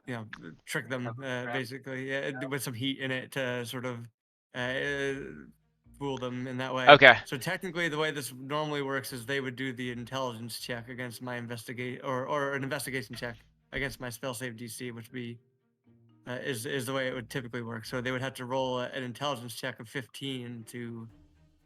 All right, out of a figure out that it's out of a fake. D20. Yeah. 4. I swear this dice is cursed. All right, so they fall for the sandstorm. Basically, you can pick up the corpse and leave. Although you suspect that they might be more wary in the future, and you don't know if these individual hives are like communicating with each other or not, but they might be. So. Well, it's enough to eat for tonight. Hopefully, we'll figure out how much it is. All right. Well, now at the very least we have some food. All right, so you and guys maybe head water back depending on- to a place where you can take your long rest. So everyone returns here, pretty successful. Jeff has some jade, flint, and what was the third thing I said? And instrument. serenade. Oh right, an instrument. Yes. Jeff, if you have that, I assume that's a wind instrument, right?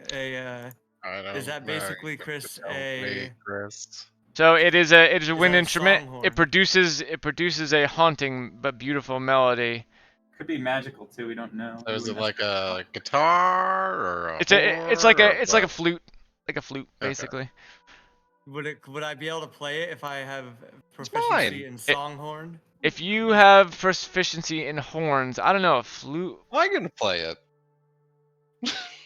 Well, Marcus's spells can rely on Spells. right, can rely on that. So, but I'll say So like I would no longer need I'm materials. so glad I braved my life to get a horn for you, Marcus. Yeah, but it would be super useful if the bard could cast all of his spells, some of which are really powerful, All right. without any material cost.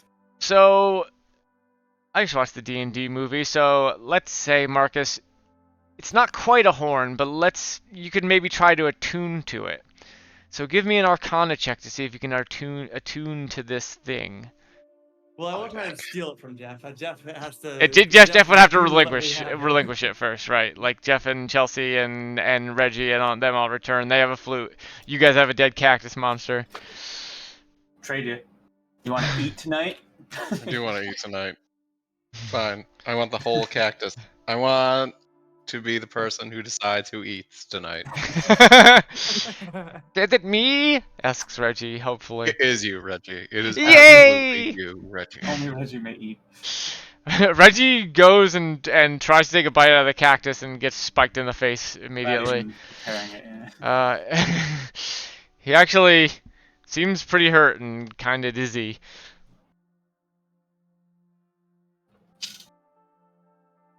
No one cares. Moving on. yeah, exactly. No, nobody cared. Nobody does care about Reggie. All right, the gambler gathers you guys around the fire as the sun goes down and says, "I know you guys are doing your horse trading and everything, but look." He pulls back his cloak to reveal that he was actually quite injured in the crash. He's got a big piece of wood through basically his stomach. And he says, I've helped you as much as I can. Unfortunately for you guys, I won't help you in the cannibalism way. But that's not really up to you, is it? Well, it's up to it's up to God, he says. But I was happy to help you thus far along your journey.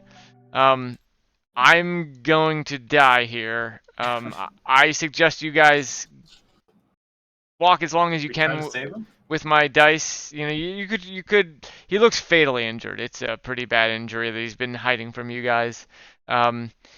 And he basically says, like, I'll try to hold on as long as I can. I'll give you one more dice roll. You won't have my interpretation tomorrow, but go where you'll go, and good luck, he says, and just, you know, please leave me to die in peace, he says, and retreats to the back of the structure. And you guys are around the fire with a dead cactus man and this instrument. So Jeff, are you giving the instrument to? Are you guys? What are you guys doing about the gambler? Are you guys? Who's doing what with what items here? Can I use my medicine check with my flint and steel to try and cauterize his wound for him, if he even wants me to? Does he want me to help him? As you approach, he's like, you could cauterize this, but I'm pretty sure it won't help the inside of me. I've been impaled. And I'll unfortunately, you know, I would be down for you guys to eat me, honestly, but when my race dies, we sort of just fade into oblivion. So goodbye, friend. You didn't even know what you were. He is a demon. He is a demon. I don't know.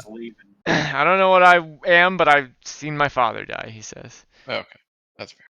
I'm sorry about your health, and also you. Well, I'm on my way to see him, he says. So I hope you guys aren't on the same path as me. And he crawls back, and you know, now you guys have this instrument and some jade and some flint and steel to start a fire if you want. And we should use our roll for him. What do you guys want to roll for? I guess we could try to find the next best pass. We know south is not. What day is it? Have we slept yet? I have some. You haven't slept yet, and your roll for today, I think, was the. Didn't Jeff and Chelsea use the today roll? I think tomorrow. I thought he said that he would give us one more roll. One more roll for tomorrow. Like, so he'll basically, like, he'll stay alive as long as you can as you move on tomorrow. And is the dice tied to him? The magic of it? Or yes. Magic dice? They are tied to him. So I assume you guys want to eat this cactus. So you you do cut it up. There's tons of water in it, so you guys are able to squeeze a lot of water out of it. But there's actually not that much sustenance food-wise. There's not that much fiber to the corpse, or like not that much matter, basically. So it, All right. it has so enough to I definitely eat. yeah. Marcus, you can have your horn. That's fine. Whatever. Have your horn. All right. I eat Thank you. So try to attune to this. as much as I can. Not quite a horn, Marcus. Roll me an Arcana, I guess, check to attune to this horn. I think also Chelsea and Reggie. 13. 12 plus 1. And is there enough for Dave too? Yeah, you guys can all basically you can all drink, but there's not enough food for any of you to eat, so you'll incur There's not one. enough food for anybody to eat. It's not food. It's more water. The cactus. There's a water mechanic too, so. So if I can, Yeah, if I I can know, play but this I wasn't horn, you can thirsty, eat I the was tarts, hungry. Jeff. you would have all been thirsty tomorrow, so this did stave off your thirst. And what thirst? I'll just tell you what thirst will do. It basically imparts like a random like you see mirages, that sort of thing on you. So you'll avoid that. But you're still quite hungry, and those of you who don't have any constitution modifiers will take the first level of exhaustion tomorrow from no food, which will be I think you just -1 on disadvantage on Or ability checks. disadvantage. Yeah, that's actually bigger than -1. We could eat the tarts if we. That's true. You still have the tarts. You could eat Well, those. I will be hungry if I don't eat a tart. Yeah, I'll also be hungry, but we can. I think Jeff is more valuable as a fighter, so he should take it. And also, if I can use my spell, if I can attune to this and use spells again, then I won't need. So you rolled a tarts. 13 with a +1. Did you say, Marcus? No, it was 12 plus 1. Which 12 is plus 1. 13. Okay. So I'll say you feel like you may have attuned to this, but you're not sure, and you feel like your spells might backfire if they haven't, but you don't know whether or not. You could maybe use your roll to see if you have, but you don't know for sure. But you feel like it might have happened. You're not 100% sure yet. Right, well, I mean, might as well risk it, right? We need to use the spells, right? Yeah, if you want to see if your spells will be successful or backfire, you could use your roll on that tomorrow. Have you slept yet? You could try a spell tonight to see if it works. Yeah, I could try a spell. Why not? That's true. You could Why test. don't we do? Let me find a spell that has a. Okay, I'll do a detect thoughts on Jeff. I'm gonna try to detect a thought that has a material cost. Just here's. You just let's say you just succeed and you don't hear anything because of Jeff's Give me brain back damage. my fucking horn. Wait, why do you want the horn back? That means that it works. Well, actually, you don't hear anything, so you don't know if it works. It's basically like you don't know because Jeff is brain damaged. Brain damaged. Well, I can cast this 2 more times. You can cast it twice more. Okay. Yeah, I'm I'll cast immune. it on. You're gonna go fight a mind flayer. You know what? Actually, I'm gonna cast it on the gambler. Okay. He's dead now. Here, actually, let me roll.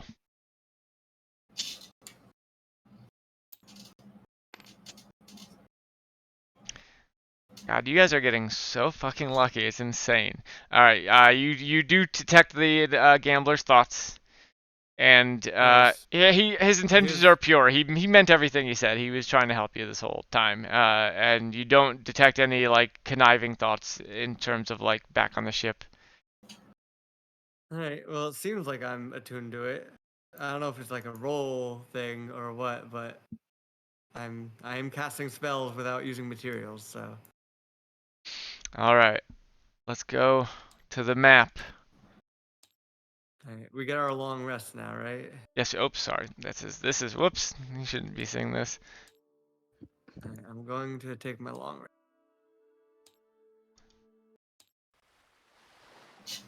Oh, I Jeff, could. you can have the horn back when we're done. Before we sleep, I could spend some spells to create water and shit.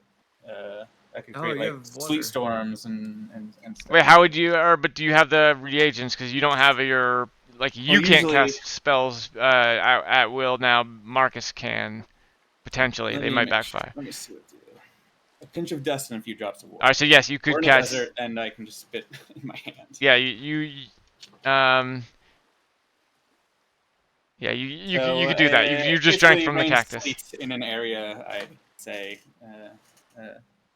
so we can harvest the rainwater, sleet water. All right, real quick before I forget, I'm gonna save things on the map you've seen.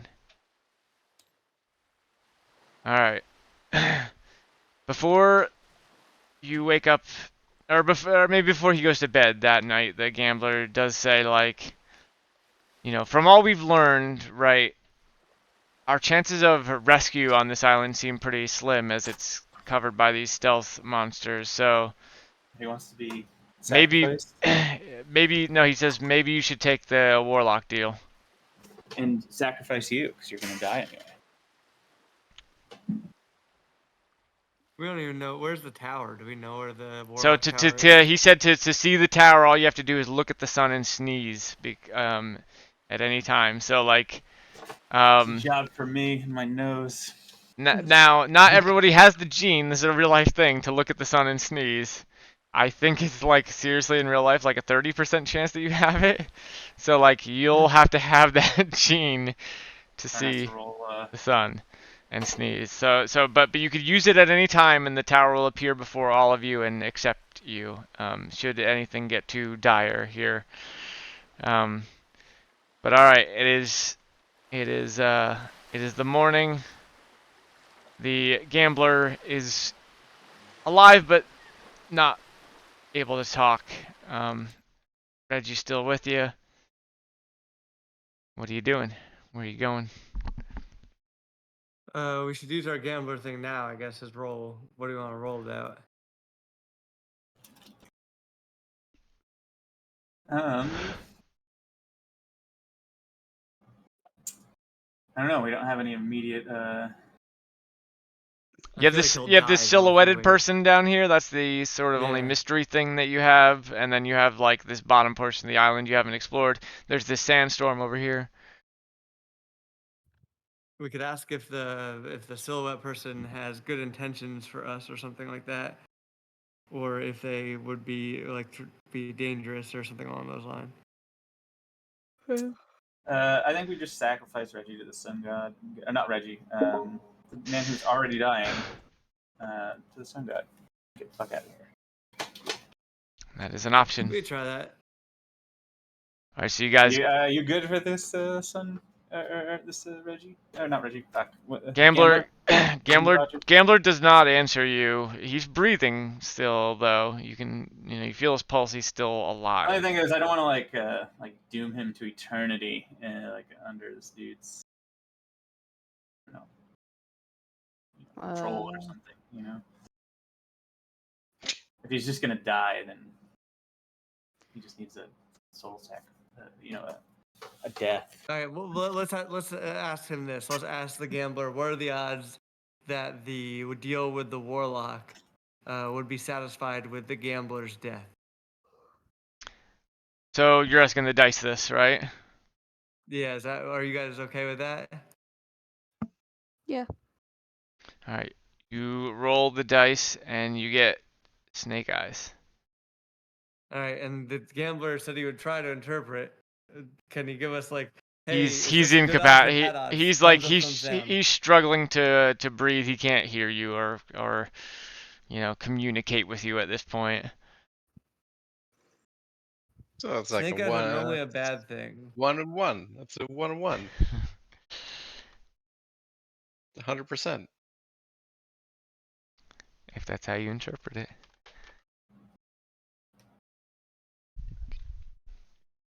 I will also mention. We also have Reggie as a backup. I will also mention the let's say this. You can see that it's like that there is that storm cloud that you saw very early. is like over here now. So offshore storm cloud here, sandstorm here, unknown figure here, and you could continue on, or you could try to use a sacrifice to get off the island.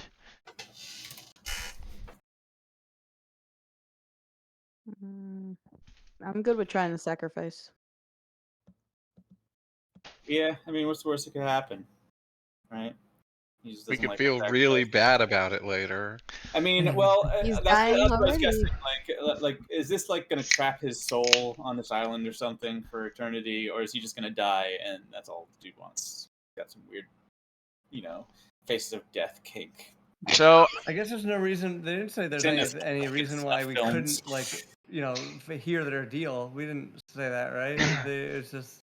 So if you guys, as you guys are speaking, I'll say the shadow of a warlock appears behind you and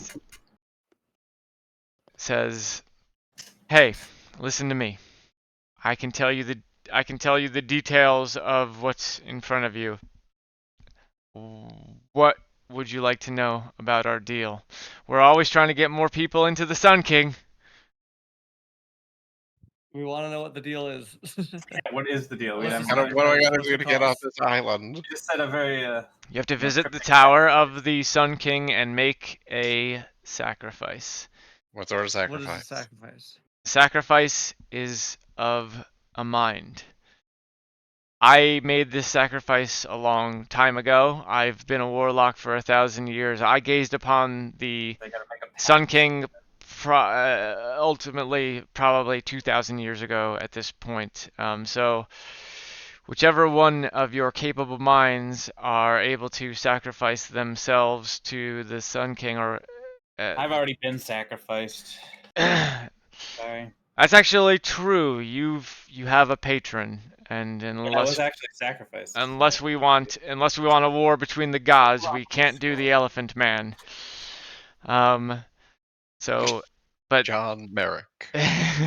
so, yeah, but basically, the sacrifice is to gaze upon the face of the Sun King, and it will drive you mad, and in 1,000 years, you'll be just like me.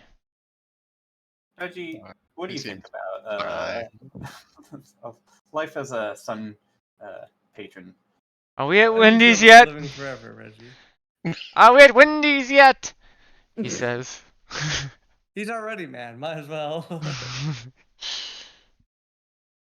I think everyone look at the sun. I think this is the easiest way off the island and the only way for us to get off without any of us dying. Have Reggie be sacrificed. He's already crazy. All right, so you guys are all looking at the sun, trying to sneeze. You're gonna make the deal. So everybody, roll me a D. What's divided evenly by 3? A D12. D12. If you roll above an 8, then you can see the Sun King's tower. If you all fail, you will not be able to take this deal. Okay, so Dave. This honker. Dave Oh got no, it. I got a got 7. right there. I got a 10. I don't know how to roll a custom dice. It doesn't matter. Only one of you Bottom had left to of your Oh, there Red it is. bottom left, yeah. had to Plus pass one, I here. do it. All right.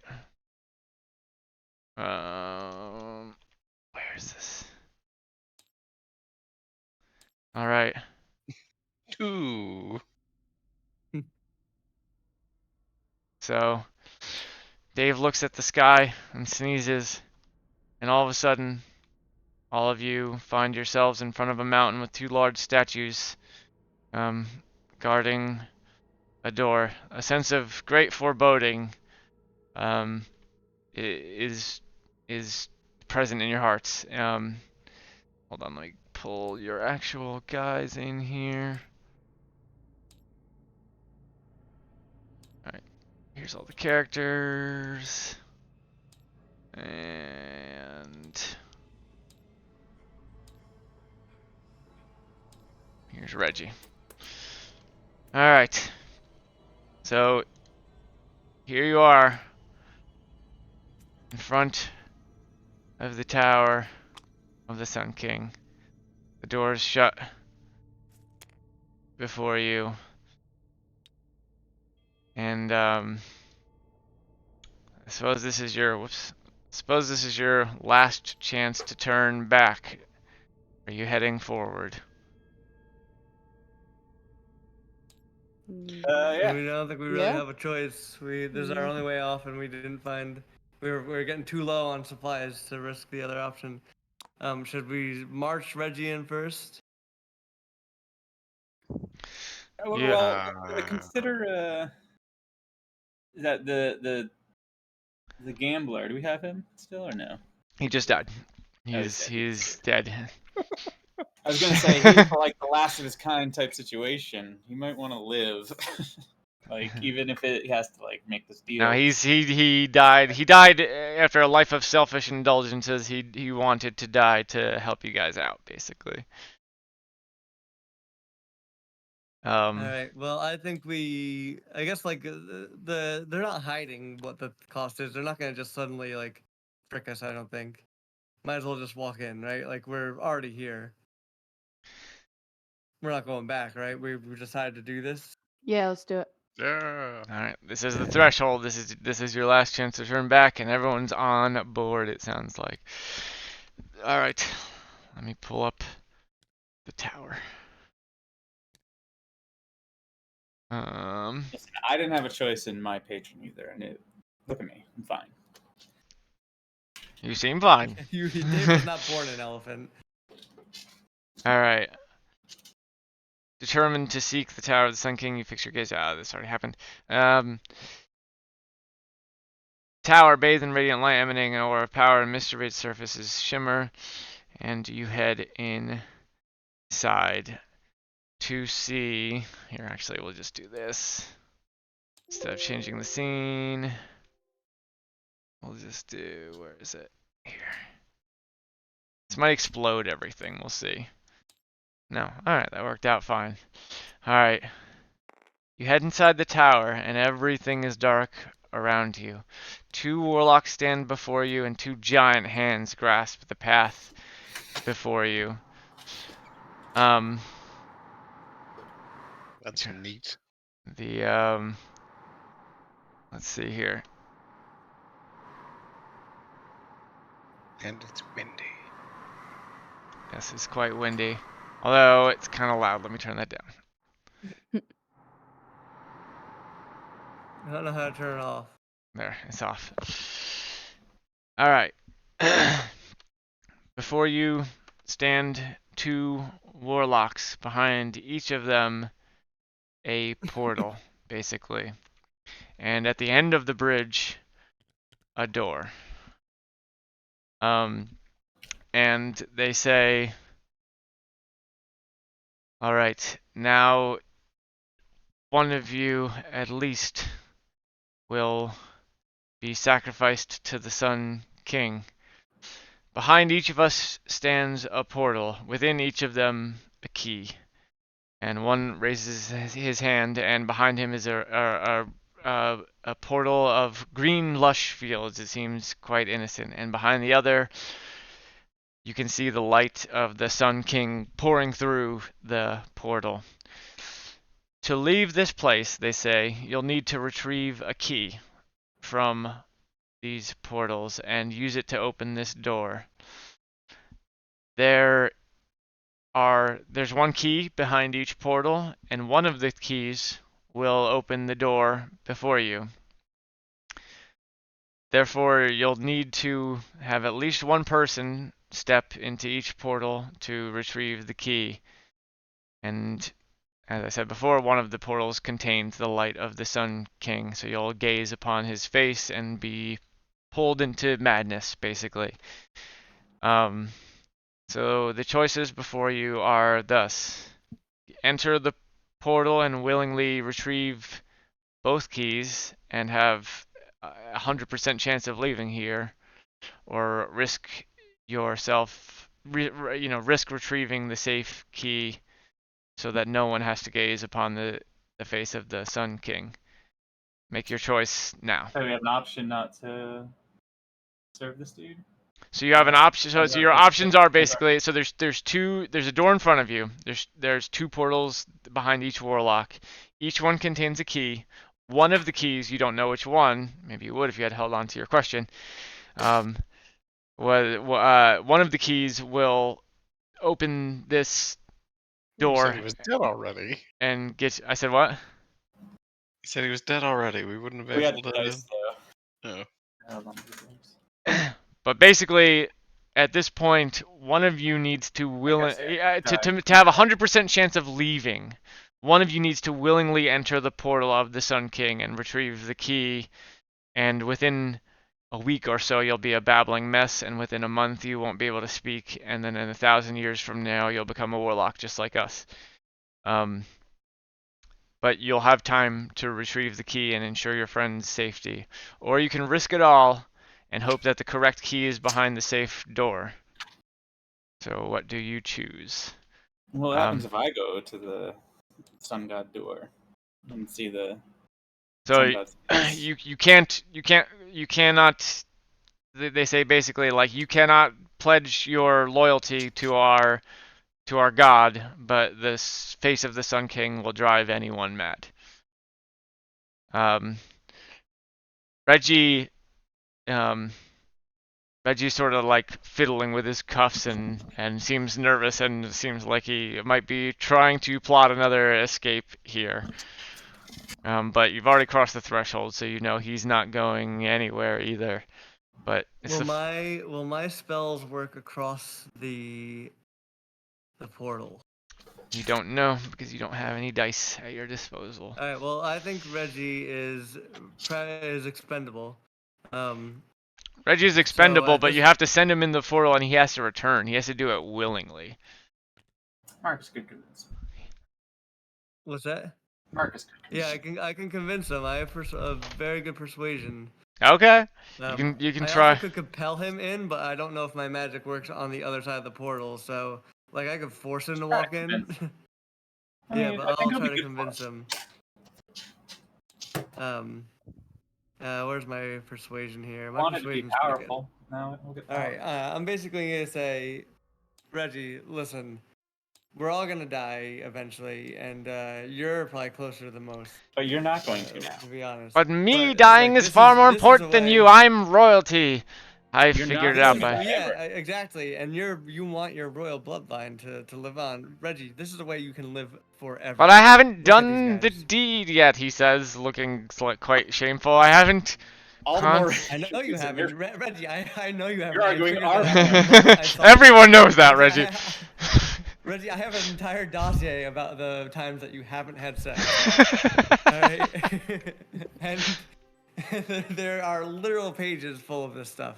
But you don't need to do the deed if you do this, because you will live forever. The warlocks look at each other and they whisper something into Reggie's ear. He's like, nope, no way, not doing it. But basically, I can persuade him. What do you guys tell him? they tell you he won't be able to reproduce. His line ends here. This is the end of him should he sacrifice himself for you.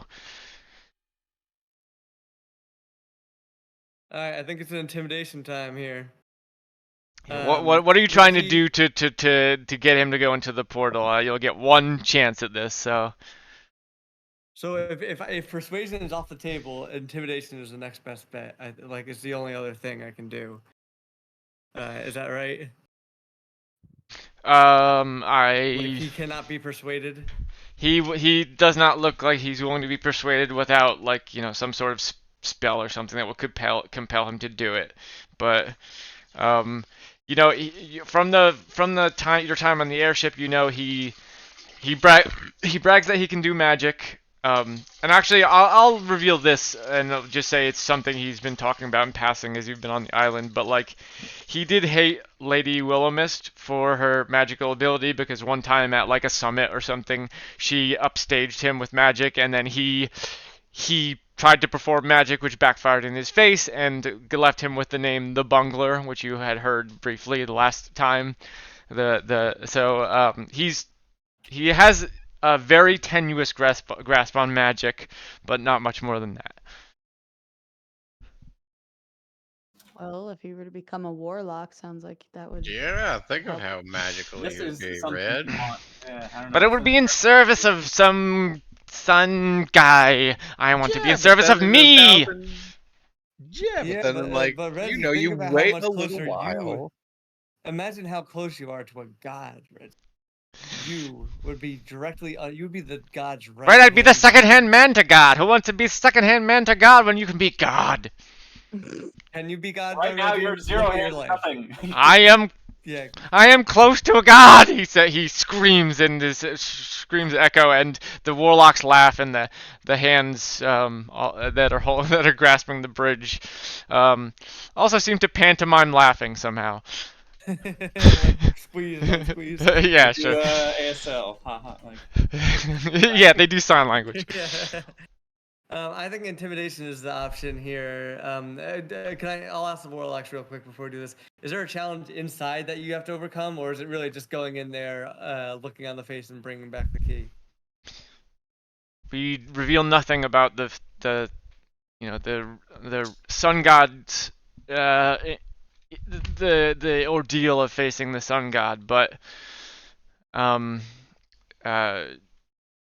we can't tell you anything. Basically, it's. All right, I take out. So I'm gonna assume that Reggie is unarmed because he was a prisoner. He's I been take a out my prisoner for a rapier while. and put it to his neck and basically say, either you go in there now and get us the key, or I kill you now. And I'm gonna intimidate him. All right, roll an intimidation check on Reggie. 11. All right. Reggie seems a little scared, but he's seen quite a few executions. He's done so many of them in his day. And he knows what he knows the sort of begging a man will do if he's about to be executed, and he realizes that you're sort of in a spot here yourselves. Like, you guys are a team. If you kill him, he knows one of you will have to sacrifice yourselves as well. So I stab Reggie. I stab Reggie. Stab him right in the shoulder. you stab him with your knife in the shoulder. Okay, I mean, Yeah. he has no resistance. You stab him. He falls and tears fall from his eyes, but he's still. All right, the next one goes through your throat, Reggie. Oh, Red. All right, Marcus is killing Reggie. Everyone's on. He has the chance. Hello? It is his chance. He could either stop, or he could either go in there and get it, or he could die. Fine, I'll That's it. go in. I'll go in. I'm an old man, and I have CTE. Maybe they won't even. it won't even. Maybe they won't even. Yeah, maybe it won't even have an effect face on blindness me. Just anyway. leave Reggie alone. Jesus Christ. Reggie Reggie looks to you probably with a sucks. genuine He's love still in alive. his heart, Jeff. Jeff, Reggie is a horrible human being. He literally has a reputation for murdering people for no reason. He Well, is. you're murdering someone for no reason. I'm I murdering mean, it's him for a because reason, but because yeah. he's a bad person. He's the least sacrifice here. You're going in as he is a bad person. When we bring him back to the real world, he will continue to do bad things. You Well, won't. you know what, So Marcus? You know what? Two wrongs don't make a right. About 3. And the Jeff in his Stab monkly again. monkly wisdom steps through the door of the Sun King and retrieves the key, and presumably you guys do as well. And Marcus, you don't kill Reggie because of Jeff's, standing up for him, I assume, while Jeff's in the portal. No, I will. Take I him will back respect and Jeff's face choice. trial. All right, okay. Yeah, because Jeff made the choice. It would be an insult to Jeff's All right. sacrifice. All right, kill so Reggie down. you retrieve both keys, and it was the key in the Sun King's door that opens the door, so you would have had to pick that one. And you step through, and sunlight envelops you. And right before you walk through, one of the warlocks says, "In the future, this will become useful to you, but Baron Ignatius Emberglow is stuck in the city of Glass. Rescue him," they say. And you step through, and Jeff is very dazed from having looked upon the Sun King, But as weeks go by, just as Jeff thought, he seems immune to it. Like he hasn't started babbling. He seems like, he's his regular self, but he's not, he is not going mad within the next few weeks as you recover back on the Amaranthian Isles, and that's the end of the campaign. We made it back. That was the only successful way to get through without losing a character. Good job, Jeff. You had a plan. You didn't. Yes, I did. Jeff I mean, well, so there were a million ways for this to end, but like, really there were like 4 big ways for this to end. But once you chose to go to the tower, this was the only way without you guys losing someone. Was for Jeff to be the one to look upon the face of the Sun King. Or we could have just lost Reggie, which would have been fine. I think Reggie would have liked it, honestly. I'm a warlock. He would have fun. All right, the end. All right. Yay. Everyone lives. Everyone somehow. It was.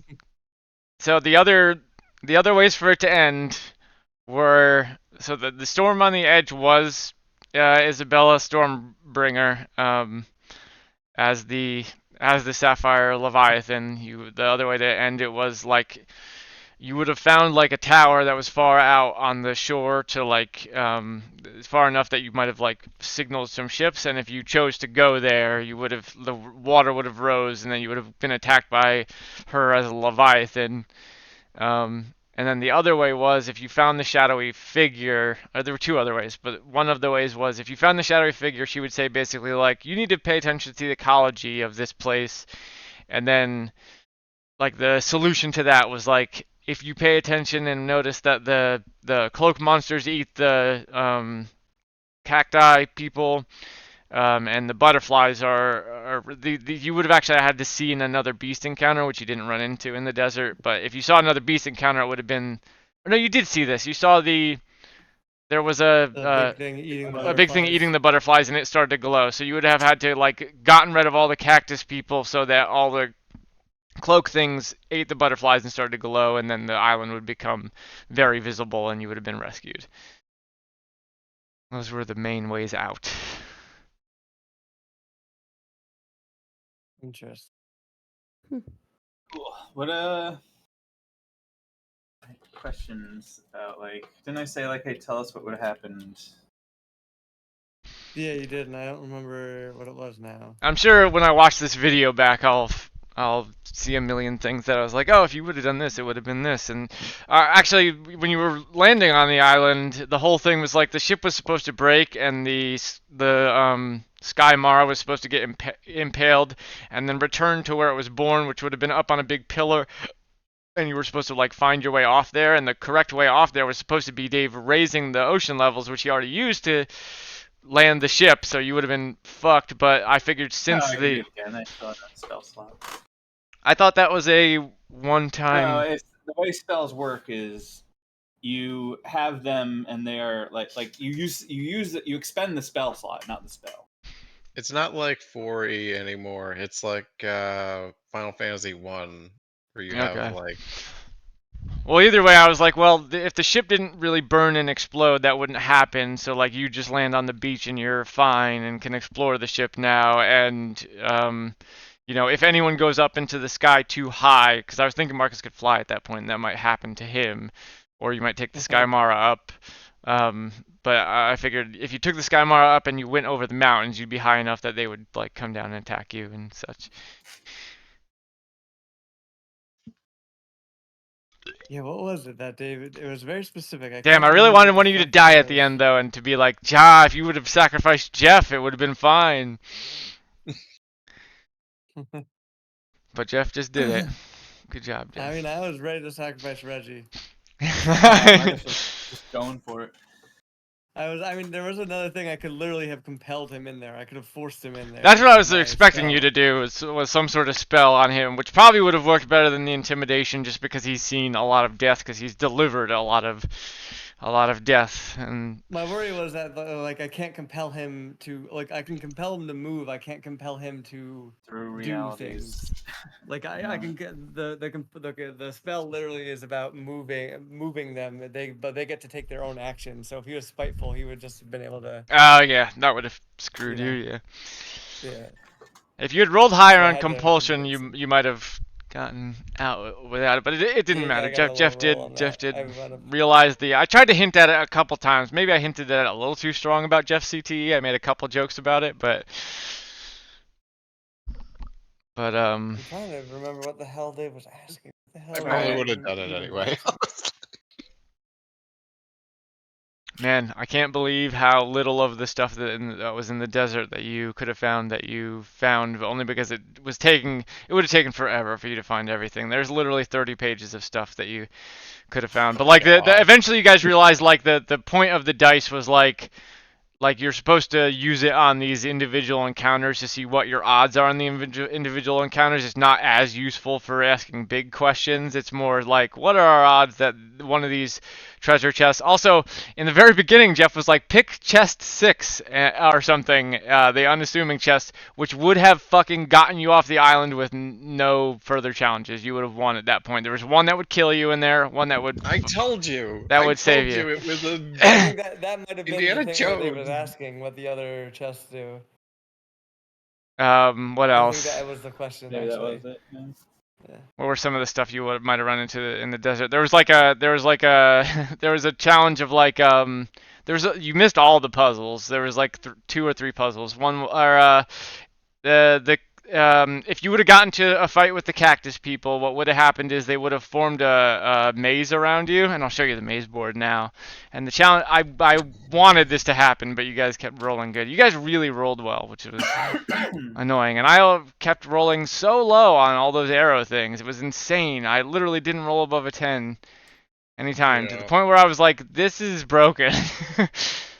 But so the challenge of the cactus people would have been like, whoever was here is like stuck, and you have to like find your way to the exit that's not nearest to you within 45 seconds. You have to draw your exit without any dead ends and without crossing anyone else's path. And if not, then you would have been in a very deadly fight with the cactuses. The cactuses fight was like there's a million cactuses. You guys basically kill them all in one shot, but if they surround Can't you do at it. any point, you're basically dead.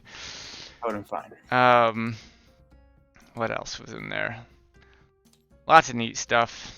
There was also a puzzle about chasing a rabbit from the warlocks that only could happen after the warlocks. You actually walked over one of the event things for it before you met the warlocks, so I didn't do it, but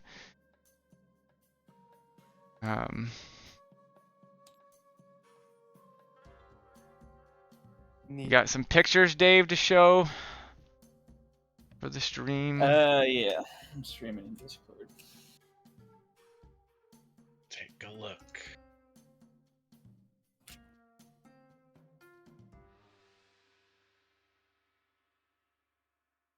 Well, also, did you draw my picture of Reggie handing Jeff the blade to kill the unicorn? No. Still gotta do that.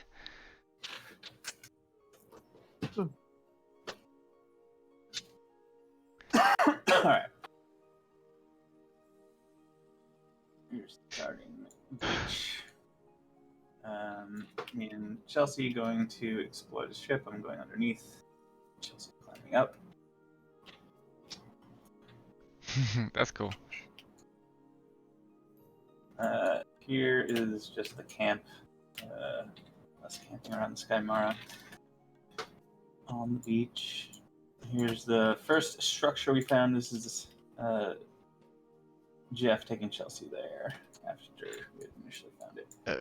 The one with all the chests in it. Chests. Here's Marcus's daring escape from the... That's a good one. I'm beautiful. Look at me soar.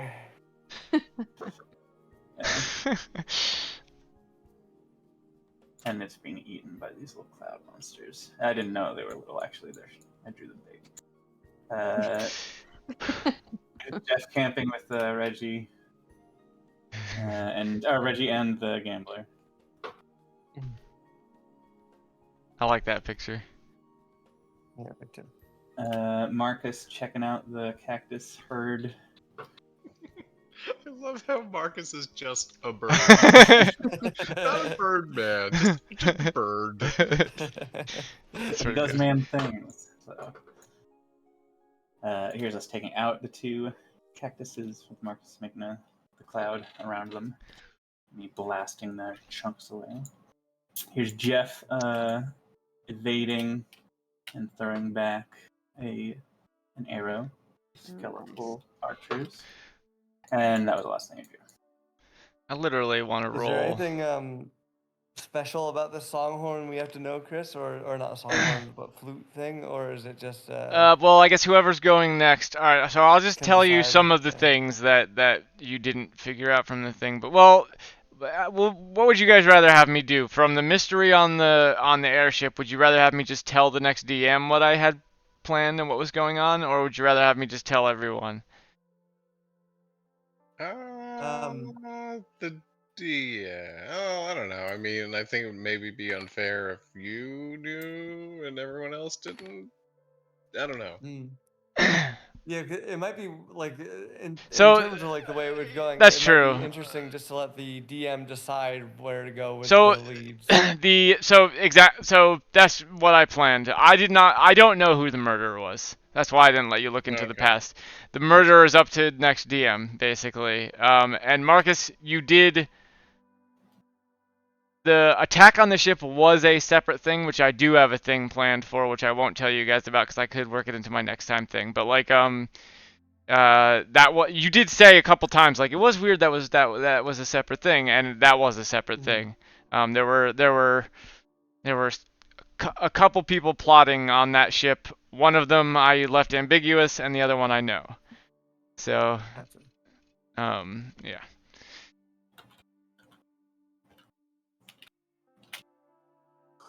Is Dave going next, or did I know Chelsea wanted to do a round? I'm also ready, or not ready, but I have things planned that I couldn't plan, but I know that we have a line, so I'm just trying to. I am happy to not DM and just keep drawing. Chelsea, do you want to DM? I have an idea, but I have not really expanded on it. So I mean, Marcus could go next, and I could keep working. Okay. Not gonna work on I'm it done once to do you go whatever. back to I can school, go, but though. also I think it would be cool if you went. It says so. you won't work on it once you go back to school, though. I know, but I mean, my idea is like not even. I don't even know how I could tie it into this. Like, You don't have to tie it into this. We could just go on a totally self-contained adventure after this, and we can get back to the political stuff after that. Like, we don't have to. It doesn't have to be a serialized We could thing. do like well, you tell this, like, you know, Croak sends his spies out to gather information and then continue on from this when the spies get back, basically. Yeah, you don't have to. It doesn't have to be like a immediate follow-up from what I did. You can do your totally own self-contained thing, and it can be its own thing if that's what you want to do. But if you just don't feel comfortable doing it, that's fine too. I want to give it a shot, but I'm gonna need some time. That's fine. We could wait for you to come up with a campaign.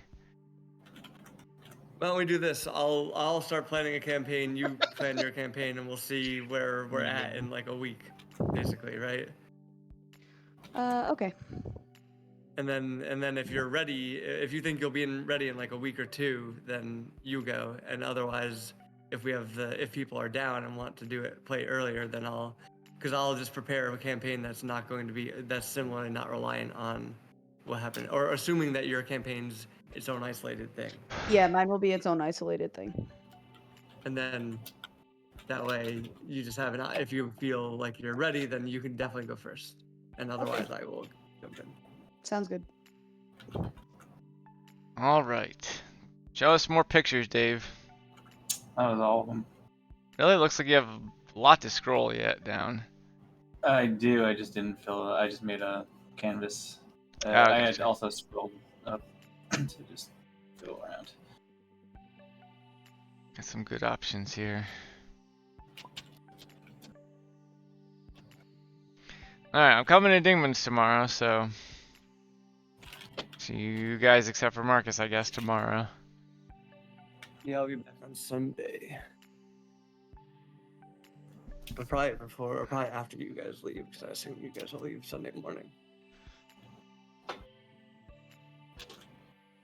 Dave, are you the only one who has Remnant besides me? Probably. I don't know. I will buy it I've been shortly. playing a lot of hardcore mode, and it's still fucking fun. It's fun. It is I've been dying a lot, but a good game. I've been playing because I've played a little bit into it because I'm not going to be around next week. We're going on vacation.